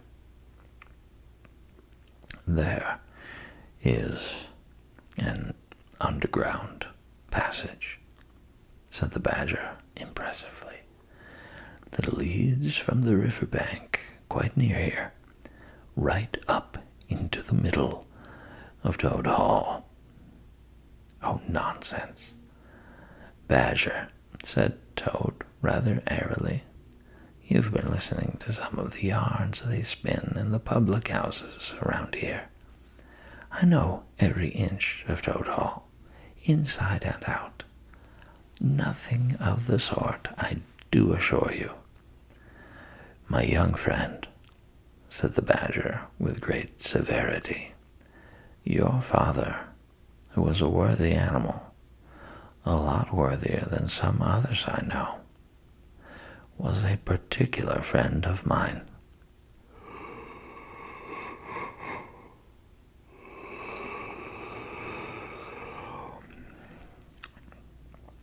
And told me a great deal he wouldn't have dreamt of telling you. He discovered that passage. He doesn't make it, of course. That was done hundreds of years before he ever came to live there. And he repaired it and cleaned it out because he thought it might come in useful someday in case of trouble or danger. And he showed it to me. "Don't let my son know about it," he said. "He's a good boy, but very light and volatile in character, and simply cannot hold his tongue. If he's ever in a real fix, and it would be of use to him, you may tell him about the secret passage, but not before." The other animals looked hard at Toad to see how he would take it. Toad was inclined to be sulky at first, but he brightened up immediately, like the good fellow he was. "Well, well," he said, Perhaps I am a bit of a talker. Popular fellow such as I am. My friends get round me. We chaff, we sparkle, we tell witty stories, and somehow my tongue gets wagging. I have the gift of conversation. I've been told I ought to have a salon, whatever that may be. Never mind. Go on, Badger. How's this passage of yours going to help us? "I've found out a thing or two lately," continued the Badger. "I got Otter to disguise himself as a sweep and call at the back door with brushes over his shoulder, asking for a job. There's going to be a big banquet tomorrow night. It's somebody's birthday. The Chief Weasel's, I believe. And all the weasels will be gathered together in the dining hall, eating and drinking and laughing and carrying on, suspecting nothing. No guns, no swords, no sticks, no arms of any sort whatever. But the sentinels will be posted as usual," remarked the Rat. "Exactly," said the Badger. "That is my point. The weasels will trust entirely to their excellent sentinels. And that is where the passage comes in. That very useful tunnel leads right up under the butler's pantry, next to the dining hall." "Aha! That squeaky board in the butler's pantry," said Toad. "Now I understand it." "We shall creep out quietly into the butler's pantry," cried the Mole, "with our pistols and swords and sticks," shouted the Rat. "And rush in upon them," said the Badger. "And whack 'em, and whack 'em, and whack 'em," cried the Toad in ecstasy, running round and round the room, and jumping over the chairs. "Very well, then," said the Badger, resuming his usual dry manner. "Our plan is settled, and there's nothing more for you to argue and squabble about. So as it's getting very late, all of you go right off to bed at once. We will make all the necessary arrangements in the course of the morning tomorrow. Toad, of course, went off to bed dutifully with the rest. He knew better than to refuse, though he was feeling much too excited to sleep. But he had had a long day, with many events crowded into it, and sheets and blankets were very friendly and comforting things. After plain straw, and not too much of it, spread out on the stone floor of a draughty cell, and his head had not been many seconds on his pillow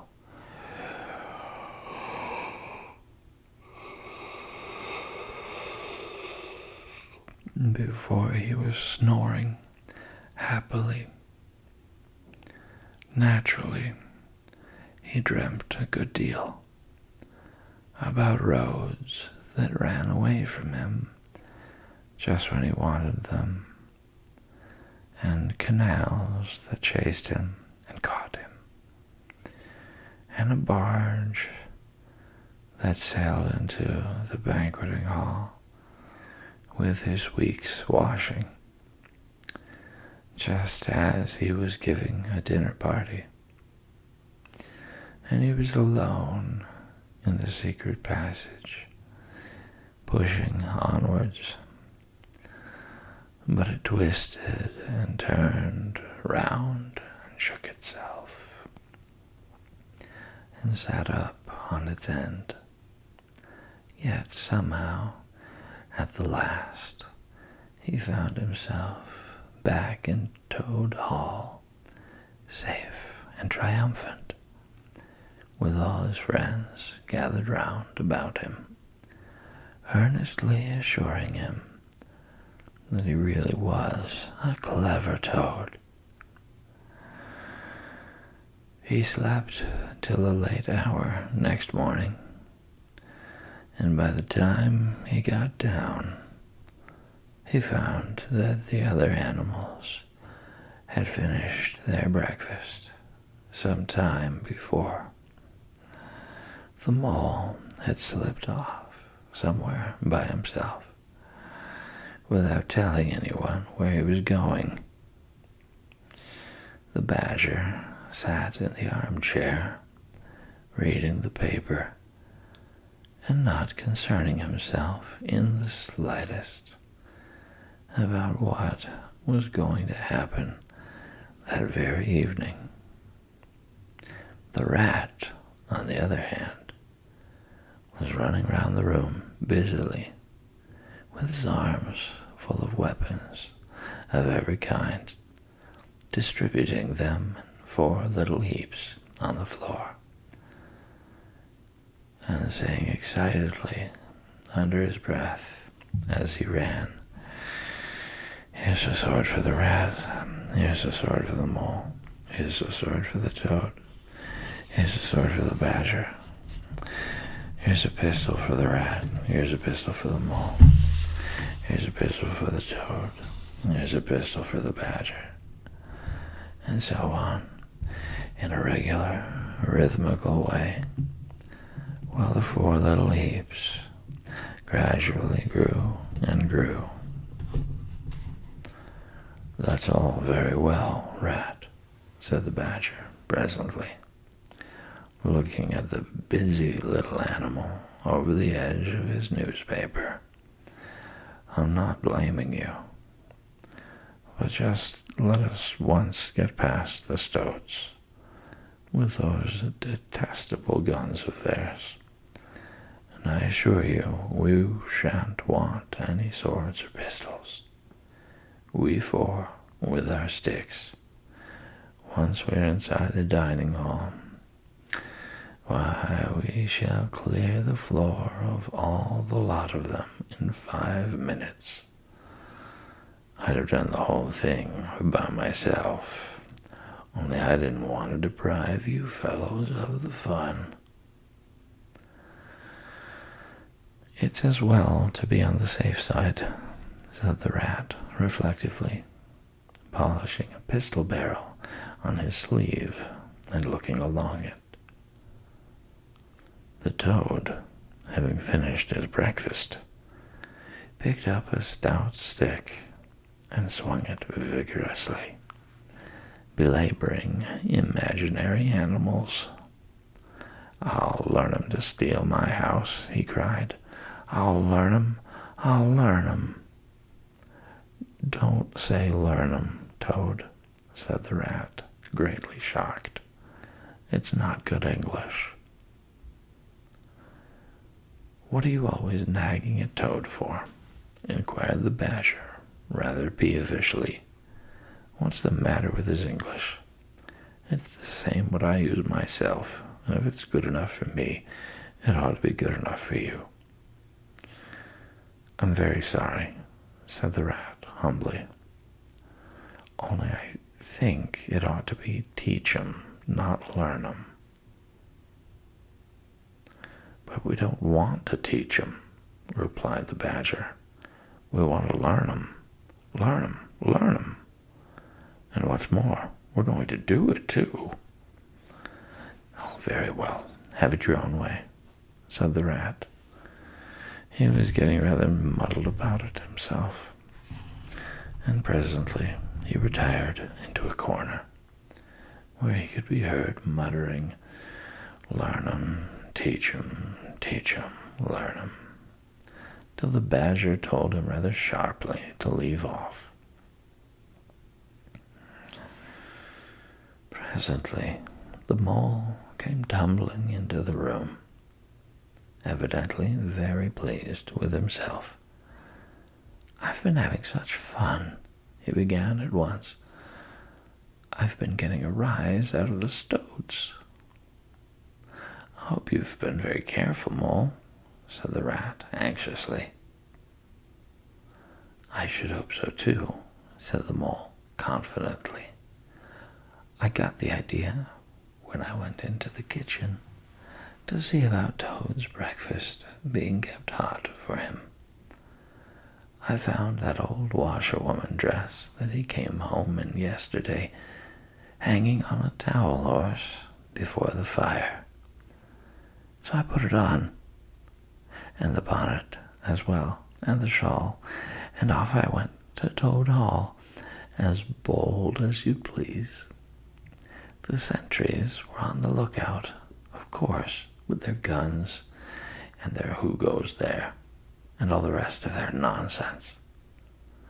'Good morning, gentlemen,' says I, very respectful. 'Want any washing done today?' They looked at me very proud and stiff and haughty, and said, 'Go away, washerwoman. We don't do any washing on duty.' 'Or any other time,' says I. Oh, wasn't I funny, Toad?" "Poor frivolous animal," said Toad, very loftily. The fact is, he felt exceedingly jealous of Mole for what he had just done. It was exactly what he would have liked to have done himself, if only he had thought of it first, and hadn't gone and overslept himself. "Some of the stoats turned quite pink," continued the Mole, "and the sergeant in charge, he said to me, very short, he said, 'Now run away, my good woman, run away. Don't keep my men idling and talking on their posts.' 'Run away,' says I. 'It won't be me that'll be running away in a very short time from now.' 'Oh, Molly, how could you?' said the rat, dismayed. The Badger laid down his paper. "I could see them pricking up their ears and looking at each other," went on the Mole, "and the sergeant said to them, 'Never mind her. She doesn't know what she's talking about.'" "Oh, don't I?" said I. "Well, let me tell you this.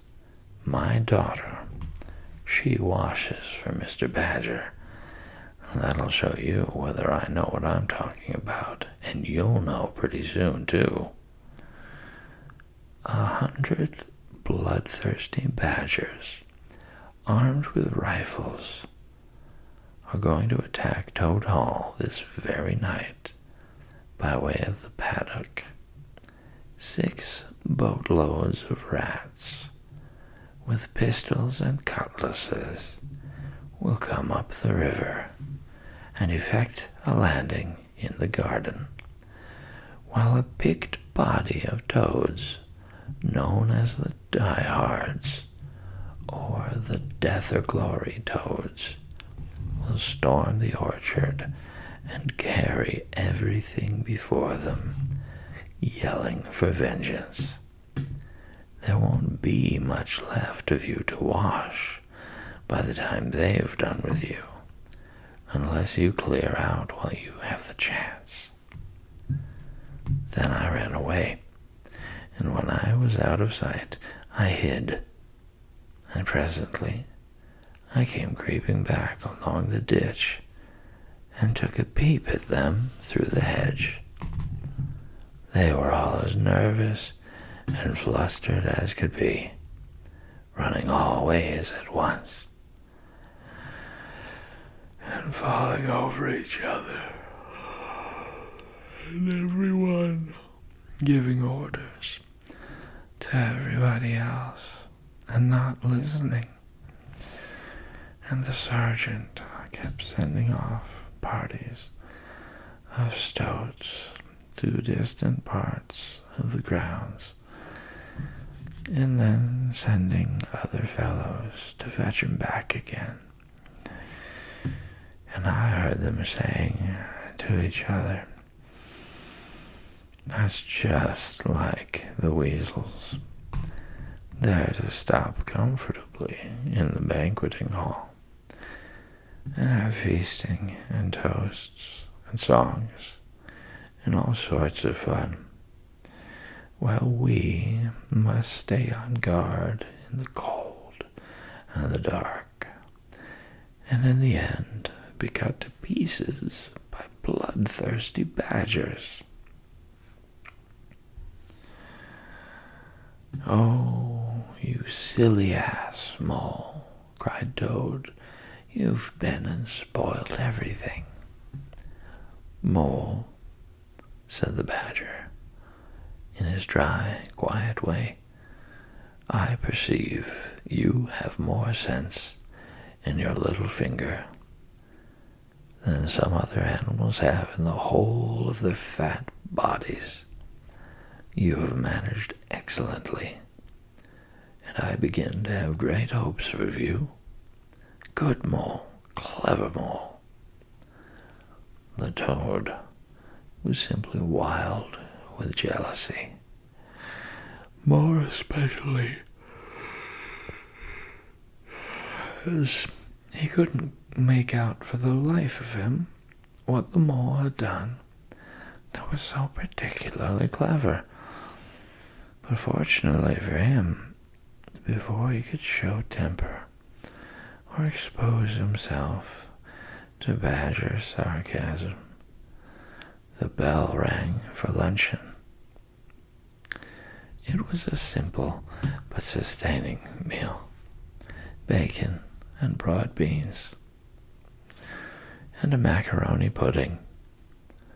And when they had quite done, the Badger settled himself into an armchair and said, "Well, we've got our work cut out for us tonight, and it will probably be pretty late before we're quite through with it. So I'm just going to take 40 winks while I can." And he drew a handkerchief over his face and was soon snoring.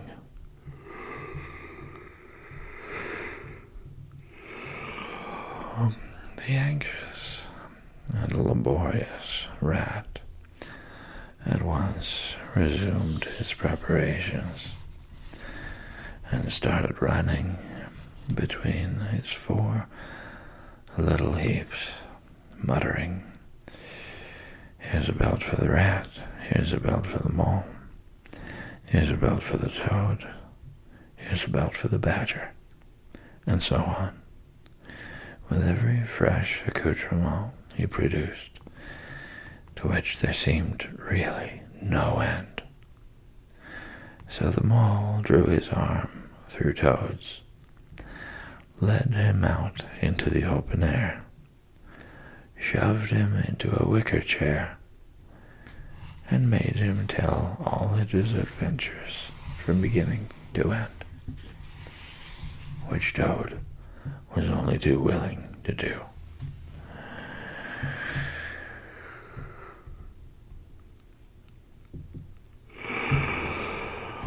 The mole was a good listener, and Toad, with no one to check his statements or to criticize in an unfriendly spirit, rather let himself go. Indeed, much that he related belonged more properly to the category of what might have happened had I only thought of it in time instead of 10 minutes afterwards. Those are always the best and the raciest adventures. And why should they not be truly ours, as much as the somewhat inadequate things that really come off?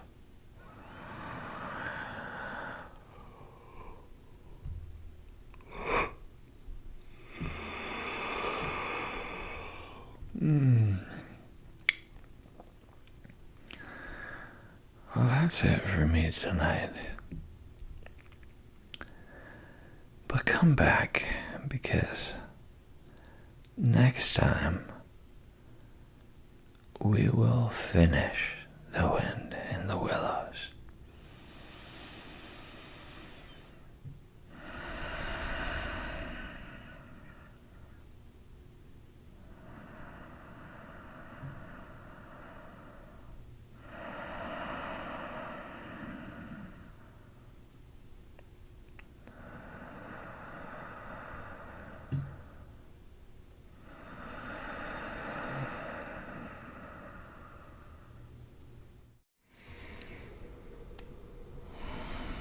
Hello, and welcome back.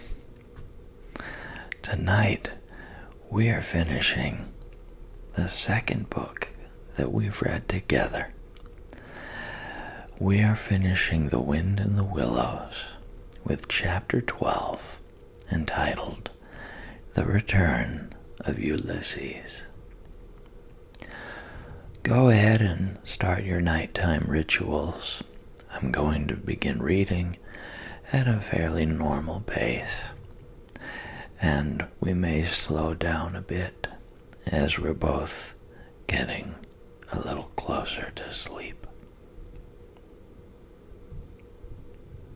Shall we begin? When it began to grow dark, the rat, with an air of excitement and mystery, summoned them back into the parlor, stood each of them up alongside of his little heap, and proceeded to dress them up for the coming expedition. He was very earnest and thoroughgoing about it, and the affair took quite a long time. First, there was a belt to go round each animal, and then a sword to be stuck into each belt, and then a cutlass on the other side to balance it, then a pair of pistols, a policeman's truncheon, several sets of handcuffs, some bandages and sticking plaster, and a flask and a sandwich case. The badger laughed good-humoredly and said, "All right, Ratty. It amuses you and it doesn't hurt me. I'm going to do all I've got to do with this here stick." But the rat only said, "Please, Badger, you know I shouldn't like you to blame me afterwards and say I had forgotten anything." When all was quite ready, the Badger took a dark lantern in one paw, grasped his great stick with the other, and said, "Now then, follow me.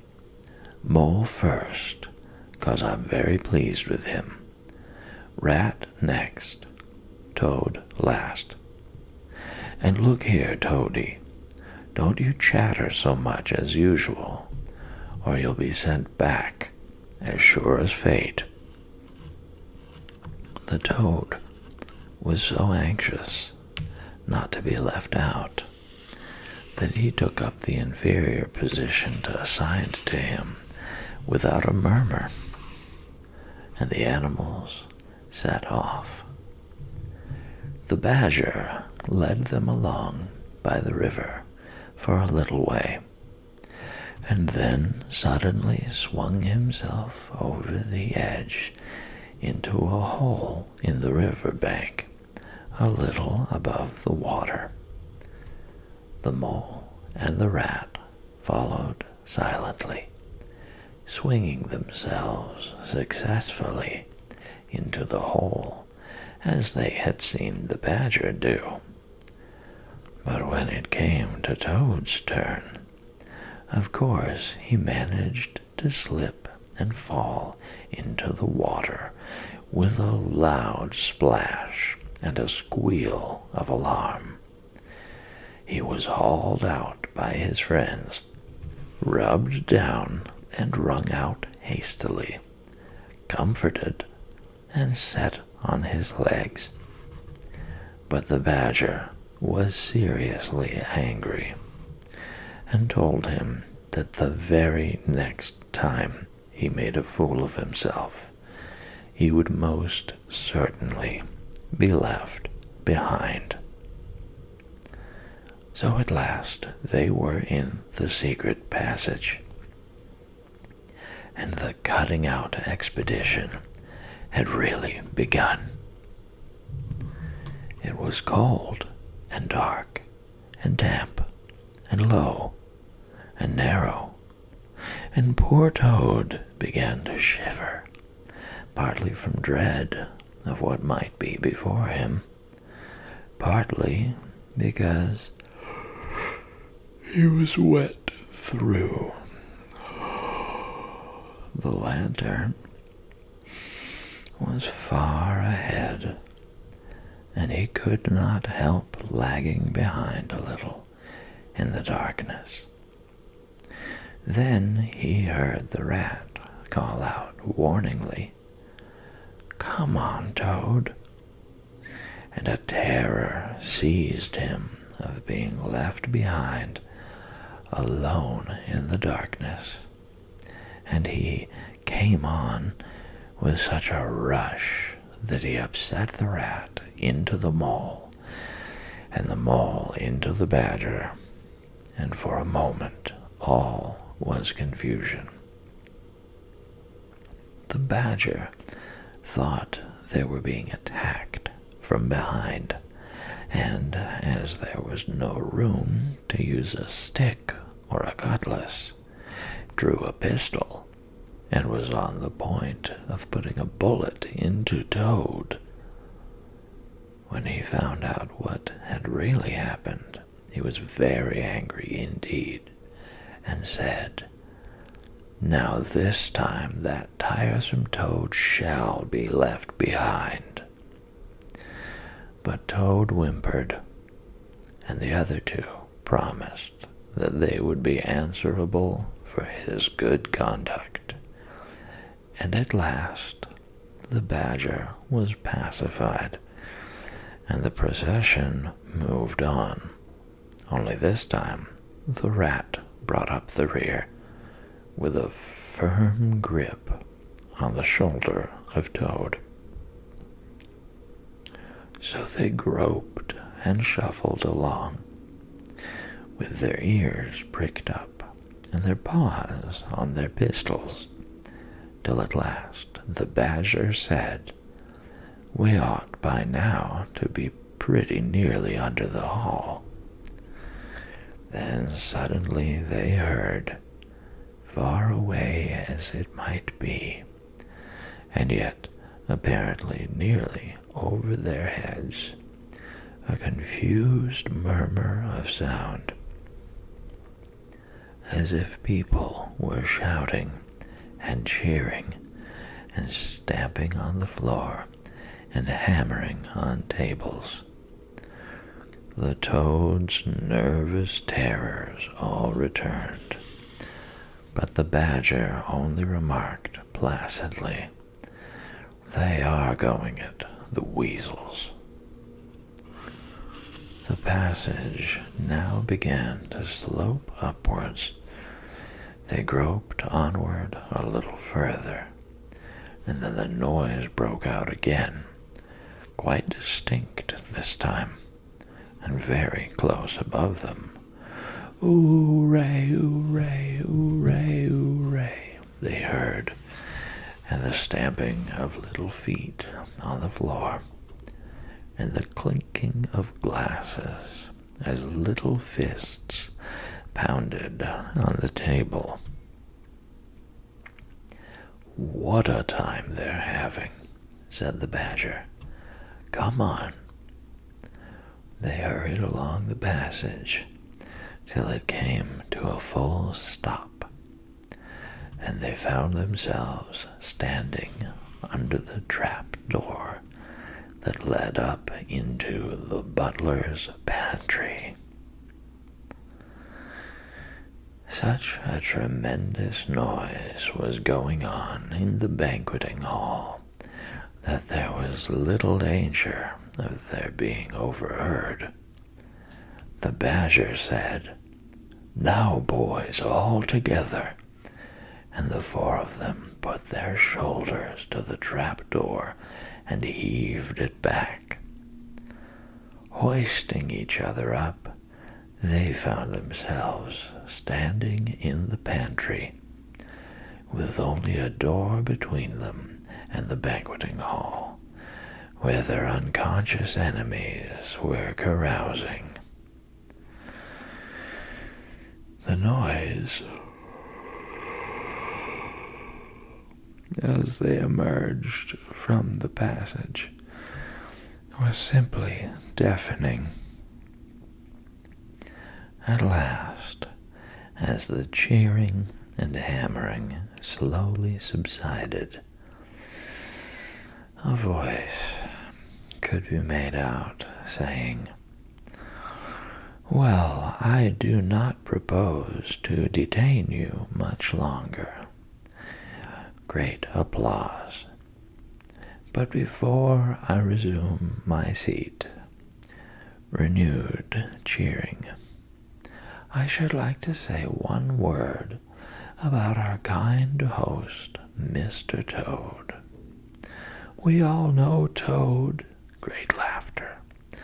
Good Toad, modest Toad, honest Toad, shrieks of merriment. "Only just let me get at him," muttered Toad, grinding his teeth. "Hold hard a minute," said the badger, restraining him with difficulty. "Get ready, all of you." "Let me sing you a little song," went on the voice, "which I have composed on the subject of Toad." Prolonged applause.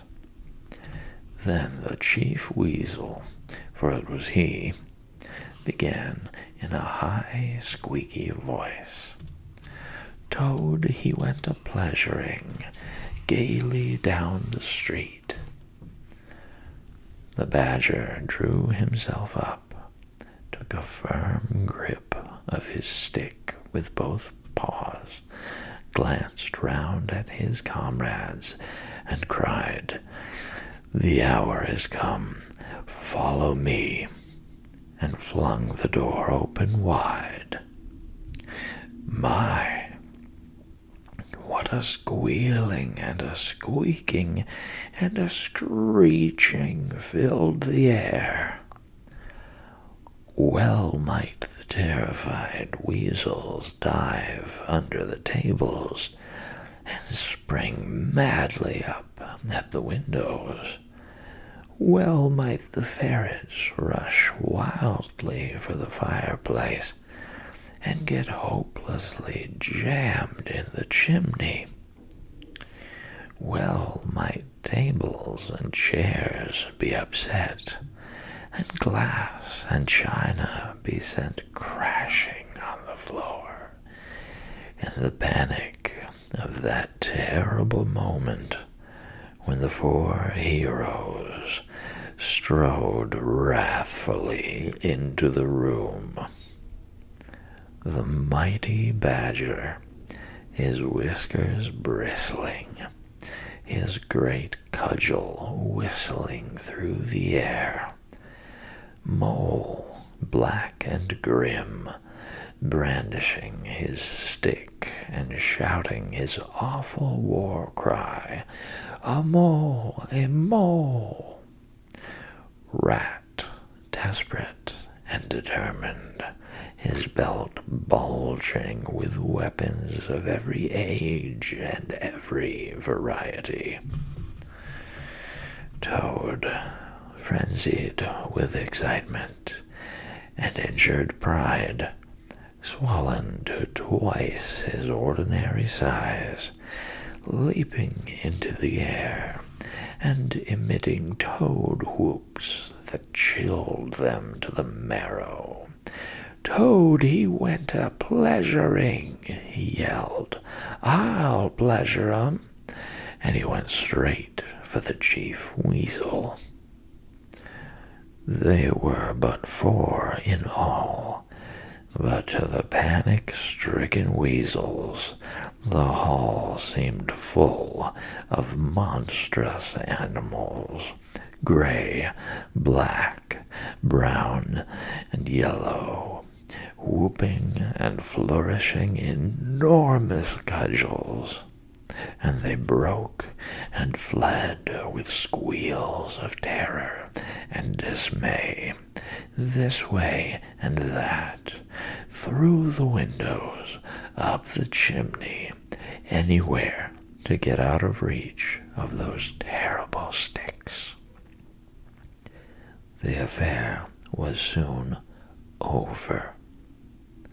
Up and down the whole length of the hall strode the 4 friends, whacking with their sticks at every head that showed itself, and in 5 minutes the room was cleared.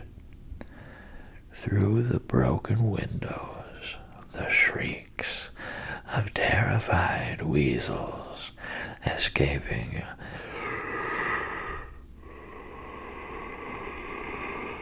across the lawn were borne faintly to their ears. On the floor lay prostrate some dozen or so of the enemy, on whom the mole was busily engaged in fitting handcuffs. The badger, resting from his labors, leant on his stick and wiped his honest brow. "Mole," he said, "you're the best of fellows. Just cut along outside and look after those stout sentries of yours and see what they're doing. I've an idea that, thanks to you, we shan't have much trouble from them tonight." The mole vanished promptly through a window, and the badger bade the other 2 set a table on its legs again, pick up knives and forks and plates and glasses from the debris on the floor, and see if they could find materials for a supper. "I want some grub, I do," he said, in that rather common way he had of speaking. "Stir your stumps, Toad, and look lively. We've got your house back for you, and you don't offer us so much as a sandwich." Toad felt rather hurt that the Badger didn't say pleasant things to him, as he had to the Mole, and tell him what a fine fellow he was, and how splendidly he had fought, for he was rather particularly pleased with himself and the way he had gone for the Chief Weasel, and sent him flying across the table with one blow of his stick. But he bustled about, and so did the Rat, and soon they found some guava jelly in a glass dish, and a cold chicken, a tongue that had hardly been touched, some trifle, and quite a lot of lobster salad. And in the pantry they came upon a basket full of French rolls and any quantity of cheese, butter, and celery. They were just about to sit down when the Mole clambered in through the window, chuckling, with an armful of rifles. "It's all over," he reported. "From what I could make out, as soon as the Stoats, who were very nervous and jumpy already, heard the shrieks and the yells and the uproar inside the hall, some of them threw down their rifles and fled. The others stood fast for a bit, but when the Weasels came rushing out upon them, they thought they were betrayed, and the Stoats grappled with the Weasels, and the Weasels fought to get away, and they wrestled and wriggled and punched each other and rolled over and over till most of them rolled into the river. They've all disappeared by now, one way or another, and I've got their rifles, so that's all right." "Excellent and deserving animal," said the Badger, his mouth full of chicken and trifle. "Now there's just one more thing I want you to do, Mole, before you sit down to your supper along of us. And I wouldn't trouble you, only I know I can trust you to see a thing done, and I wish I could say the same of everyone I know. I'd send Rat if he wasn't a poet. I want you to take those fellows on the floor there upstairs with you, and have some bedrooms cleaned out and tidied up and made really comfortable. See that they sweep under the beds, and put clean sheets and pillowcases on, and turn down one corner of the bedclothes, just as you know it ought to be done, and have a can of hot water, and clean towels, and fresh cakes of soap put in each room, and then you can give them a licking apiece, if it's any satisfaction to you, and put them out by the back door, and we shan't see any more of them, I fancy. And then come along and have some of this cold tongue. It's first rate. I'm very pleased with you, Mole." The good-natured Mole picked up a stick, formed his prisoners up in a line on the floor, gave them the order, "Quick march," and led his squad off to the upper floor. After a time, he appeared again, smiling, and said that every room was ready and as clean as a new pin. And I didn't have to lick them either, he added. I thought on the whole They had had leaking enough for one night, and the weasels, when I put the point to them, quite agreed with me, and said they wouldn't think of troubling me. They were very penitent, and said they were extremely sorry for what they had done, but it was all the fault of the chief weasel and the stoats, and if ever they could do anything for us at any time to make it up, we had only got to mention it. So I gave them a roll apiece and let them out of the back, and off they ran as hard as they could.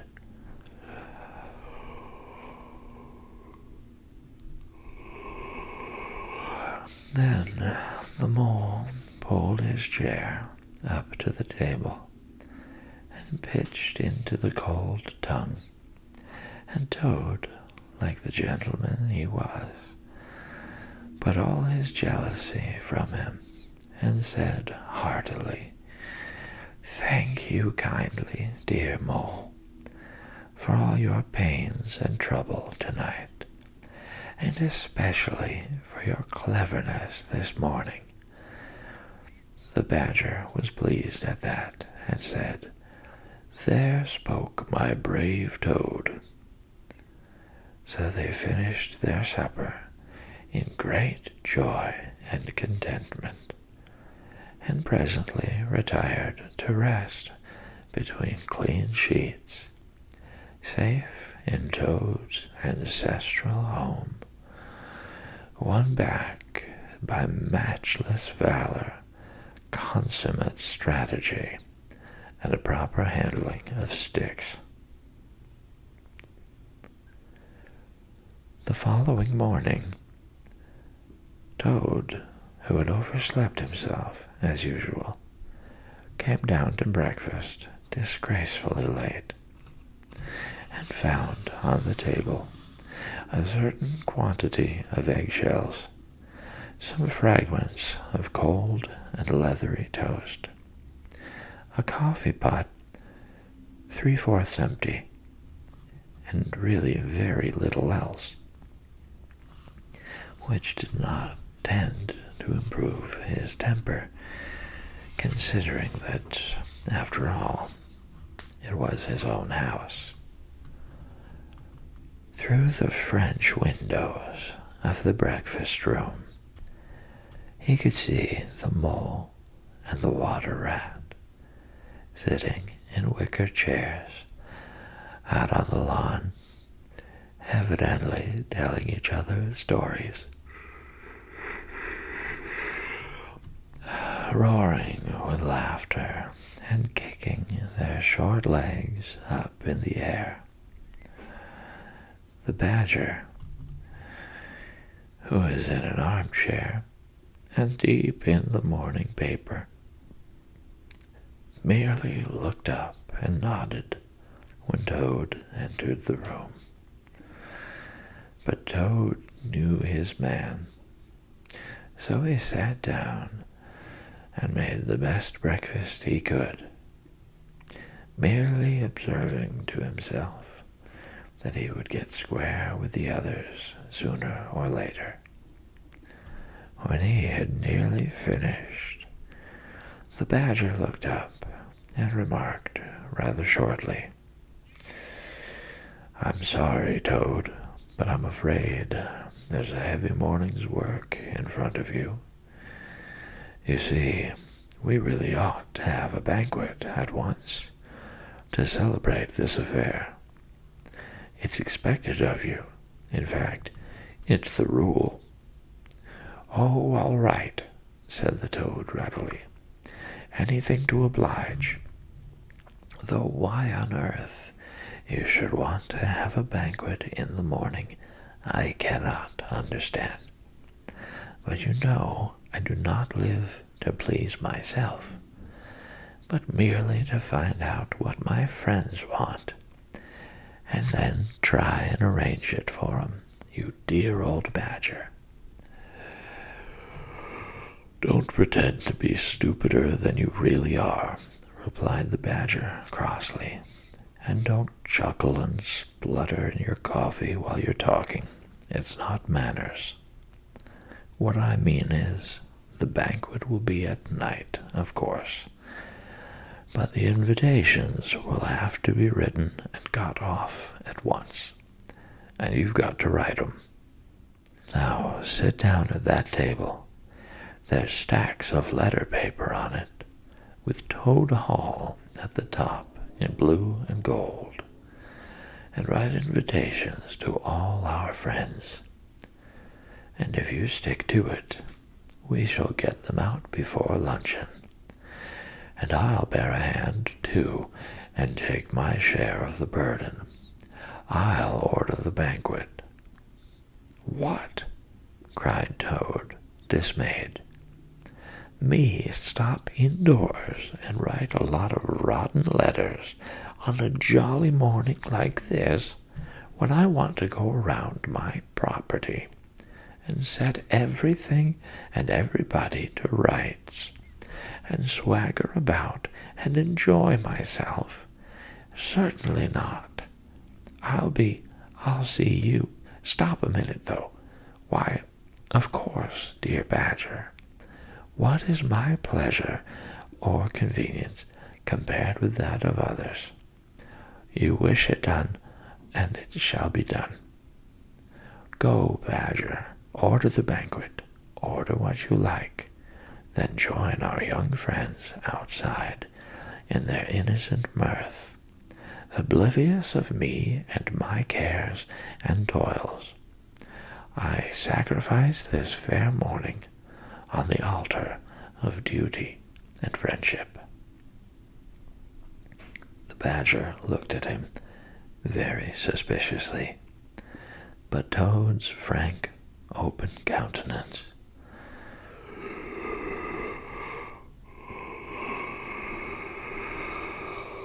made it difficult to suggest any unworthy motive in this change of attitude.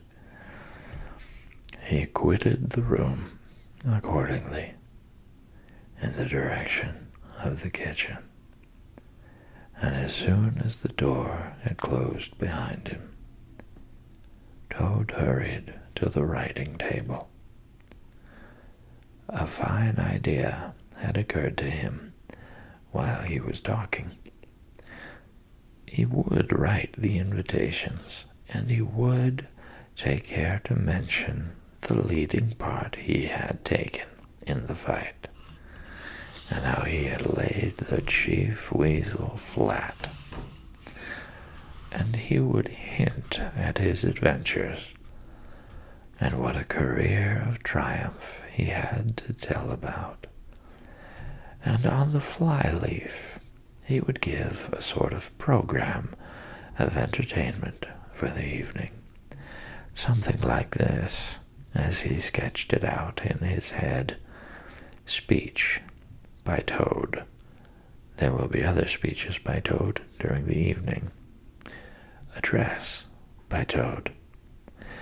Synopsis: our prison system, the waterways of Old England, horse dealing and how to deal, property, its rights and its duties, back to the land, a typical English squire.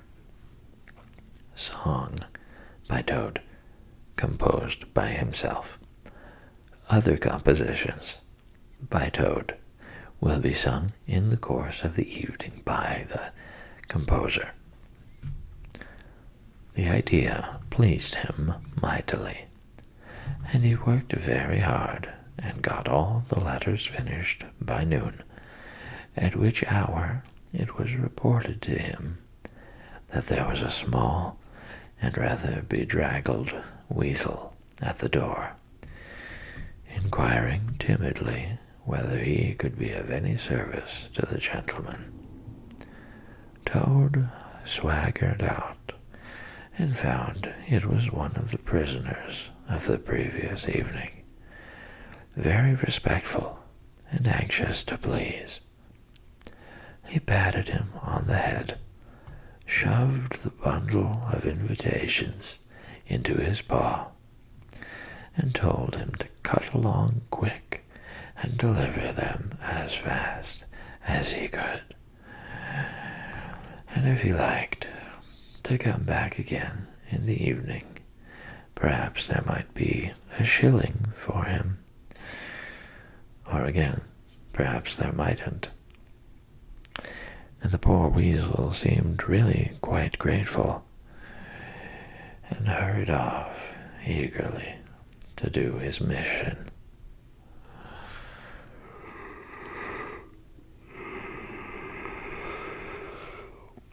When the other animals came back to luncheon, very boisterous and breezy,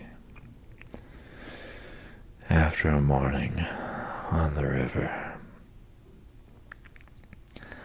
the mole, whose conscience had been pricking him, looked doubtfully at Toad, expecting to find him sulky or depressed. Instead, he was so uppish and inflated that the mole began to suspect something, while the rat and the badger exchanged significant glances. As soon as the meal was over, Toad thrust his paws deep into his trouser pockets, remarked casually, "Well, look after yourselves, you fellows. Ask for anything you want," and was swaggering off in the direction of the garden, where he wanted to think out an idea or two for his coming speeches. When the rat caught him by the arm, Toad rather suspected what he was after, and did his best to get away. But when the badger took him firmly by the other arm, he began to see that the game was up.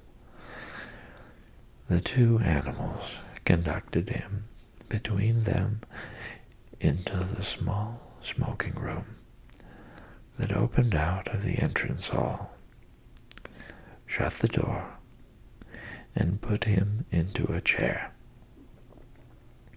Then they both stood in front of him, while Toad sat silent and regarded them with much suspicion and ill humor. "Now, look here, Toad," said the rat.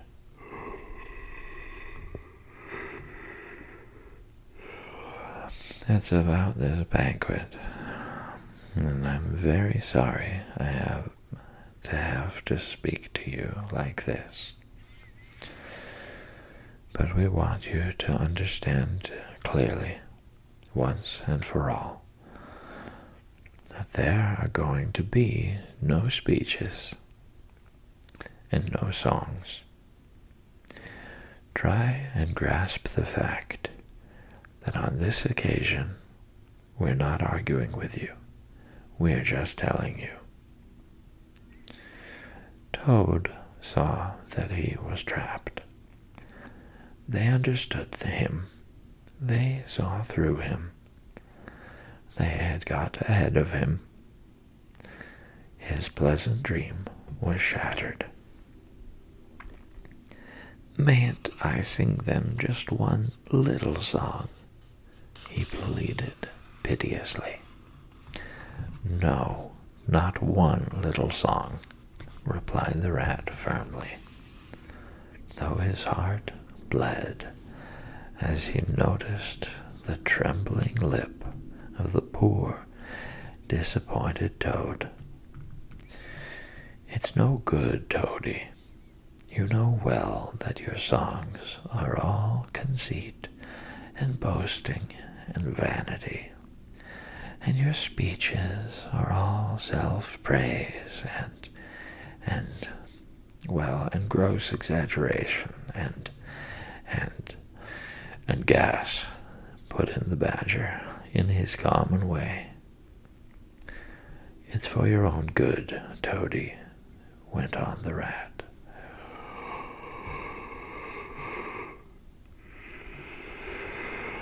You know, you must turn over a new leaf, sooner or later.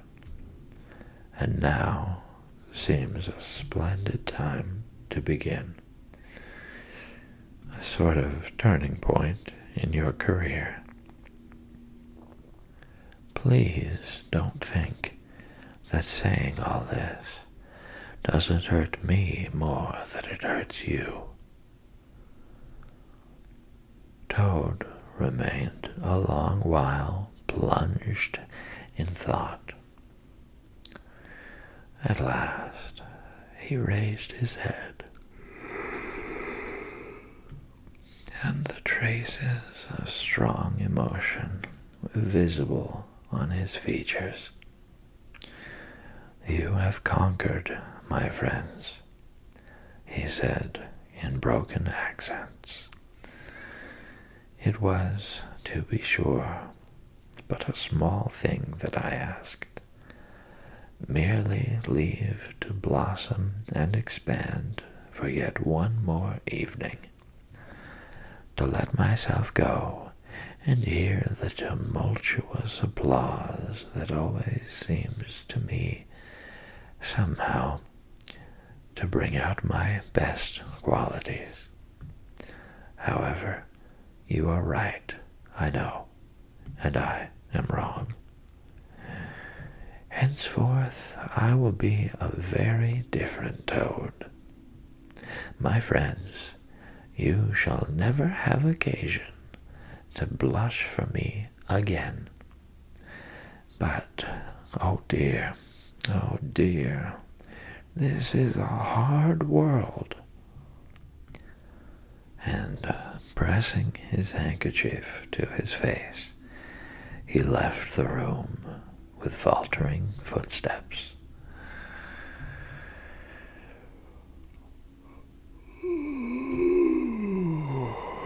Badger, said the Rat, I feel like a brute. I wonder what you feel like. Oh, I know, said the Badger gloomily. But the thing had to be done. This good fellow has got to live here and hold his own and be respected. Would you have him a common laughing-stock, mocked and jeered at by stoats and weasels?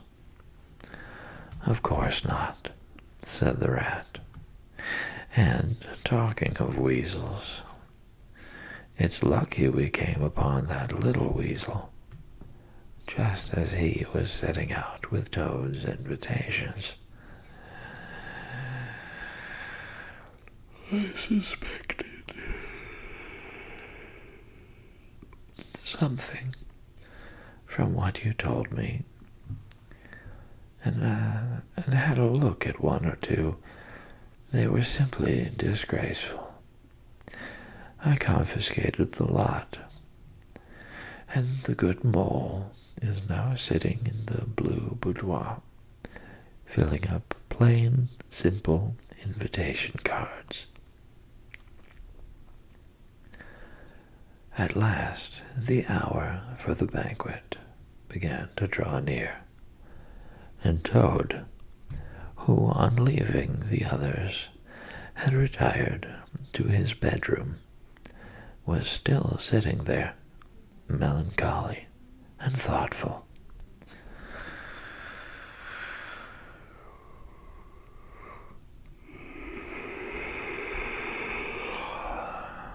His brow resting on his palm, he pondered long and deeply.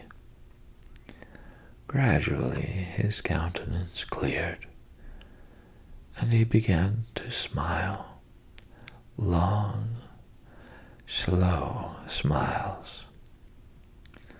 Then he took to giggling in a shy, self-conscious manner.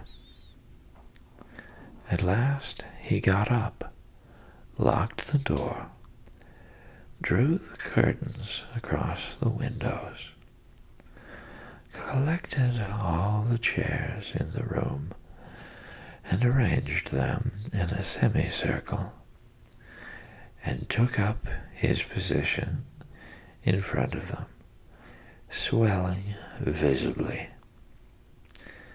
Then he bowed, coughed twice, and, letting himself go, with uplifted voice he sang to the enraptured audience that his imagination so clearly saw. Toad's last little song. The toad came home. There was panic in the parlor and howling in the hall. There was crying in the cowshed and shrieking in the stall when the toad came home.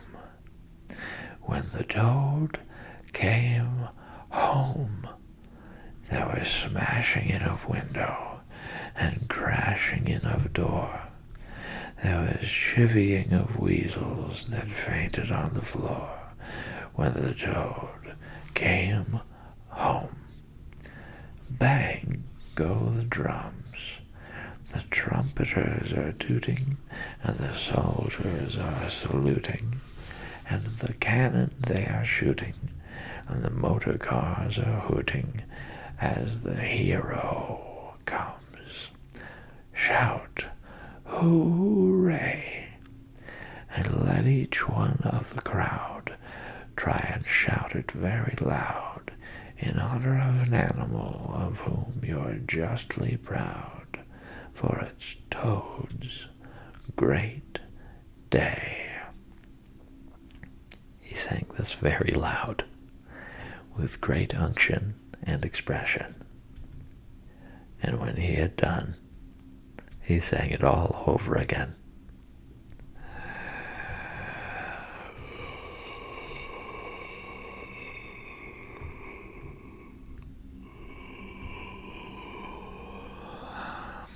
Then he heaved a deep sigh. A long, long sigh. Then he dipped his hairbrush in the water jug, parted his hair in the middle, and plastered it down very straight and sleek on each side of his face, and, unlocking the door, went quietly down the stairs to greet his guests, who he knew must be assembling in the drawing room. All the animals cheered when he entered, and crowded round to congratulate him and say nice things about his courage and his cleverness and his fighting qualities. But Toad only smiled faintly and murmured, "Not at all." Or sometimes, for a change, "On the contrary." Otter, who was standing on the hearthrug, describing to an admiring circle of friends exactly how he would have managed things had he been there, came forward with a shout, threw his arm round Toad's neck, and tried to take him round the room in triumphal progress. But Toad, in a mild way, was rather snubby to him, remarking gently as he disengaged himself. Badgers was the mastermind. The mole and the water rat bore the brunt of the fighting. I merely served in the ranks and did little or nothing. The animals were evidently puzzled and taken aback by this unexpected attitude of his, and Toad felt, as he moved from one guest to the other, making his modest responses, that he was an object of absorbing interest to everyone.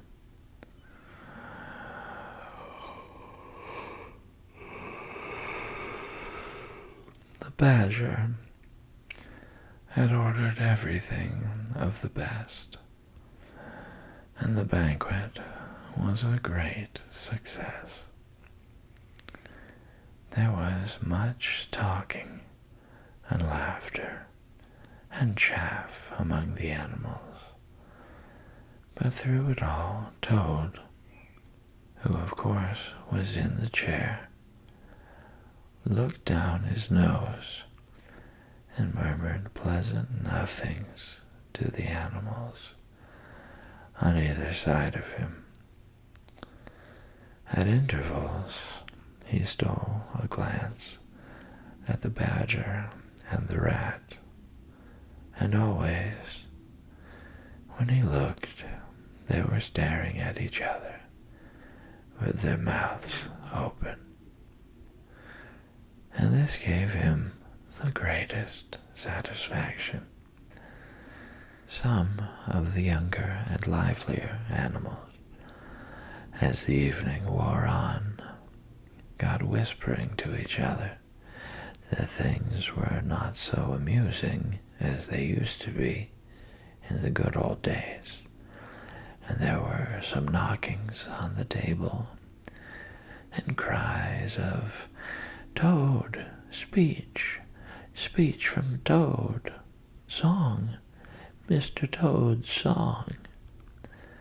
But Toad only shook his head gently, raised one paw in mild protest, and, by pressing delicacies on his guests, by topical small talk, and by earnest inquiries after members of their families not yet old enough to appear at social functions, managed to convey to them that this dinner was being run on strictly conventional lines.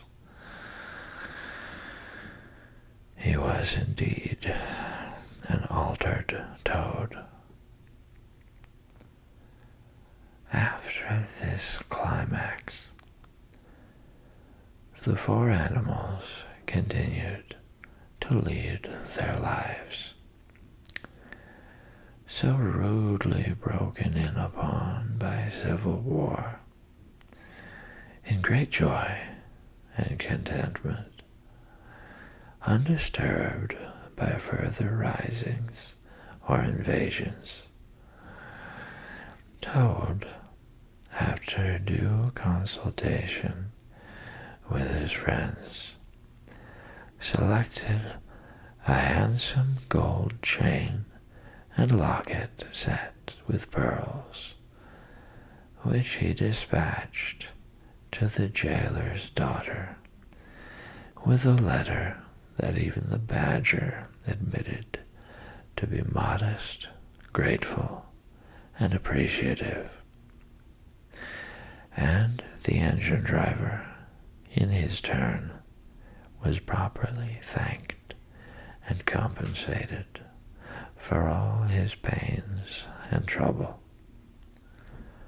Under severe compulsion from the badger, even the barge woman was, with some trouble, sought out, and the value of her horse discreetly made good to her,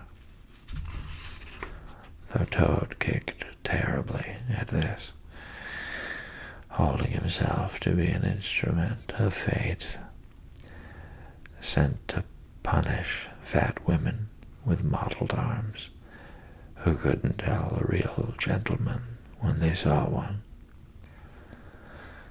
The amount involved, it was true, was not very burdensome, the gypsy's valuation being admitted by local assessors to be approximately correct. Sometimes, in the course of long summer evenings, the friends would take a stroll together in the wild wood, now successfully tamed so far as they were concerned, and it was pleasing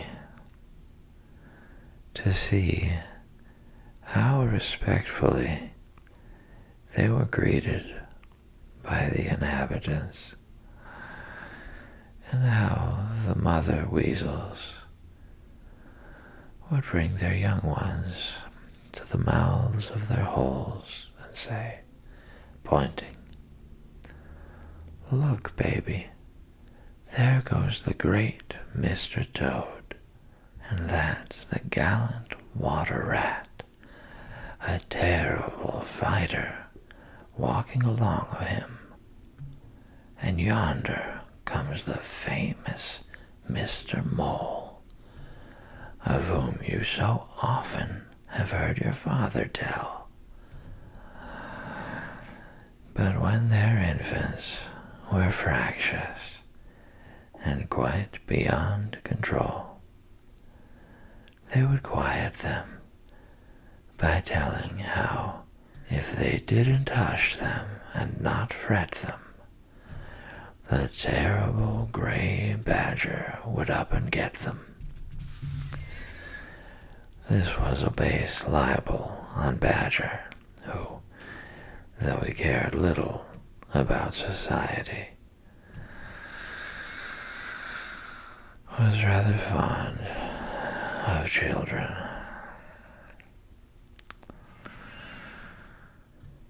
But it never failed to have its full effect